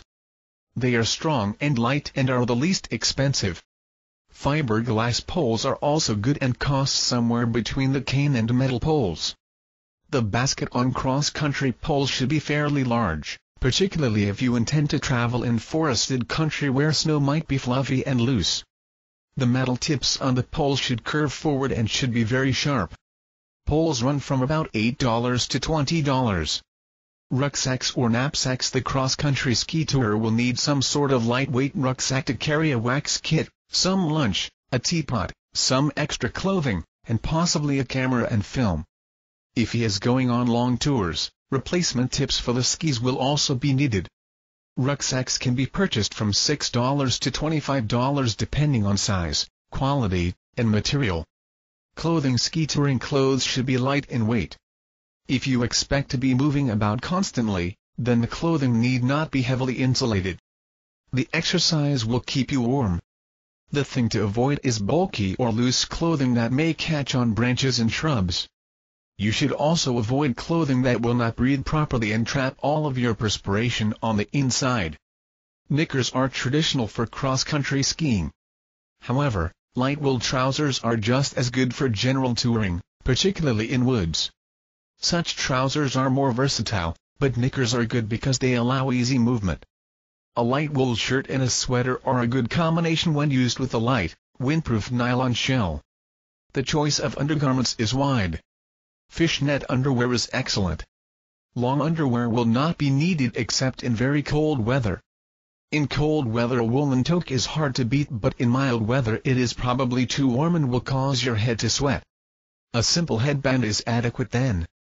A balaclava is needed only for extremely severe cold such as that encountered in high mountains. Light woolen gloves are ideal for milder weather, if gloves are needed. Woolen mittens are warmer in cold weather and are just as efficient as gloves. The ski tourer should always wear 2 pairs of socks, a long thick pair of woolen socks on top of a soft pair of cotton socks. If you intend to wear knickers, the socks, of course, must come to the knee. Anklets and gaiters are the only specialized clothing needed for ski touring. Anklets are worn at all times except in deep, soft snow, where gaiters are better because they will keep you drier. Gaiters should have zippers in the back so that they can be put on after the boots. The base of the gaiters should have nylon drawstrings or leather straps so that they can be tied under the instep of the boot. The best gaiters are made of soft canvas. Anklets should fit snugly around the top of the ankle and around the boot.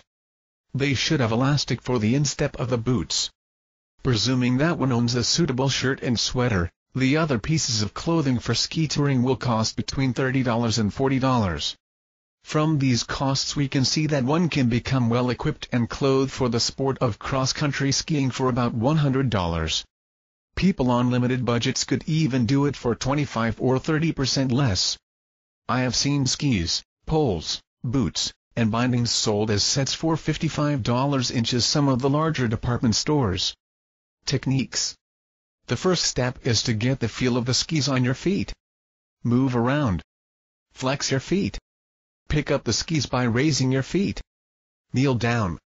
Then begin practicing the simple step-around turns by lifting one ski and moving to one side, and then following with the other ski. Coordinate this movement with movements of your poles. Practice this backwards. These exercises will help you to become fully relaxed on your skis. The diagonal stride. The diagonal stride is the basic maneuver in cross-country ski touring. Begin practicing your stride on level ground, preferably on a trail broken by other skiers. Move out as if you were walking, sliding your skis at each step. Keep your body straight and erect, and transfer your weight from one ski to another in a smooth, rhythmic fashion. All this is easy. A couple of hours of practice will give you a fair degree of proficiency. Now, gradually increase your stride by putting more movement into the sliding ski. The easiest way to achieve this is by forcing the forward leg out each time, so that it forms an acute angle at the knee. At first, your legs will tire rapidly because you are making muscles work that are normally unused. To a degree, the more you make your sliding ski slide, the stronger your basic maneuver will be. The key to your efficiency lies in developing good rhythm. Once you have achieved good rhythm on your skis, you can go on to the diagonal stride. Without learning the stride, you are really only running on your skis, and no one can endure this for great distances or maintain any speed. The diagonal stride consists of applying force to the opposite pole in order to maximize the slide of the skis across the snow. By having long glides, you minimize movements and energy outputs, hence you lessen fatigue. The poles do not actually exert a great deal of power, but they act as timing and balancing mechanisms. The basic movements are these. Thrust one leg forward along with the opposite arm, and plant the pole ahead of the foot and about 10 inches to the side. Put all your weight on the forward ski as it slides out. As the forward slide begins to diminish, put pressure on the planted pole and draw the rear ski forward as quickly as possible, bringing the other pole forward to repeat the cycle.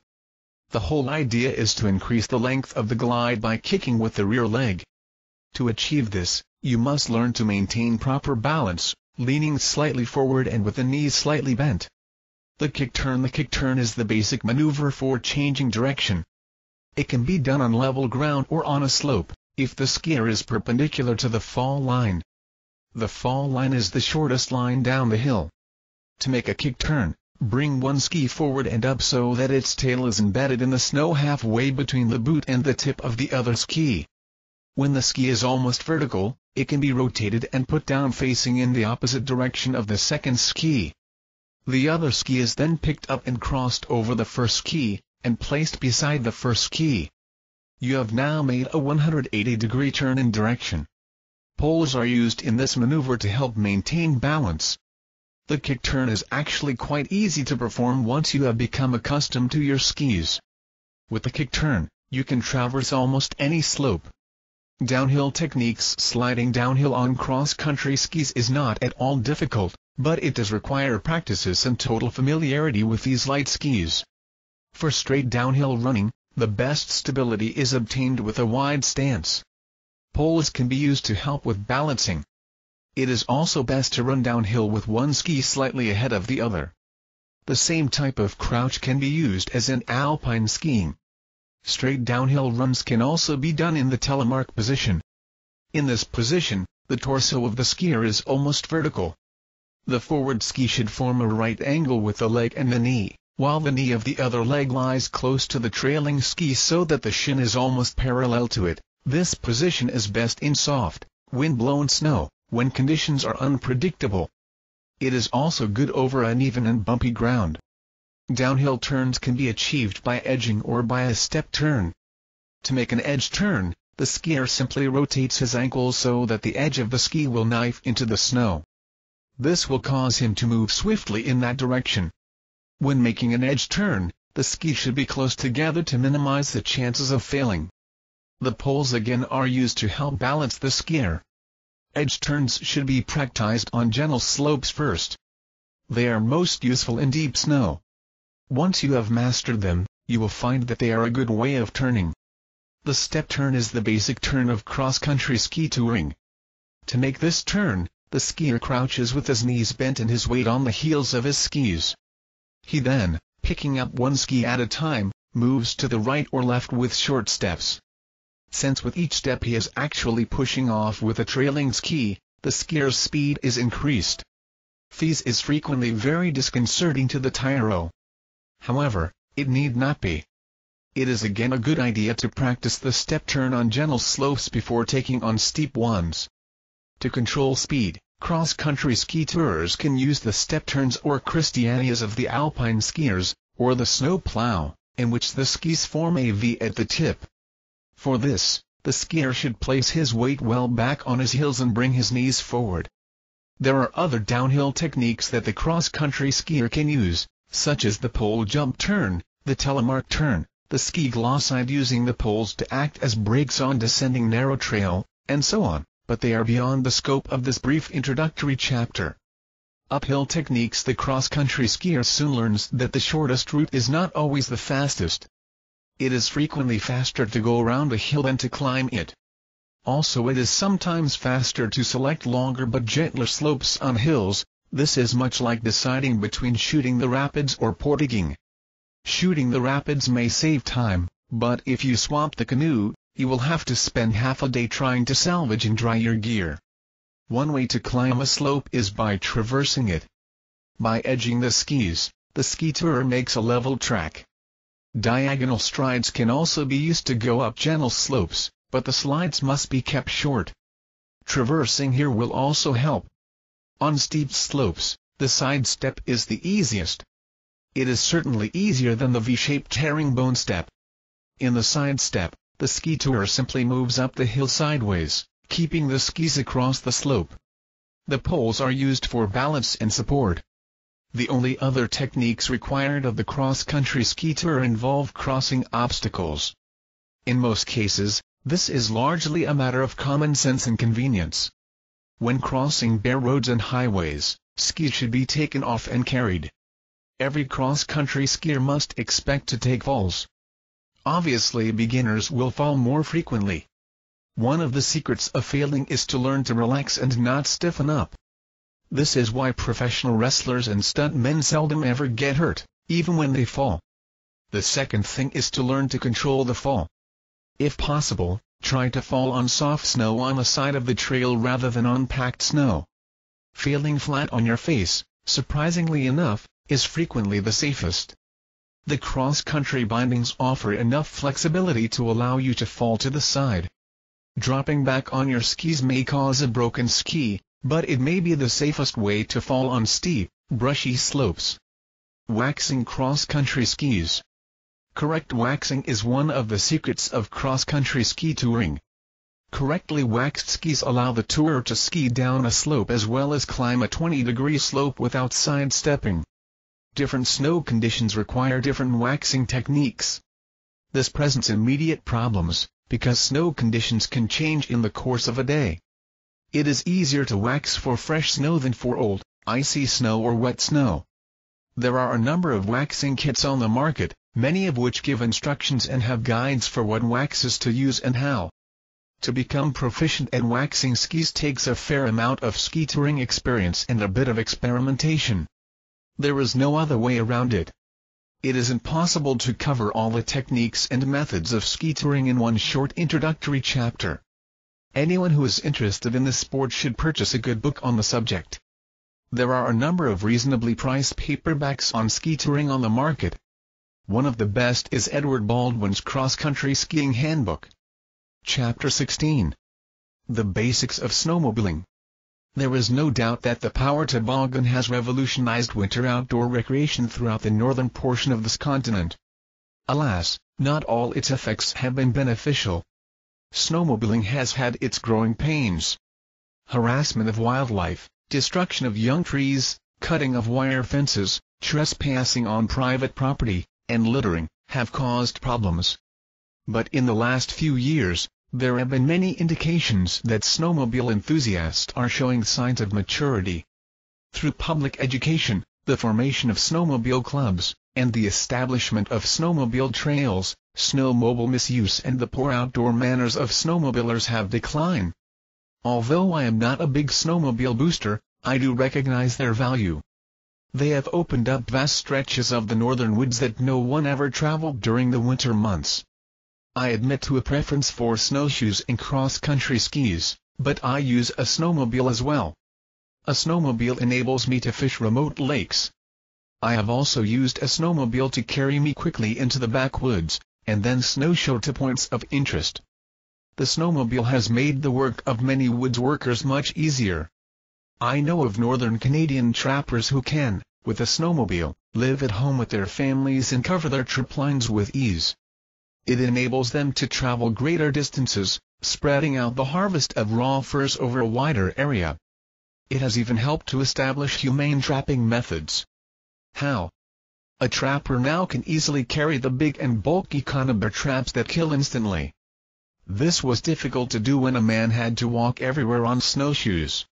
Although I know how to operate a snowmobile efficiently and safely, I do not consider myself an expert in the field.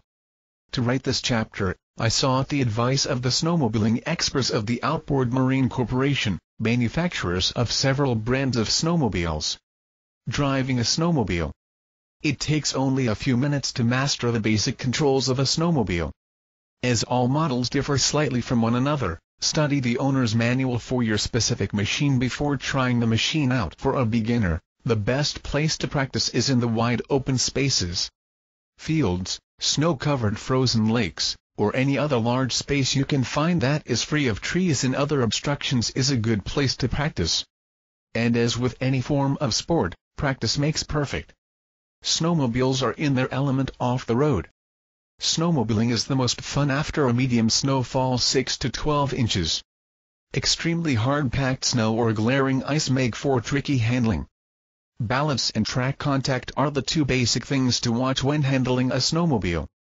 Once you have these mastered, you can tackle steep grades, traverse hillsides, and twist through wooded areas with your vehicle under total control. During your learning hours, play it safe. The principle of balance is quite simple. On rolling terrain or on the side of a hill, the snowmobile has a tendency to tip. You must be ready to shift your weight to counteract this tendency. For example, if you are climbing a steep slope, you will probably have to lean into the hill to maintain balance. Track contact is a second important consideration.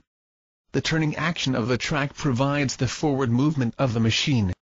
If the snowmobile banks too far to the left or right, it will lose partial or total contact with the snow surface, and the results will be the same as jacking up the rear wheels of a car.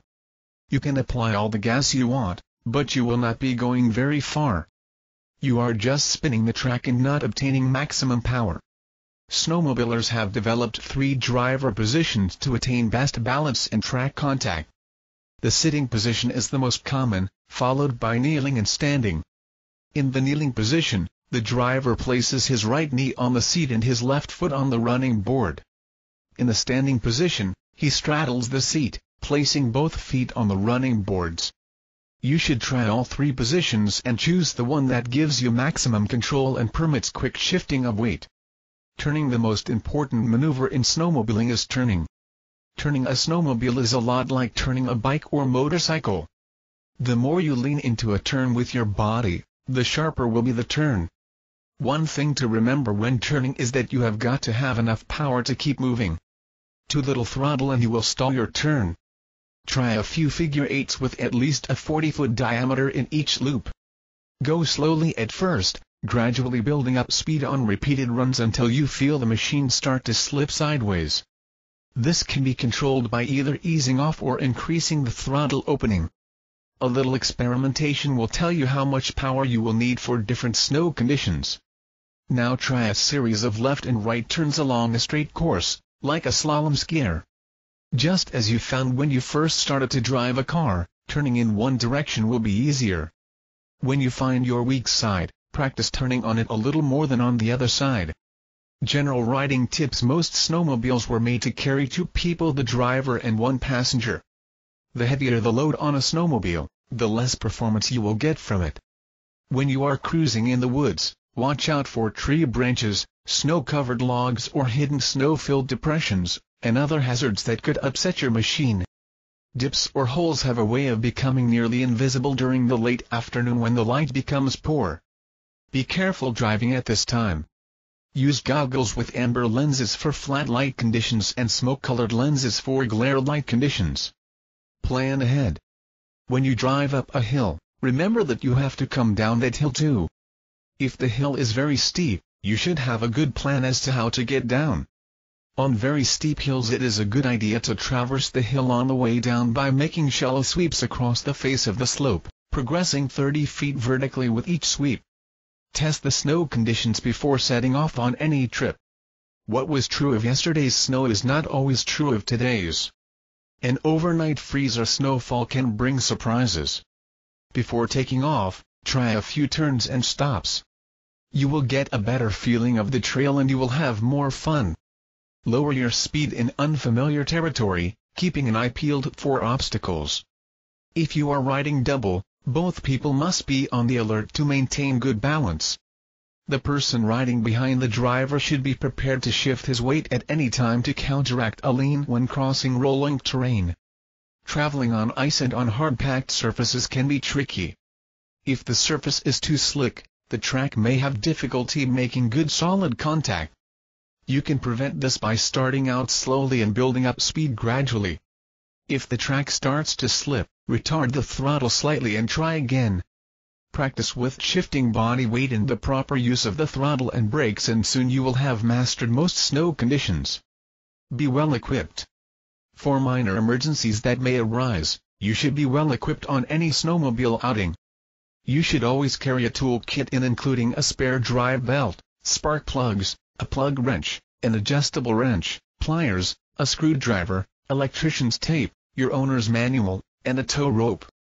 As on any outing in the outdoors, it is a good idea to carry a map of the area where you are snowmobiling, as well as a compass. It is easy to become disoriented on a snowy day. A first aid kit, an axe, a good quality knife, and a container of windproof and waterproof matches. If you plan a long trip, strap a pair of snowshoes onto the snowmobile for each passenger. Carry an emergency fuel supply. A lightweight block and tackle with up to 50 feet of rope may mean the difference between getting your snowmobile going again if badly mired, or abandoning it. Be properly dressed. Snowmobiling will not be much fun if you are not properly dressed. In fact, improper dress can be a hazard in this sport. Of course the snowmobiler should be well dressed in a windproof suit, warm boots, gloves, and, ideally, a helmet. Shatterproof snow goggles are also a good, safe way to protect your eyes from sun glare and flying ice. Snowmobile clothing must be warm and windproof, and it should be as waterproof as possible. It should also be light and flexible and not too tight. You must have freedom of movement in order to handle your machine properly. Many people prefer the insulated one-piece suits, snug at the ankles, wrists, and neck. Others find the two-piece suits, coat and pants, more convenient. Insulated boots should be worn, and these boots should be as waterproof as possible. The boots should also have non-skid soles and a drawstring top in order to keep out snow. A face mask of some sort is essential for sub-zero weather. Face masks come in many varieties and some look pretty weird, but when snowmobiling, comfort comes first. Thermal underwear and socks, and heavy mitts with wool liners will protect you in severe cold. Heavy gloves or mitts are also useful for pushing away branches when driving through the woods. When operating a snowmobile in especially rugged areas or woods, it is a good idea to wear a helmet over a woolen liner to protect your head from injury. The glare of the sun off the snow often dictates the use of tinted, shatterproof goggles. Goggles also protect the eyes against wind and against branches and twigs when driving through wooded areas. Always try to keep clothing and footwear dry. When you get off your machine to exercise, take care not to get overheated. If you perspire, you will be colder later on. If it becomes necessary, loosen your clothing to allow warm air to escape. It is extremely important that you do not wear long scarves or mufflers that may leave loose ends flying in the breeze. There is always a chance that these loose ends may get caught in the drivetrain or the track, with disastrous results. Watch for frostbite when out in temperatures of 0 or below, or even above 0 if the wind is strong. Use the buddy system to spot the telltale white spots on the exposed flesh of ears, cheeks, or noses of your companions.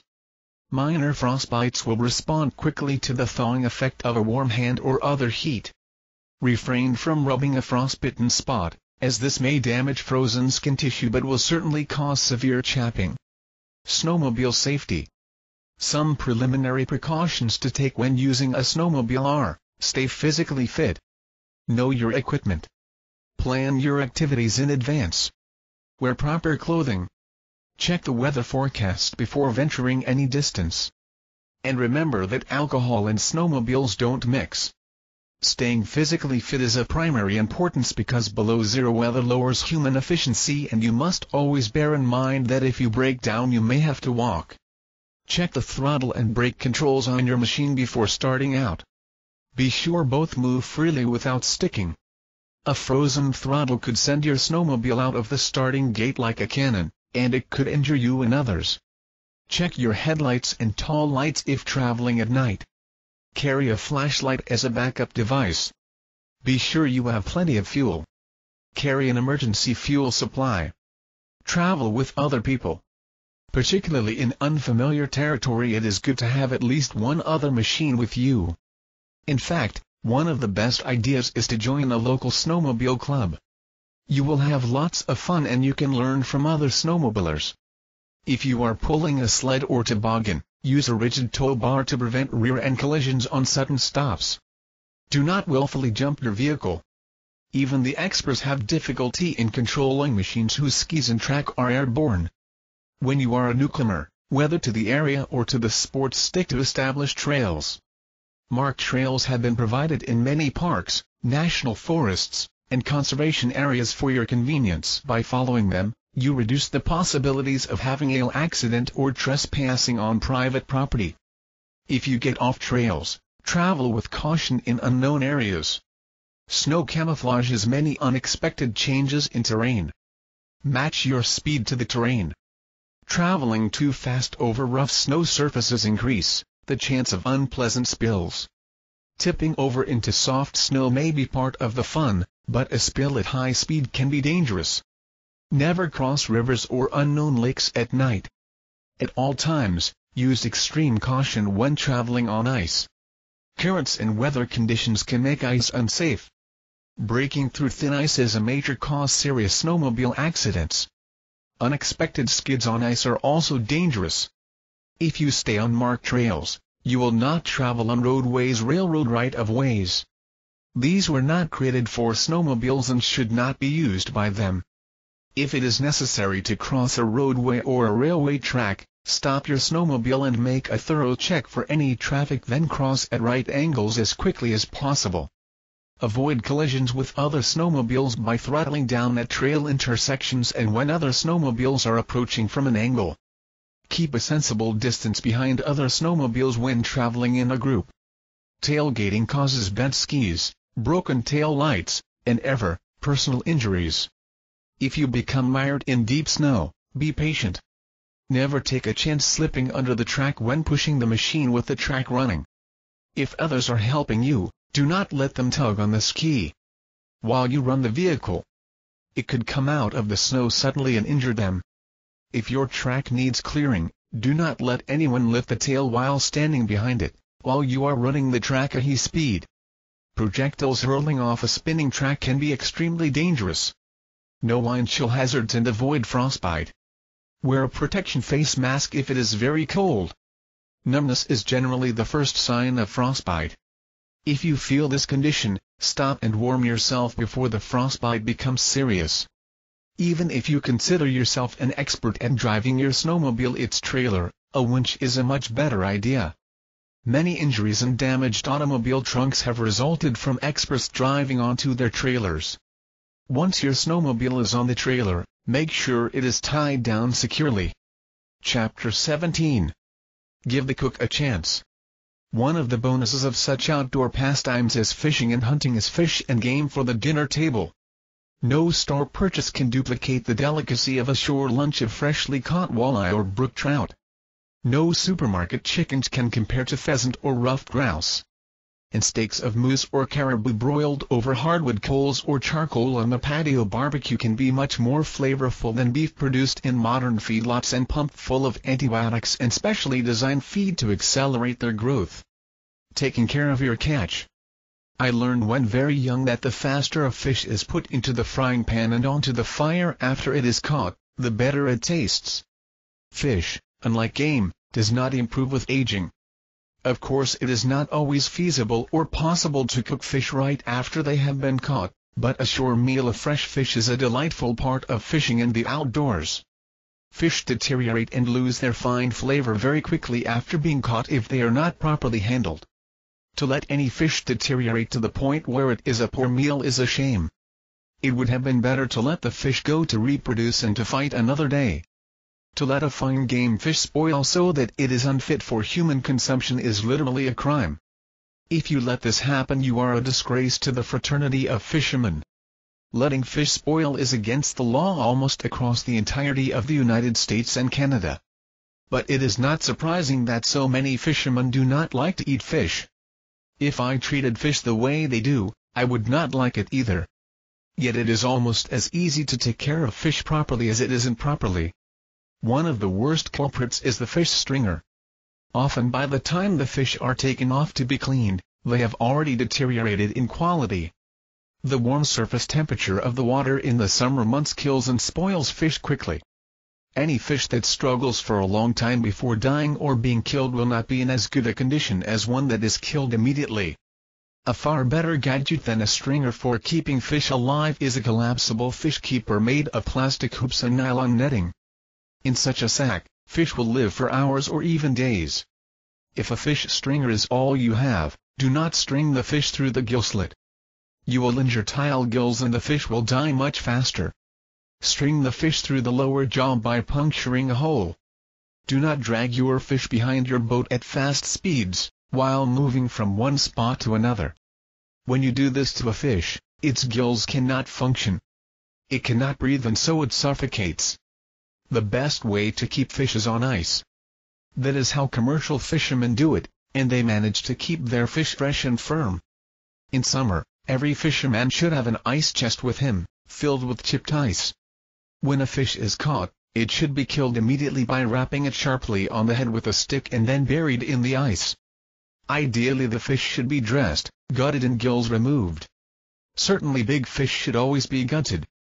Do not let the fish in your ice chest slip down into the melted water. Keep the spigot on the chest open. A wooden rack made of doweling for the bottom of the ice chest is a good way to keep fish out of any water that may not have drained from the chest. During the cool spring months, fish can be kept for several hours in the open air. The old-fashioned wicker creel is good for this. It allows air to circulate, but does not expose the fish to the sun. One thing I feel very strongly about is that any fish which is to be kept in a boat or on shore should be killed immediately. It is degrading to the angler, to the sport, and certainly to a fine game fish, to see it flop about and die slowly. Every creature deserves a dignified death. Cleaning fish is one chore that no one really likes. I do not either. But there is a right and a wrong way to do it, and the right way is generally the fastest. How a fish should be cleaned is determined partially by how you want to cook it. Will the fish be fried, broiled, or baked? The size of the fish also plays a role. For example, the fish may be too small to fillet. To clean small trout, skillet-sized trout, all you need to do is to gut them, cut the gills out, wash and dry them, and they are ready to cook. Any fish that you intend to bake or broil whole can be cleaned with a minimum of equipment: a big board, a sharp knife, and a scaling tool. Light cotton gloves are also handy. Fish are easier to grasp with a gloved hand, and the gloves prevent scratches from spiny dorsal fins. To clean a fish that is to be cooked whole, first scale the fish briskly with a scaling tool. Do this under running water to keep the scales from flying all over your basement floor. But be sure to put a screen in the sink drain hole to avoid plugging up the drain with fish scales. With most fish, scaling from the tail to the head goes fastest. Cut out the vent or anus with a V-cut. Then hold the fish belly down on the board and cut through the spine just behind the head. Don't cut through the entrails of the fish. After severing the spine, push and twist on the head with one hand and pull on the body. The head will come loose with all of the entrails attached. Cut off the fins and wash out the dressed fish. Now it is ready for the pan. Filleting a fish is also easy. For this you make your first cut behind the gills, slice down to the bone and, without removing the blade, begin slicing straight along the backbone towards the tail. Keep cutting all the way to the tail. You will notice that the fillet in the diagram has been cut away from the rest of the fish. After slicing the fillet onto the tail, turn the fish over and do the same thing on the other side. When you have done this, you have cut away both fillets without disturbing the fish's entrails. This is the neatest and fastest way to prepare your fish. To finish your fillets, you must remove the rib section. Again, you will need a sharp and flexible knife to avoid wasting meat. Insert the blade close to the rib bones and slice the entire section away. This should be done before the skin is removed to keep waste to a minimum. The skin can be removed from each fillet by simply inserting the knife at the tail and cutting the meat from the skin. Start cutting a ½ inch from the tail end of the skin, allowing a wedge for the best grip. With a proper filleting knife, it is very easy. You now have each fillet ready for the pan or the freezer. There is no waste. Remember not to overwash the fillets. You do not want to wash away the tasty juices or take away from the fish's natural firm state. Cutting out the cheeks is the next step. Few fishermen know that the cheeks are the filet mignon of the fish. Although small, they are tasty and well worth saving. Slice into the cheek where indicated, then scoop out the meat with a blade, peeling away the skin. Repeat the same procedure on the other side. Many fishermen save these cheeks until they have enough for a real gourmet's delight. After filleting, you should wind up with the fish head, entrails, spine, fins, and tail all intact. This is the neatest way to prepare most fish, and once you have mastered it, it is the easiest. Catfish have to be skinned. With big catfish, start by making a circular cut not much more than skin deep completely around the fish, just behind the gills. Then make 2 more skin deep cuts, one along the back to the tail and the other down the belly to the tail. Take a corner of the skin on the back of the fish with a pair of pliers and pull the skin tailwards with one smooth motion. Now repeat this on the other side. With a bit of practice, it goes very quickly. With real whoppers you may have to use both hands on each side with a pair of pliers in each hand, and you may find the skinning task easier if the catfish is hung by its head. Skinning and dressing small pan-size catfish is easy. You should start by placing your knife behind the adipose fin, the small, fleshy fin on the back of the back, and cutting the skin until your knife reaches the dorsal fin. Watch out for the backbone. Continue to cut downwards behind the head, through the fish and right down to the spine, but not through it. Lay the knife down and grasp the head in your right hand if you are right-handed and the body of the catfish in your left hand. Bend the head down and break the backbone. Then insert a finger of your left hand over the end of the spine and into the rib cage and pull firmly. With your right hand, slowly pull the head toward the tail. Do this smoothly and steadily. Do not jerk. The skin will peel smoothly, taking the guts, still attached to the head, with it.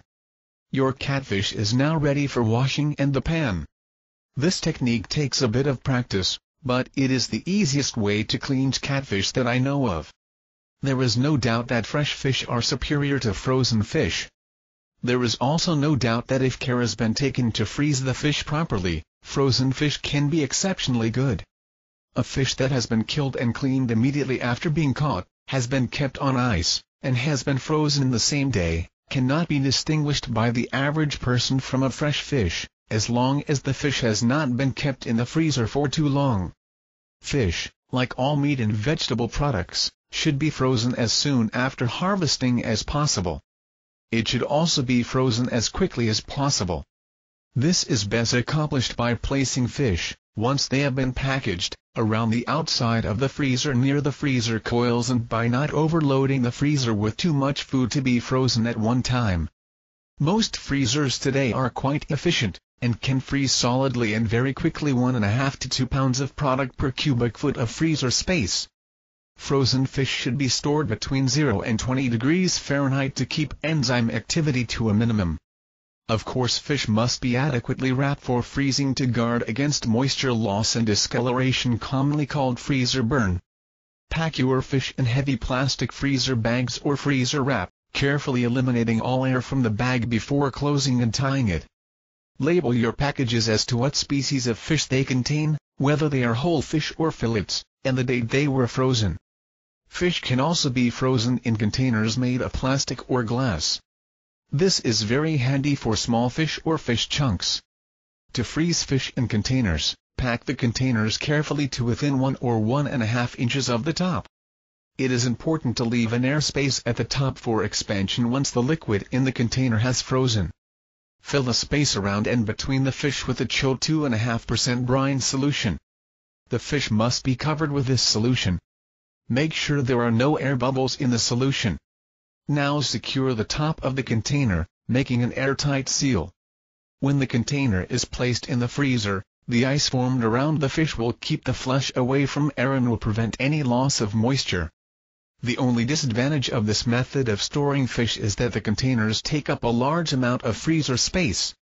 For maximum flavor, frozen fish in plastic bags or freezer wrap should be used within 2 to 3 months. Fish frozen in container filled with brines can be kept a little longer, up to 6 or 9 months. The best way to defrost fish is slowly in your refrigerator. Most fish take about 24 hours to thaw. Thawing at room temperature is not a good idea. If you need your fish in a hurry, defrost them by immersing them in cold water. Never refreeze fish. Taking care of wild meat. Every outdoorsman should know the basic procedures for dressing and skinning game. It is one of the musts of wilderness survival. A number of factors affect the taste and flavor of wild meat. For example, some game species are tastier than others. Also, the taste of meat frequently depends on the physical condition of the animal, for example what it has been feeding, and even on its age.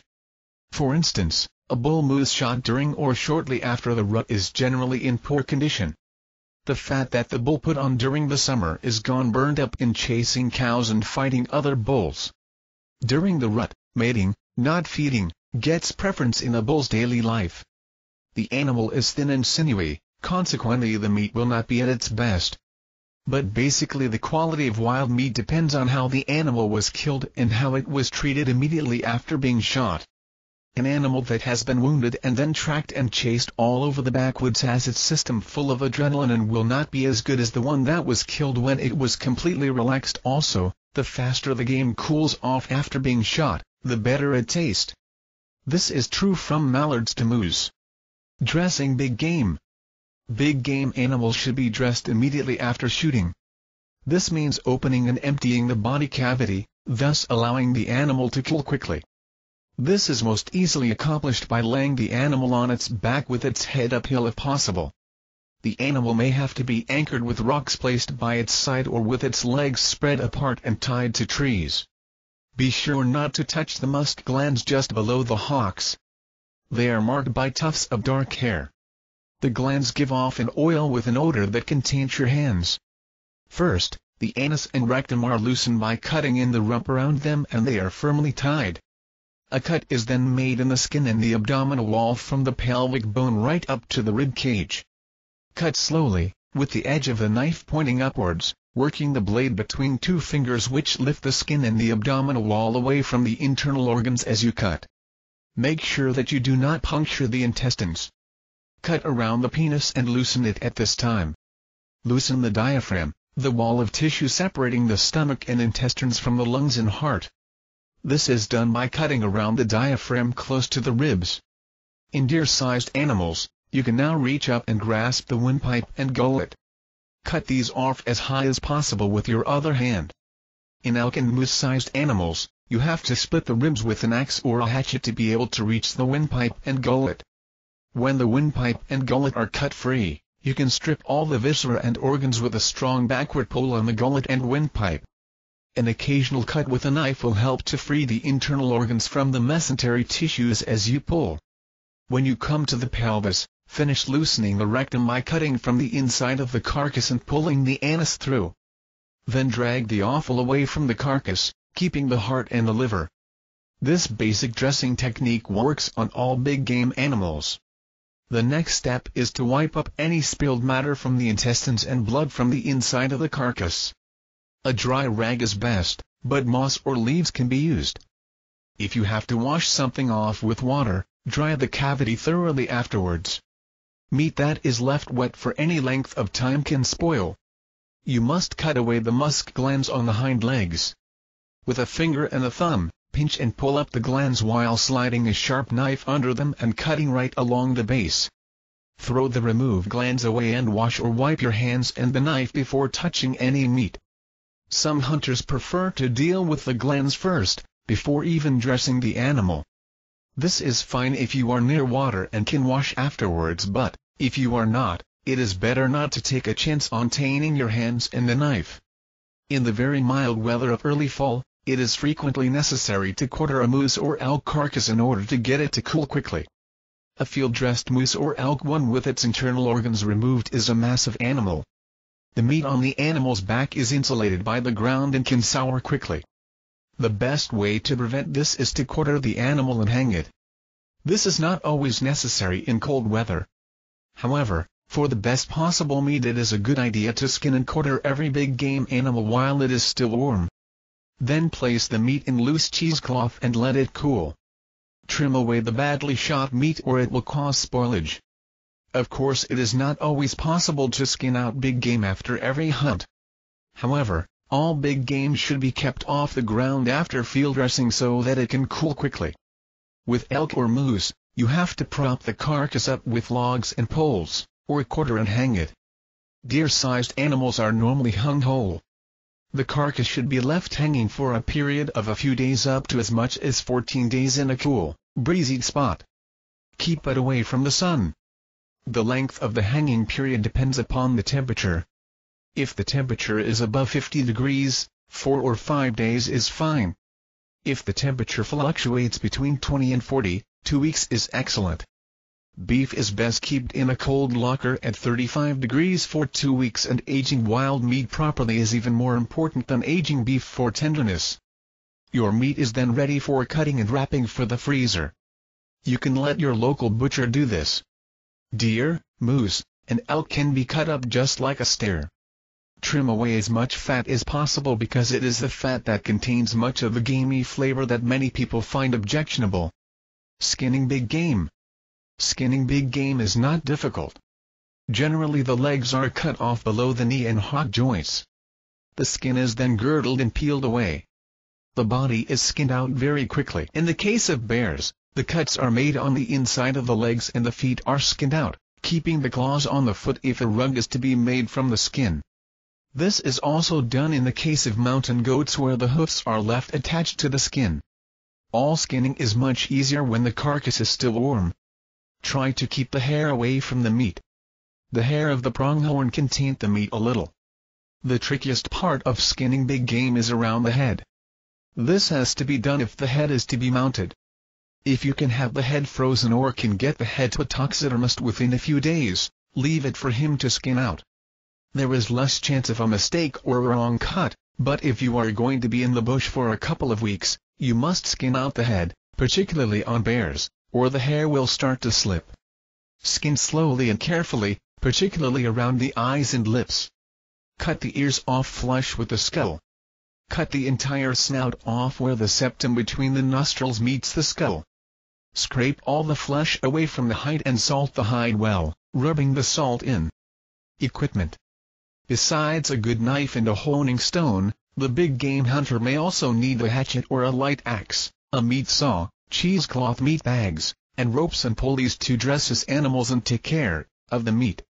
A light axe is needed for splitting the pelvis of a moose or elk.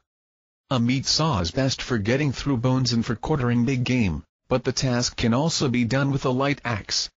Meat bags are needed in warm weather to protect the meat from flies. Ropes and pulleys are needed to get a moose or elk off the ground and out of the woods. The type of game you hunt dictates what type of equipment you need. Dressing small game. Rabbits and squirrels are very easy to skin while they are still warm. Squirrels, once they are cold, are much harder. The easiest way is to behead the animal and cut off its feet and tail. Then pinch the skin on the back and cut through it, making the cut from the root of the tail to the neck. Stick the fingers of one hand around the carcass, inside the skin, and pull the skin away with the other hand. It is as easy as pulling a glove off a hand. Small game can be field dressed immediately after shooting with a technique similar to that for deer, or you can wait until the animal is skinned out to dress it. Game birds. The diet of game birds influences their taste and flavor. There is a big difference between a mallard and a merganser, and between a mallard feeding on wheat in a stubble field and a mallard in a marsh. But just like big game, the flavor of fowl depends upon how the birds were treated after shooting. The worst thing for game birds is to put them into an airtight, rubberized game pocket in the back of a hunting jacket, particularly on a warm day. The best place to carry birds is in a game carrier on a belt or over the shoulder, letting air circulate around them as much as possible. Dressing game birds. There is no doubt that field dressing birds immediately after they are retrieved is a good idea. It hastens cooling and helps to keep fluids from the punctured viscera out of the body cavity. Such game birds as sage grouse and spruce grouse should be dressed immediately and their crops removed, for the best flavor. It is also a good idea to do this for the species of ducks that eat a great deal of animal matter. With other game birds, it is not as important, unless they have been badly shot. However, it is still preferable to do it right away. Field dressing a game bird is easy. First, cut yourself from a branch a bird gutting hook about the length and thickness of a pencil. The hook portion is made from an off-running branch.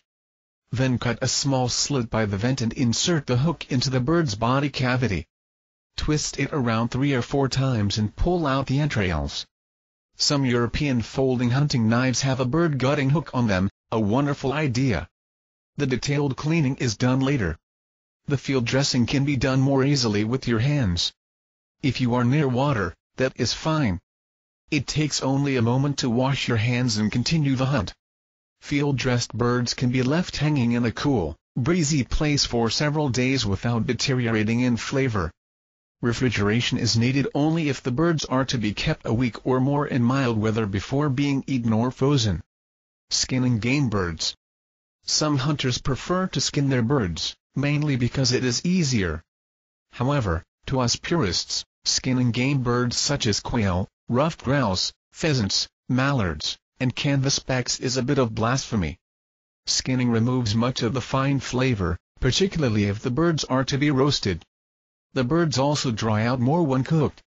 However, if the birds will be cooked in a sauce or gravy, or coated first, they can be skinned. Certainly such ducks as goldeneyes, bluebills, and the sea ducks are better skinned. Skinning removes some of the fat and the strong flavor with it. Skinning game birds is very easy. Simply loosen the skin on the breast and start peeling. Skinning ducks is another matter. You have to pull and cut. Plucking game birds. Plucking game birds is a more time-consuming chore, particularly if they have many pin feathers. Pluck the feathers out by taking pinches of them between the thumb and the first two fingers and pull with the grain, the direction in which they lie, not against the grain, or you will tear the skin. Do not take pinches that are too big or the skin will tear. All game birds can be plucked dry. However, waterfowl, particularly if there are many of them, are much easier to pluck after being scalded for about 20 seconds in 145-degree water. The best way to scald the bird is to hold it by its head and dunk it into a bucket of scalding water. Waterfowl will have on them a hair-like fuzz. This is best removed by singeing with a Kindle. After plucking and dressing, the birds must be washed carefully and dried. They are then ready for the oven or the freezer. Most game that has been shot cleanly and quickly and then properly handled after the shot will outclass anything you can buy in a supermarket.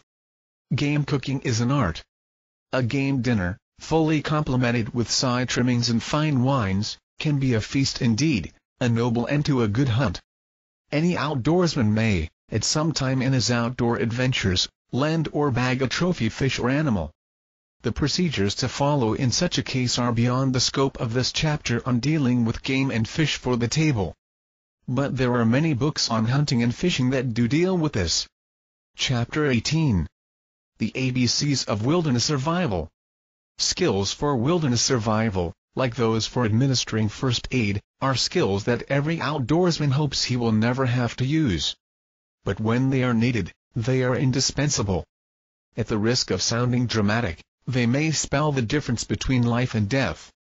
I can only cover the very basic elements of wilderness survival in this chapter. The subject is simply too broad and complex. A knowledge of wilderness survival is essential for anyone who loves to travel in the wilds. The aircraft carrying you into a remote fishing lake may crash. You may lose your compass and become lost. Your canoe may overturn and all your gear may be lost. In short, an emergency may develop at any time. I don't think it is necessary for every outdoorsman to be a survival expert, but I do think that every outdoorsman should know the basics. Such skills, even if they are never used in an actual emergency, are helpful in building confidence and self-reliance in the out-of-doors. A man who has confidence in his ability to survive in an emergency is unlikely to succumb to fear, loneliness, or panic.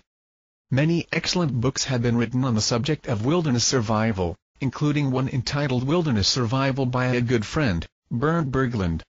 Even home study courses in wilderness survival can be taken from National Survival Incorporated. The 7 Deadly Enemies. To survive an emergency in the wilderness, you must be in the proper frame of mind. Your attitude, your determination to survive, the instinct to live, must be paramount. Fear, loneliness, pain, cold, fatigue, hunger, and thirst are the 7 deadly enemies you must guard against. Singly or in combination, they can rob you of your self-confidence or, even worse, of your desire to struggle for life. Fear is nothing to be ashamed of. Only a fool is never afraid. The point is to control your fear and not let it get control of you. If the feeling of panic or fear starts to creep up on you, think of positive things: your ability as an outdoorsman, your skill in the woods. A man on the verge of panic cannot think logically. He is prone to rash actions that may be foolhardy and dangerous. Loneliness is a second cousin to fear. They frequently travel together. The worst thing about loneliness is that it strikes without warning. Suddenly you realize that you are alone. This will gnaw at you, lowering your resistance and vitality. If you feel loneliness coming on, keep busy, sing, whistle to yourself, go out and gather food, do anything to keep your mind off the fact that you are alone. Pain is nature's signal that something is wrong. In moments of excitement, you may not feel pain. But when things calm down a bit, pain surfaces. Tend to your wounds, but do not let pain get the best of you. It can weaken the desire to go on. Cold can be a severe threat to survival. It numbs the spirit as well as the body. If you are out in the winter months, plan your shelter and fire in such a way as to minimize the effects of cold temperatures. A person freezes to death only when he is overly tired and sleepy. otherwise the cold will not let him fall asleep. Fatigue reduces mental ability. It can make you thoughtless and uncaring. Fatigue is not always the result of overwork or overexertion.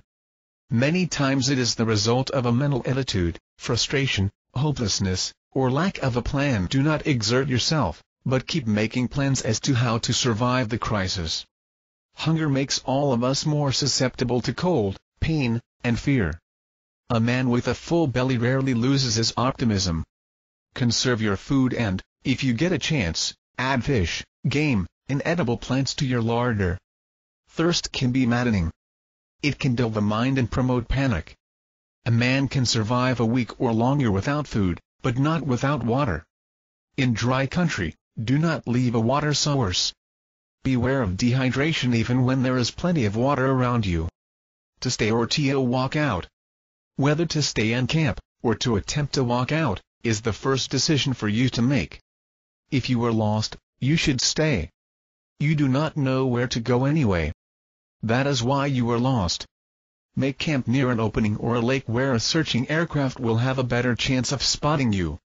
On the other hand, if you have been forced into a survival situation because of an airplane crash or a canoe overturning, you could attempt to walk out if you have a map and a compass and are not more than a few days from a road, a railway, or a human habitation. Otherwise you should stay.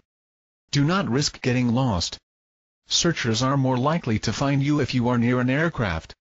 The first rule in a wilderness emergency is to keep your clothing and equipment in good repair. Your personal survival kit should contain a couple of needles and some strong thread. Mend any rips in your clothing. Sew on any buttons that may have come loose. Heated resin from evergreens makes good glue.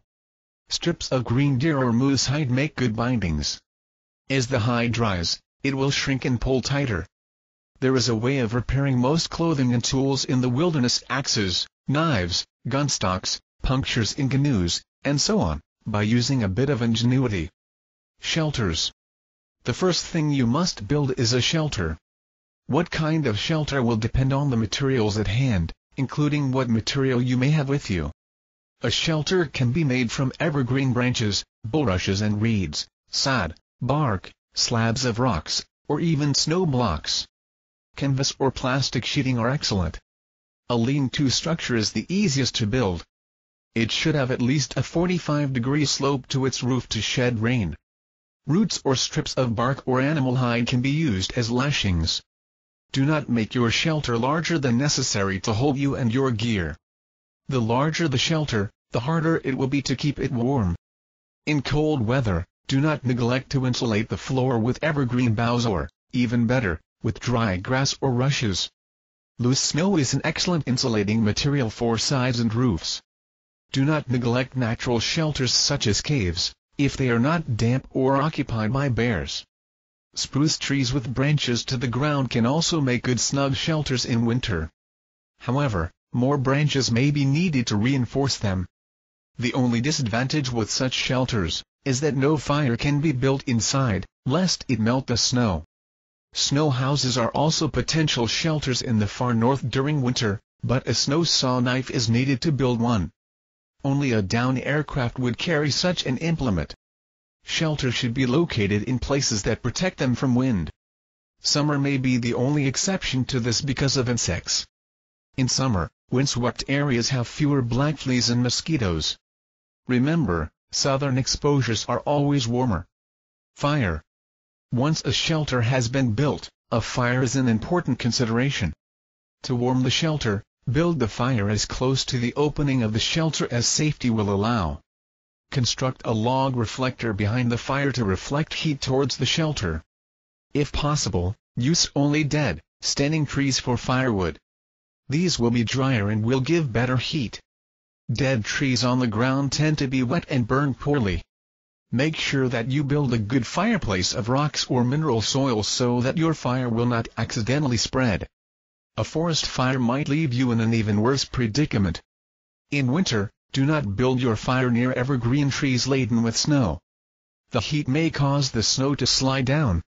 Shelter the fire from wind or build your fireplace on the lee side. Do not use rocks that might explode, limestone in particular, around a fire. watch out for sparks and flying embers. They could burn holes in your clothing or sleeping bag. Obviously anyone venturing into the bush, even if he is planning to stay on the fringes, should carry an ample supply of strike-anywhere matches in a waterproof container. In fact, I always carry 2 containers, the second one holding special wind-resistant and water-resistant matches. A cigarette lighter is also a good bet as long as the fuel lasts. I would not advise anyone going into the bush with only a lighter. A flint and steel should be a part of every personal survival kit. Save your matches. This is one of the axioms of survival. Use tinder such as dry moss, grass, dry shredded cedar bark, or dry birch bark to start a fire. Have plenty of it on hand. If tinder is not handy, make feather sticks of dry softwood for lighting fires. If you have a steel and flint in your survival kit, use it instead of matches.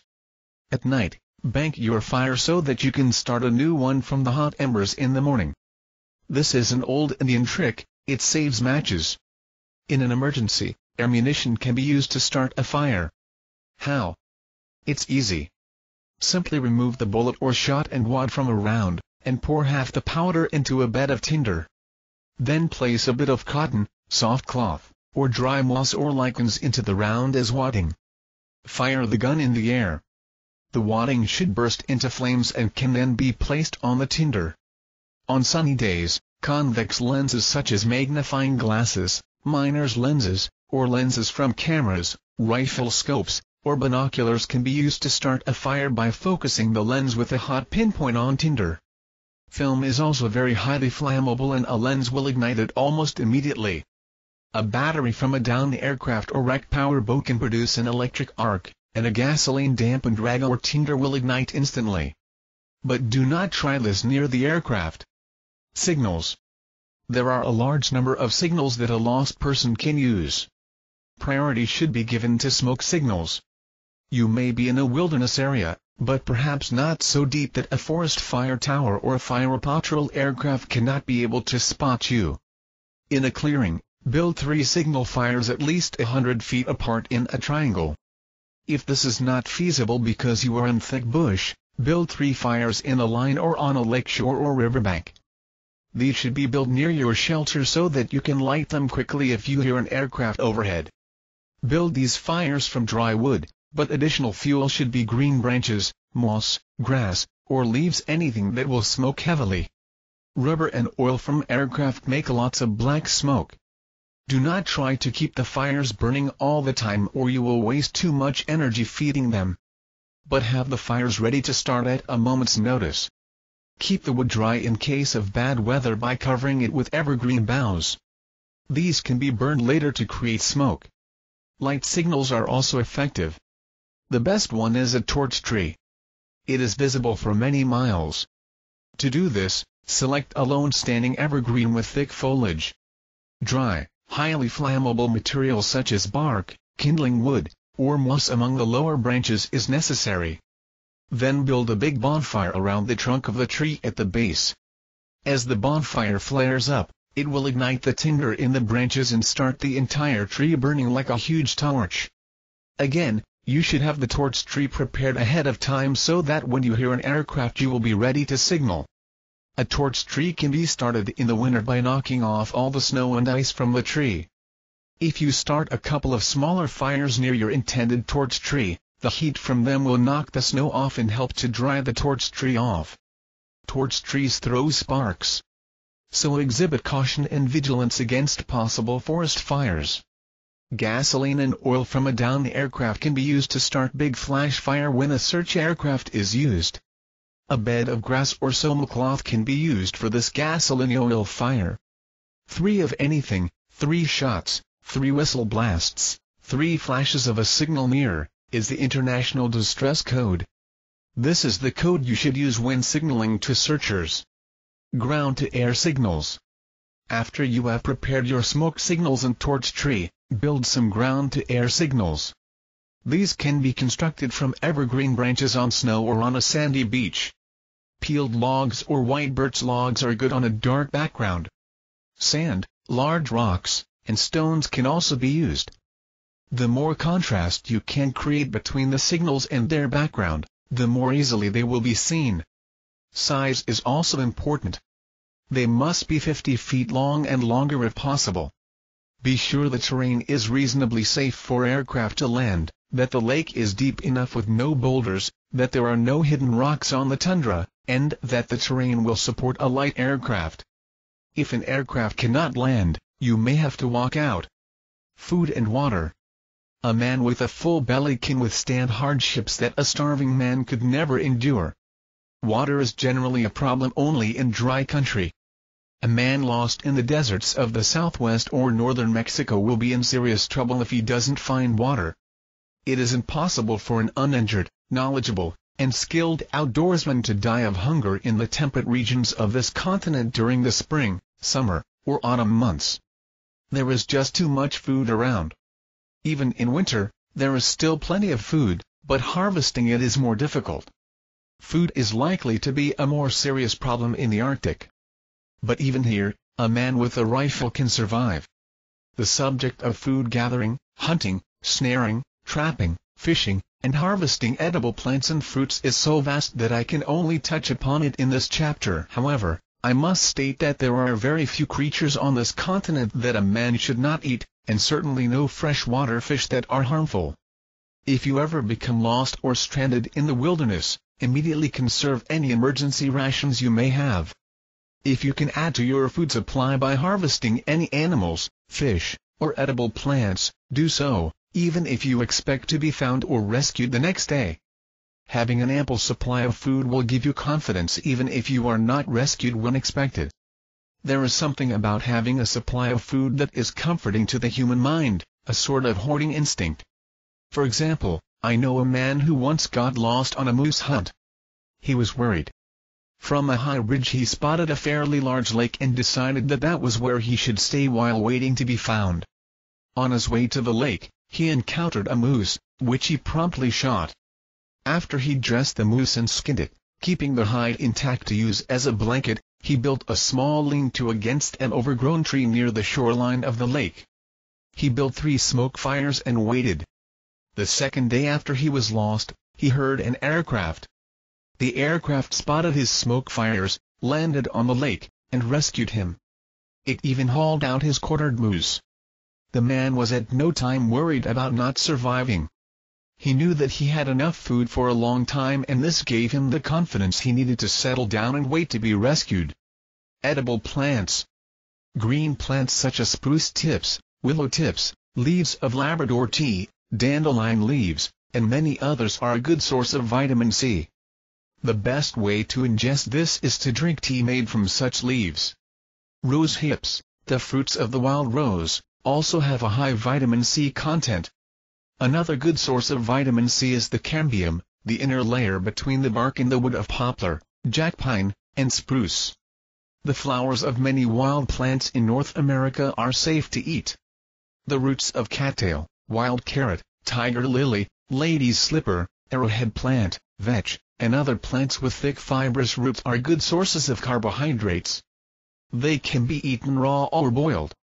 The roots of the water lily are edible when boiled twice or even 3 times, but the water should be changed between boilings to remove the acrid flavor. Greens such as dandelion leaves, young green milkweed pods, young water lily seed pods, the lower inner core of young cattails, and young pigweed can all be eaten raw or stewed. Fiddleheads, the fronds of ferns, are delicious. Berries are another source of food. Almost everyone knows the common ones such as blueberries, raspberries, blackberries, cranberries, and wintergreen. But be careful with others unless you can positively identify them. Red and white berries are more prone to be poisonous than not, unless you know them. Avoid any black or blue-colored berries in bunches. If you come across berries you don't know and want to try them, eat only a few and wait 24 hours for a reaction. Then eat a little more and wait again. If, after the second 24-hour period, nothing unpleasant has occurred, the berries are probably safe. Other fruits such as wild cherries, acorns, and nuts of all kinds are safe to eat. Among the lower plants, lichens can be eaten. Scrape these off rocks and stumps. They can be eaten boiled, dried, or dried and powdered, and used in stews and soups. The lemon lichen is edible and very common. Mushrooms should be eaten only by those who know them. Although only a few are poisonous, these can be deadly. Generally speaking, anything that birds and animals eat is likely to be safe for you to eat, but always make the sample and weight test before eating something new or unknown. Two very poisonous plants are the baneberry with its cluster of red and white berries and the water hemlock whose purple-streaked leaves have a foul odor when crushed. There are no poisonous plants above the tree line in the Arctic. The water hemlock is one of the relatively few poisonous plants in the outdoors. Other deadly plants include some of the mushrooms and the baneberry. Wildlife. Aside from some of the insects, particularly caterpillars, you can eat just about anything in the way of animal life. Large earthworms, snails, grasshoppers, and crickets are all edible. Grasshoppers or locusts have a nutty flavor when roasted, and are considered a delicacy in the Middle East. Frogs, lizards, and snakes, even the poisonous ones, can also be eaten. Indeed, snakes are reputed to be quite tasty. However, mammals, birds, and fish are generally more important to a man trying to survive, if for no other reason than because they are larger and more abundant. While plant materials and some of the invertebrate animals can be gathered with the bare hands, this is not the case for fish, birds, and mammals. You will have to have or make traps, snares, or weapons. Snares and traps are the most effective way of taking small mammals and birds. Rabbits can be easily taken by snares of different types. The snare should be set on known rabbit runs. These are easy to find in thick cover or when snow is on the ground. Squirrels can also be taken on snares set on leaning poles against trees. It is wise to set 2 or 3 snares in succession, because often squirrels travel in pairs. Big game such as deer can also be snared. There are essentially 2 types of snares for this. One is the Apache foot snare, which snares the animal's foot and is anchored to a log which the animal must drag. The other is a neck or head snare set about 18 inches off the ground. The noose must be about 24 inches in diameter. The snare is also anchored to a log or a very strong whippy sapling. These snares must be set on known deer trail. Snares can be made of almost any kind of rope or wire. Certainly wire snares are superior to anything else because they are thin, difficult to see, and easy to bend into position. For big game, the snare has to be very strong because a snared animal will exert a great deal of force in its frenzy to get away. Snares for small game can be made from strips of deerskin or moose hide, strong string, or heavy fishing line. I have even used bootlaces. Most small game snares are lethal. They kill the animal almost instantly. Every survival kit should contain a coil or 2 of snare wire. Fur-bearing animals such as foxes can be taken with a stone beehive trap baited with fish. Deadfall traps can also be used. Birds can be caught in the Ojibwe bird snare. The Canada jay or whiskeyjack is particularly vulnerable. Gulls can be caught on baited fish hooks. Grouse, ruffed, blue, and spruce can frequently be caught on a noose on a pole. Indeed, often grouse can be killed with rocks. In the wilderness, these birds are usually very trusting. The eggs and young of birds are very nutritious. Nests of ground nesting birds are easy to find on the Arctic islands. Geese can be killed with clubs during their flightless stage of molt. Generally mammals cannot be taken without a weapon. A club is the easiest weapon to make. A club is all a man needs for a porcupine. A rap on the head will kill the spiny animal instantly. A porcupine should be skinned from its bare belly. If you see porcupine damage on the branches of trees, watch carefully. You will probably encounter more porcupines in trees, and they are easily shaken down.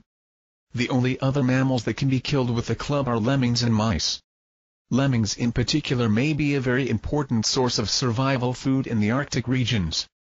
Such aquatic mammals as beavers and muskrats are also easily killed with a club, if you can catch them on shore.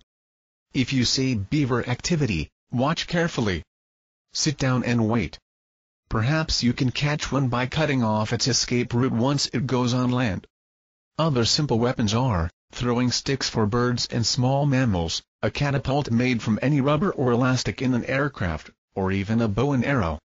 But usually these weapons are not very effective and practice is needed with them to achieve a fair degree of proficiency. A firearm is invaluable for survival. Normally aircraft flying over wilderness areas carry guns in their survival kits. In hunting for survival, one must forget any sort of sporting ethic. Your ability to survive depends on your skill as a hunter. The man who knows intimately the habits and habitat requirements of wildlife is bound to be more successful as a hunter. The basic rules of hunting are, move quietly and slowly. Look a lot. Move upwind or crosswind. Watch for game signs such as well-worn game trails, tracks, droppings, feeding activities, dens, holes, and salt licks. In dry country, water holes are good places to wait downwind. Remember that any bird or mammal can be eaten, even such fur-bearing animals as mink, martens, fishers, foxes and wolves. The various ground squirrels, marmots, and woodchucks are all edible. Such animals as otters, lynx, bobcat, and cougar have a reputation of being very tasty. Owls are said to be indistinguishable from grouse in a stew pot. Remember not to waste ammunition. Kill the biggest animal you can find. Deer, elk, moose, and bears are all very good to eat. So are seal, caribou, muskox, and polar bear in the Arctic regions. Any sort of firearm is better than none. In an emergency, game can be killed with a shotgun loaded with birdshot if the hunter can get close enough. Big game can also be killed with a small bore rifle such as the common .22 rimfire. However, centerfire rifles of .30 caliber are the best choice for big game animals, while a 12-gauge shotgun is the most efficient type of firearm for small game. A Mauser-type bolt-action rifle is an excellent choice for an aircraft and for wilderness expeditions because of its simplicity, ruggedness, and dependability. The well-known .30 .06 caliber is probably the wisest choice. A double-barreled shotgun with 2 triggers is the best type of shotgun. It is rugged and simple, it can be dismantled readily to fit into a small place and, above all, it is really 2 guns in one. Should the firing pin break on one barrel, the other barrel can still be used. Also, one barrel of such a gun can be loaded with birdshot for small game while the other barrel can be loaded with rifle slugs or buckshot for big game. The hunter is then prepared for any type of game he may encounter. Another excellent survival firearm is the combination over and under. With such a gun, one barrel is a rifle barrel and the other is a shotgun. The combination over and unders are made in many different rifle calibers and shotgun gauges in Europe, including .30, .06 and 12 gauge. Unfortunately, these guns are very expensive, $500 or more. However, there is a suitable over and under made in the United States, the Savage Model 24V. This is available in .30-30 and 20 gauge, 3-inch Magnum barrels. The 20 gauge Magnum comes close to being as effective as a 12 gauge. The .30-30 cartridge is not as good as the .30-06 for very big game such as moose and elk, but it is ample if a hunter gets close enough and places his shot well. The advantage of an over and under is that one firearm is both a rifle and a shotgun. The Savage Model 24V is a simple, rugged gun, and at the same time it is short and light. It can be taken down for storage. Its current list price is a little less than $100. Fish can be an important source of food. During spawning runs in the spring or fall, many species of fish, pike, trout, char, salmon, and suckers, are particularly vulnerable. Dams of various kinds can be constructed in the shallows to trip or contain the fish. They are also more vulnerable to spearing and snagging at this time. A surprisingly efficient fish spear can be made from a tri-fork of a green hardwood limb that has been baked in a fire to harden. The points should be sharp and, if possible, have barbs. Of course, fish can also be caught on hooks and line. Certainly every personal survival kit should have strong line, hooks of various sizes, and some artificial lures such as spoons and spinners. Hooks can also be fashioned from nails, pins, animal bones, and shells. Metal can be heated in a fire and crude hooks pounded and bent with stones. Lures can be fashioned from shiny metal. The bowl of a soup spoon makes a very fine fishing spoon once a hook is attached. Brightly colored bits of cloth and bits of aluminum foil can also be used as lures. Meat of any kind, particularly the less edible parts of fish, and, of course, large insects, frogs, crawfish, and earthworms all make suitable bait. An aircraft should carry a good length of fishing net, nylon gill net being best, fully equipped with sinkers and floats. Fishing with a net is far more effective than fishing with a hook and line. Once the net is set, it works continuously. A net can be set just about anywhere, including under the ice, by being passed from one hole to another with notched sticks. The places to set a net are near steep drop-offs, entrances of weedy bays, stream mouths, and pools below rapids, in short, the kind of places that fish frequent. Cooking and preserving meat. My first piece of advice is not to waste anything. Almost every part of an animal can be eaten except the bones and hair. Aside from such internal organs as the liver, heart, and kidneys, other parts such as the lungs, stomach, intestines, and brain can all be eaten. Only the liver from the polar bear is poisonous because of its high vitamin A content. The long bones of legs can be cracked open for their nourishing marrow. Do not waste any fat, even if you cannot eat it now. You may need it later to eat with lean meat such as rabbits. Fat may also be used to make leather boots waterproof and to soften dry skins. Do not waste any skins or hides. When you skin an animal, do it in such a way that the skin remains intact. The skins can be used for blankets, coverings, clothing, or for making into rope.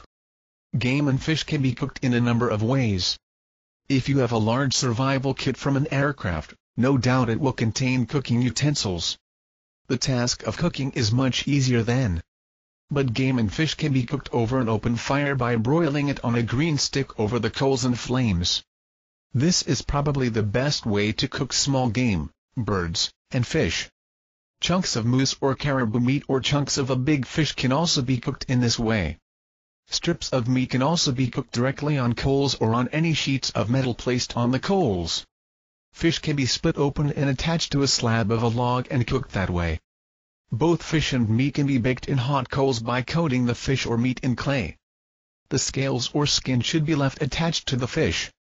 Do not eat any fish raw because of parasites, but deer, moose, and caribou can certainly be eaten rare like beef. However, bear meat should be cooked well like pork, and for the same reason, it can cause trichinosis when eaten raw. Meat and fish can be preserved in a number of ways. Freezing is the simplest. But they can also be cut into thin strips and fillets and dried in the sun and wined or over a smoky fire. Large chunks of meat can be preserved in coolish weather simply by hanging them in a cool, dry, and breezy spot and letting a hard crust or rind form around them. This rind is cut away when the meat is eaten. Moisture is the big culprit behind meat spoilage. If a mold forms on the outside of moist meat, cut or scrape the mold away and eat the meat. The mold is just a fungus. In warm weather, cooked meat of any sort keeps better than raw meat. Smoking is a very effective way of preserving meat. A simple smokehouse can be built on a steep bank. Just dig a trench up the bank and cover it with branches and sod. The fireplace is at the bottom of the trench. A shelter or smoke chamber is constructed in the form of a teepee at the top using bark, skins, canvas, or sticks covered with sod. The smoke will travel up the trench into the smoke chamber. Hardwoods are the best bet as far as woods used for smoking are concerned. If possible, avoid evergreens which, due to their gums and resins, have a tendency to give the meat an off flavor. In the Arctic, permafrost provides good cold storage. Dig a hole until you hit it. Put your meat in, preferably wrapped in something, and bury it. Surplus food should be stored or cached so that it is safe from would-be robbers, mice, birds, and bears. Hanging meat 10 to 15 feet off the ground will protect it from bears, but, unless it is covered, Canada jays and even ravens will get at it. Evergreen branches can be hung around it to ward off at least some birds. Survival kits. Throughout this chapter I have frequently referred to survival kits. I do not think anyone should go on a wilderness trip, even for a day, without some essential pieces of survival equipment. Ideally, this equipment should be contained in a canvas or leather pouch. The personal survival kit must be light enough and small enough to fit into the pocket of a jacket or on a belt. It should contain a small folding knife, a small compass, a signaling mirror, a whistle for signaling, fishing line, hooks, 3 or 4 lures, snare wire, a waterproof container of strike-anywhere matches, a flint and steel for starting fires, a container of waterproof and wine-resistant matches, 2 cubes of chemical fire starter in case no dry tinder can be found, needles and strong thread, and a couple of sticks of freeze-dried meat or salami. Besides this, the outdoorsman should carry on his person a good knife plus a fairly sophisticated compass and a small pocket stone in a leather sheath for touching up the knife's edge. A survival kit for an aircraft should contain a personal kit along the lines mentioned above, plus a firearm and ammunition, an axe, a folding shovel, emergency rations canned or freeze-dried, cooking utensils, tough plastic sheeting or a piece of canvas for shelter. All this should be in a kit bag or duffel bag. The aircraft should also carry sleeping bags plus a small tent. File a flight plan. Just as aircraft file flight plans on where they are going, so should you. No one should ever venture into the wilderness without telling someone, preferably 2 or more people, where they are going and when they will be back. If you are hiking, hunting, or fishing in the wilderness out of the main camp, tell your partners in which direction you are going. Arrange a signal, 3 shots or a signal flare fired from a rifle for a specific hour and at night if one of you fails to return by nightfall. If you are going on a wilderness canoe trip, tell the forest ranger or local game warden when you expect to be back, with instructions that if you are 2 days late to organize a search. If you are camped alone somewhere and are going out for a day's hike, leave a note at your campsite telling where you are going and when you expect to be back. If you have driven to a spot to fish or hike for a day, leave a note on your car windshield. Chapter 19. The Outdoorsman's First Aid Kit. The old Boy Scout motto, "Be prepared," may sound like a corny cliché, but its meaning is still very applicable to every outdoorsman. No one should go on a canoe trip, a fishing trip, or a camping trip without an adequate first aid kit and, of course, some knowledge of first aid. There are many first aid kits on the market for use in an automobile. Some are simply junk, but others are well conceived and equipped. The better kits are ideal for an automobile camping trip, but they are too bulky and heavy for the backpacker, the canoe tripper, the hiker, or even the hunter or fisherman going on a fly-in or horseback trip. Here is a plan for a first aid kit that is light enough and small enough to be packed along on any wilderness trip, yet it can be used to treat everything from a fairly serious cut to dysentery. This kit was designed by E. Russell Cadet, M.D., and was described in Outdoor Life magazine some years ago. I have assembled one of these kits and have found it to be extremely useful. Some of the contents have yet to be used, but a day may come when they will be needed. There is no substitute for immediate medical attention when a serious injury has occurred. But on wilderness trips, medical attention is generally hours, if not days, away. And even on outings near hospitals and doctors, immediate first aid can minimize discomfort and pain and even prevent death. Now for the kit. The only liquid that this kit contains is eye drops. Liquids are heavy and they frequently spill. There is also no alcohol or antiseptic in this kit. Although many first aid books, particularly the older ones, recommend that cuts and scratches be doused liberally with alcohol or antiseptics to kill germs, these materials also kill living tissue. Germs grow best in dead or devitalized tissue, and certainly devitalized tissue heals more slowly than healthy tissue. The best way to treat cuts and scratches is to wash them with soap and water and dress them. If the wound is oozing, a plastic-like absorbent tissue such as Telfa should be placed over the wound first to prevent sticking. Then the wound should be dressed. The gauze recommended for this kit is the cling type.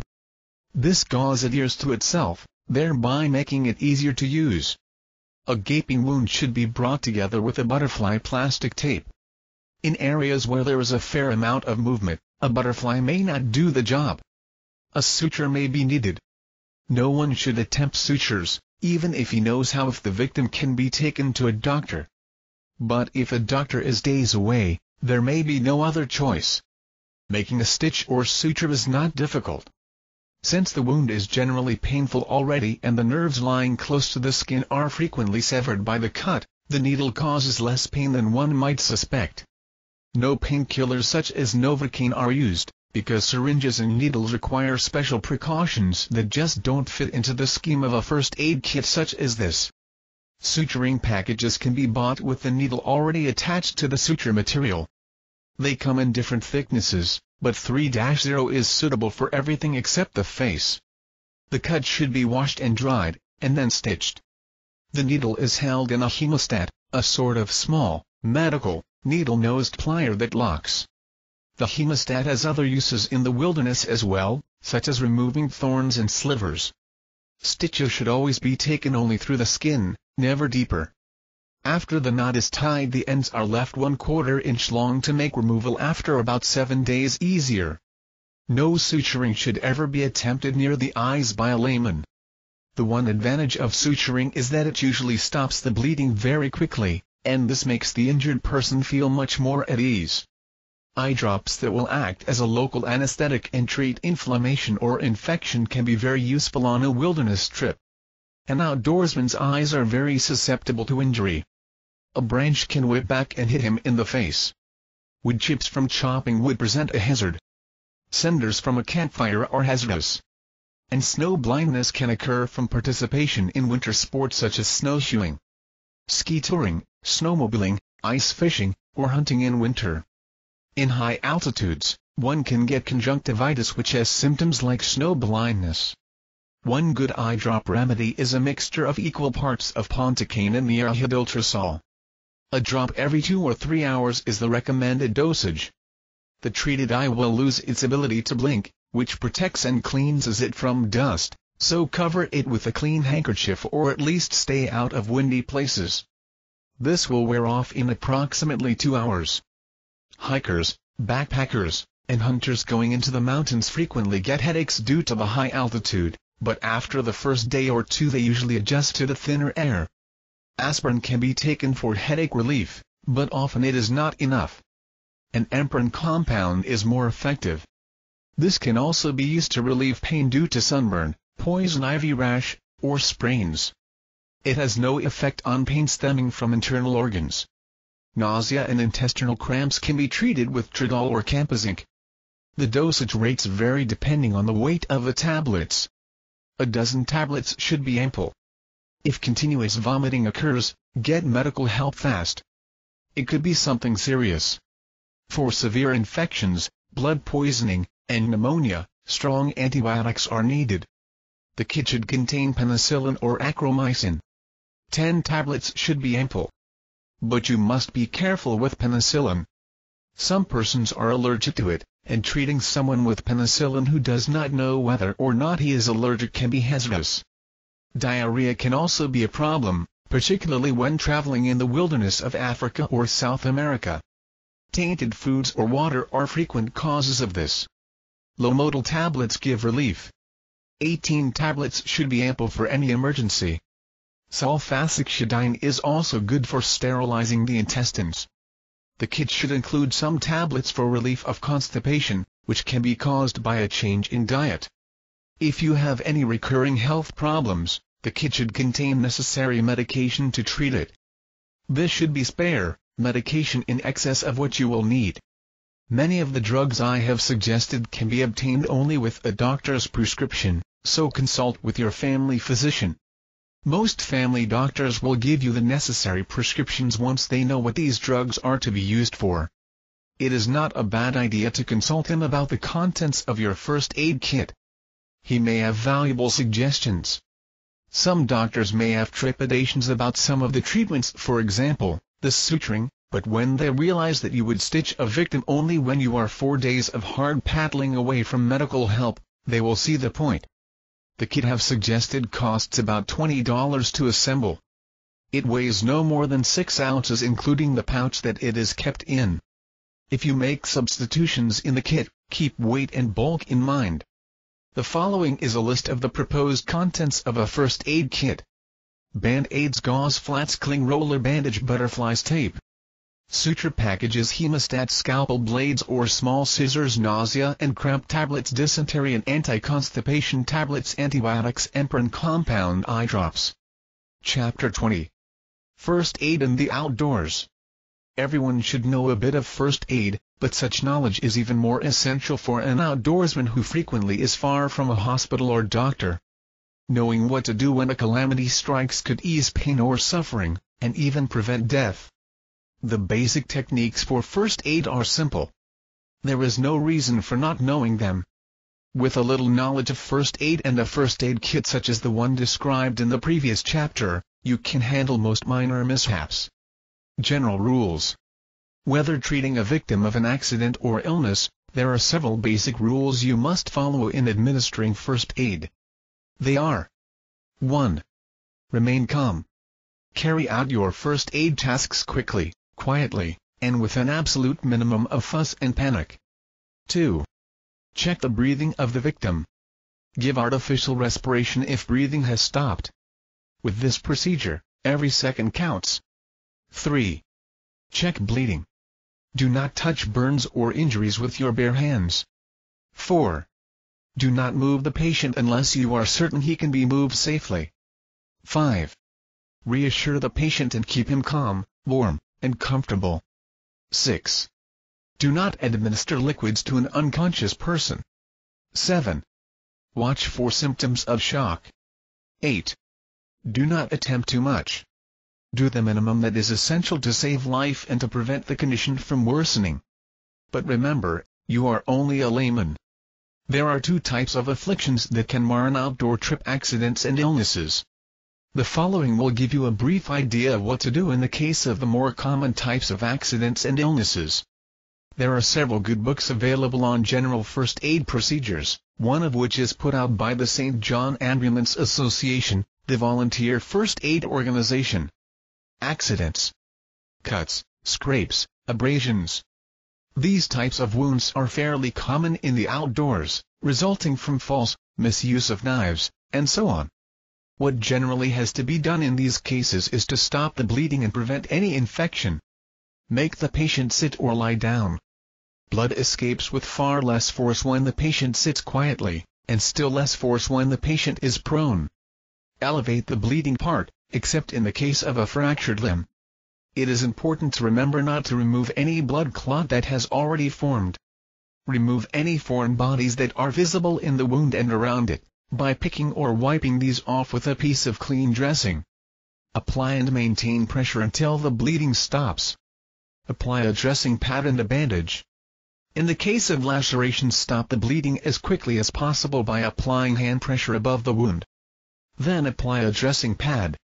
In the case of very severe lacerations, a constrictive bandage, such as a tourniquet, may have to be used to stop or retard hemorrhaging.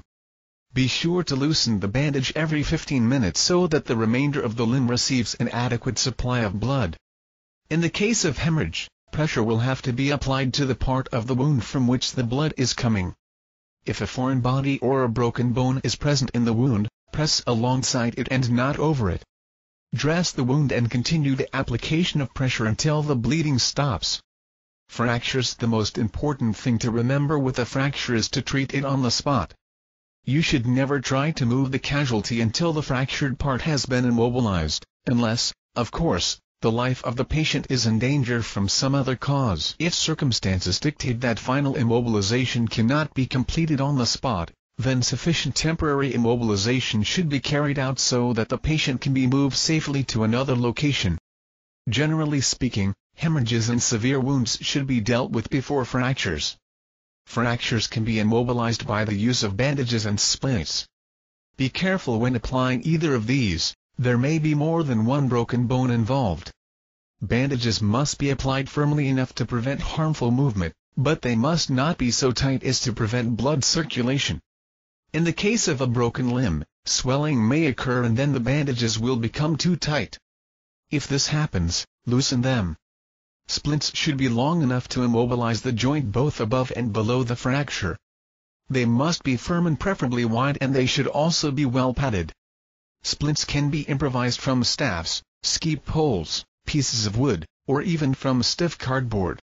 Once the fractured limb has been immobilized, the patient should be moved out very carefully to medical help. Burns. It is important when treating burns to avoid handling the affected areas any more than necessary. Always make sure that your hands are as clean as possible. Do not apply lotions of any kind. Do not remove burnt clothing, and do not break any blisters that may form. Cover the burn with a prepared, dry, sterile dressing from your first aid kit. You can bandage the burn area firmly while seeking medical help, but if there are blisters present on the burn, bandage only lightly. Sunburn. All outdoorsmen like to get out in the hot summer sun, but watch out for sunburn. Prevention is the best cure for sunburn. Sunburn is treated in much the same way as other bums. If the sunburn is severe, an antiseptic emulsion can be applied freely and covered with a dressing or bandage. Leave the dressing on. Do not break any blisters that may form. And remember, sunburn can also occur on a bright day in winter. Windburn. Windburn can also be a problem in the out-of-doors. It can be treated in much the same way as sunburn, but it, too, can be prevented by wearing proper clothing and by covering exposed areas of flesh with a lotion or cream to prevent the skin from drying out on windy days. Heat exhaustion, heat stroke, and sunstroke all are very serious if you are far away from medical help. The best treatment for all of these is to place the patient in the coolest spot possible, to remove his clothing, and to sprinkle him with water or wrap him in a wet sheet and fan him. The idea here is to lower his body temperature. But take care not to lower the temperature too much. When the temperature has been lowered, wrap the patient in a dry sheet and continue to fan him. If his temperature rises again, repeat the treatment. In the case of heat exhaustion, the patient may complain of feeling cold. If he does, keep him comfortably warm. Watch his body temperature carefully. Heart attacks. It is very difficult, if not impossible, for first aid laymen to tell if a person who becomes faint or unconscious is suffering from a heart attack. If you are going into the outdoors with someone who is known to have a heart condition, he will probably have medication with him. Find out beforehand where his medication is kept and what the dosages are. In the case of a suspected heart attack, move the patient as little as possible. Support him in a sitting position, as a failing heart works more economically this way than lying down. Be careful not to let him fall forward. Also, undo any tight clothing around the neck or waist to lessen any impediment to blood circulation or breathing. Get the patient medical aid as soon as you can. Frostbite and freezing are dangerous because they may become extensive before you are fully aware of them. If you engage in a lot of winter sports, you should be on the alert for freezing. As soon as frostbite is recognized, thaw the frostbitten area by applying heat. For frostbite spots on the face, a warm hand will sometimes suffice. Make certain the area is dry. Do not rub or massage the frostbitten area. This may cause the tissues that are fragile when frozen to break. Do not apply snow. Because snow is at air temperature, it will only make the frostbite worse. If the hand or foot is frozen, warm it very gradually, and in the meantime, massage the parts adjacent to the frostbitten area so that circulation will be increased. The patient can drink warm fluids, but you must be careful not to apply any heat directly to the frozen part. After thawing has taken place, an antiseptic emulsion can be applied and the area can be bandaged. Swelling, redness, and most likely blistering will occur sometime after the frostbitten part has been thawed. Get the patient to a doctor as soon as possible. Snowblindness. Snowblindness is becoming increasingly frequent due to the growing popularity of winter sports such as snowmobiling, snowshoeing, and cross-country skiing. Snowblindness is literally a burning of the eyes caused by light reflected in all directions from snow. Treatment consists mainly of shielding the eyes from light. Put a bandage around the eyes and get the victim to medical aid as soon as possible. The victim will probably need an ophthalmic ointment and a week or more of care to cure his eyes. Incidentally, People who have suffered from snow blindness before are more susceptible to it. Blisters. Blisters are one of the medical scourges of the outdoors. Every outdoorsman, at one time or another, gets a blister on his foot from a pair of boots that just do not agree with him. The best way to avoid blisters is to wear comfortable boots and good socks. Make sure your boots are well broken in before going on long hikes or trips. If blisters do occur, do not break them. Keep them bandaged with dry sterile gauze and let them dry up on their own. Shock. Shock is a condition of severe depression of the vital functions. It can occur in conjunction with most of the afflictions mentioned above. Shock is generally associated with changes in the circulatory system, mainly due to loss of whole blood or plasma.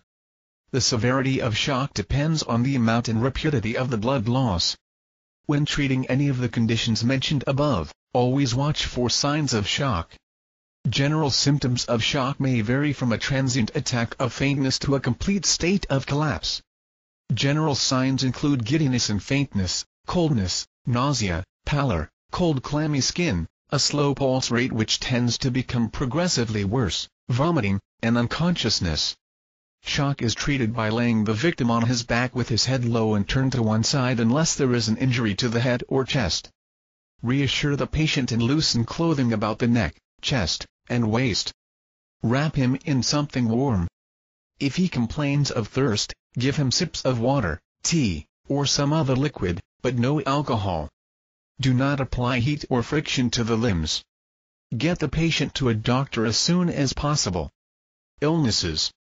Illnesses are not very often encountered in the out-of-doors. Perhaps the most common ones are diarrhea and constipation due to change of habits and change of food. Any first aid kit should contain medication to combat either of these afflictions, but if the conditions persist, the patient should go to a doctor. Nausea can occur on canoeing or boating trips to people who are prone to seasickness. If you are prone to seasickness, take along some anti-nausea pills available in any pharmacy.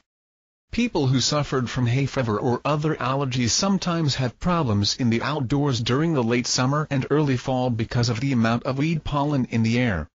People with known allergies should carry their prescribed medications with them. Anyone going on a trip into the outdoors who has a particular medical problem should make certain that he has enough prescribed medication with him for the trip and in case of possible emergency. If you have any medications that should be taken at specific times or for specific purposes, let your outdoor partner know about them. A knowledge of first aid is particularly important in the out-of-doors because so often medical help is a fair distance away. But the most important thing to remember on your outdoor adventures is the old cliché about an ounce of prevention being worth more than a pound of cure. In this book, I have tried to pass on many of the elemental skills and some of the basic know-how that everyone who ventures into the outdoors should have. Some sections have dealt only with pleasures and aesthetics, others have dealt with practical knowledge, and some are for emergency use only. But equally important, I have tried to give a glimpse, a basic insight, into the rational use of the outdoors. There are times when it is just as wrong to lead a string of pack horses over a mountain meadow as it is to shoot a bull elk. But there are times when both can be done without nature being the loser. The real outdoorsman knows the right and the wrong things, the right and wrong times.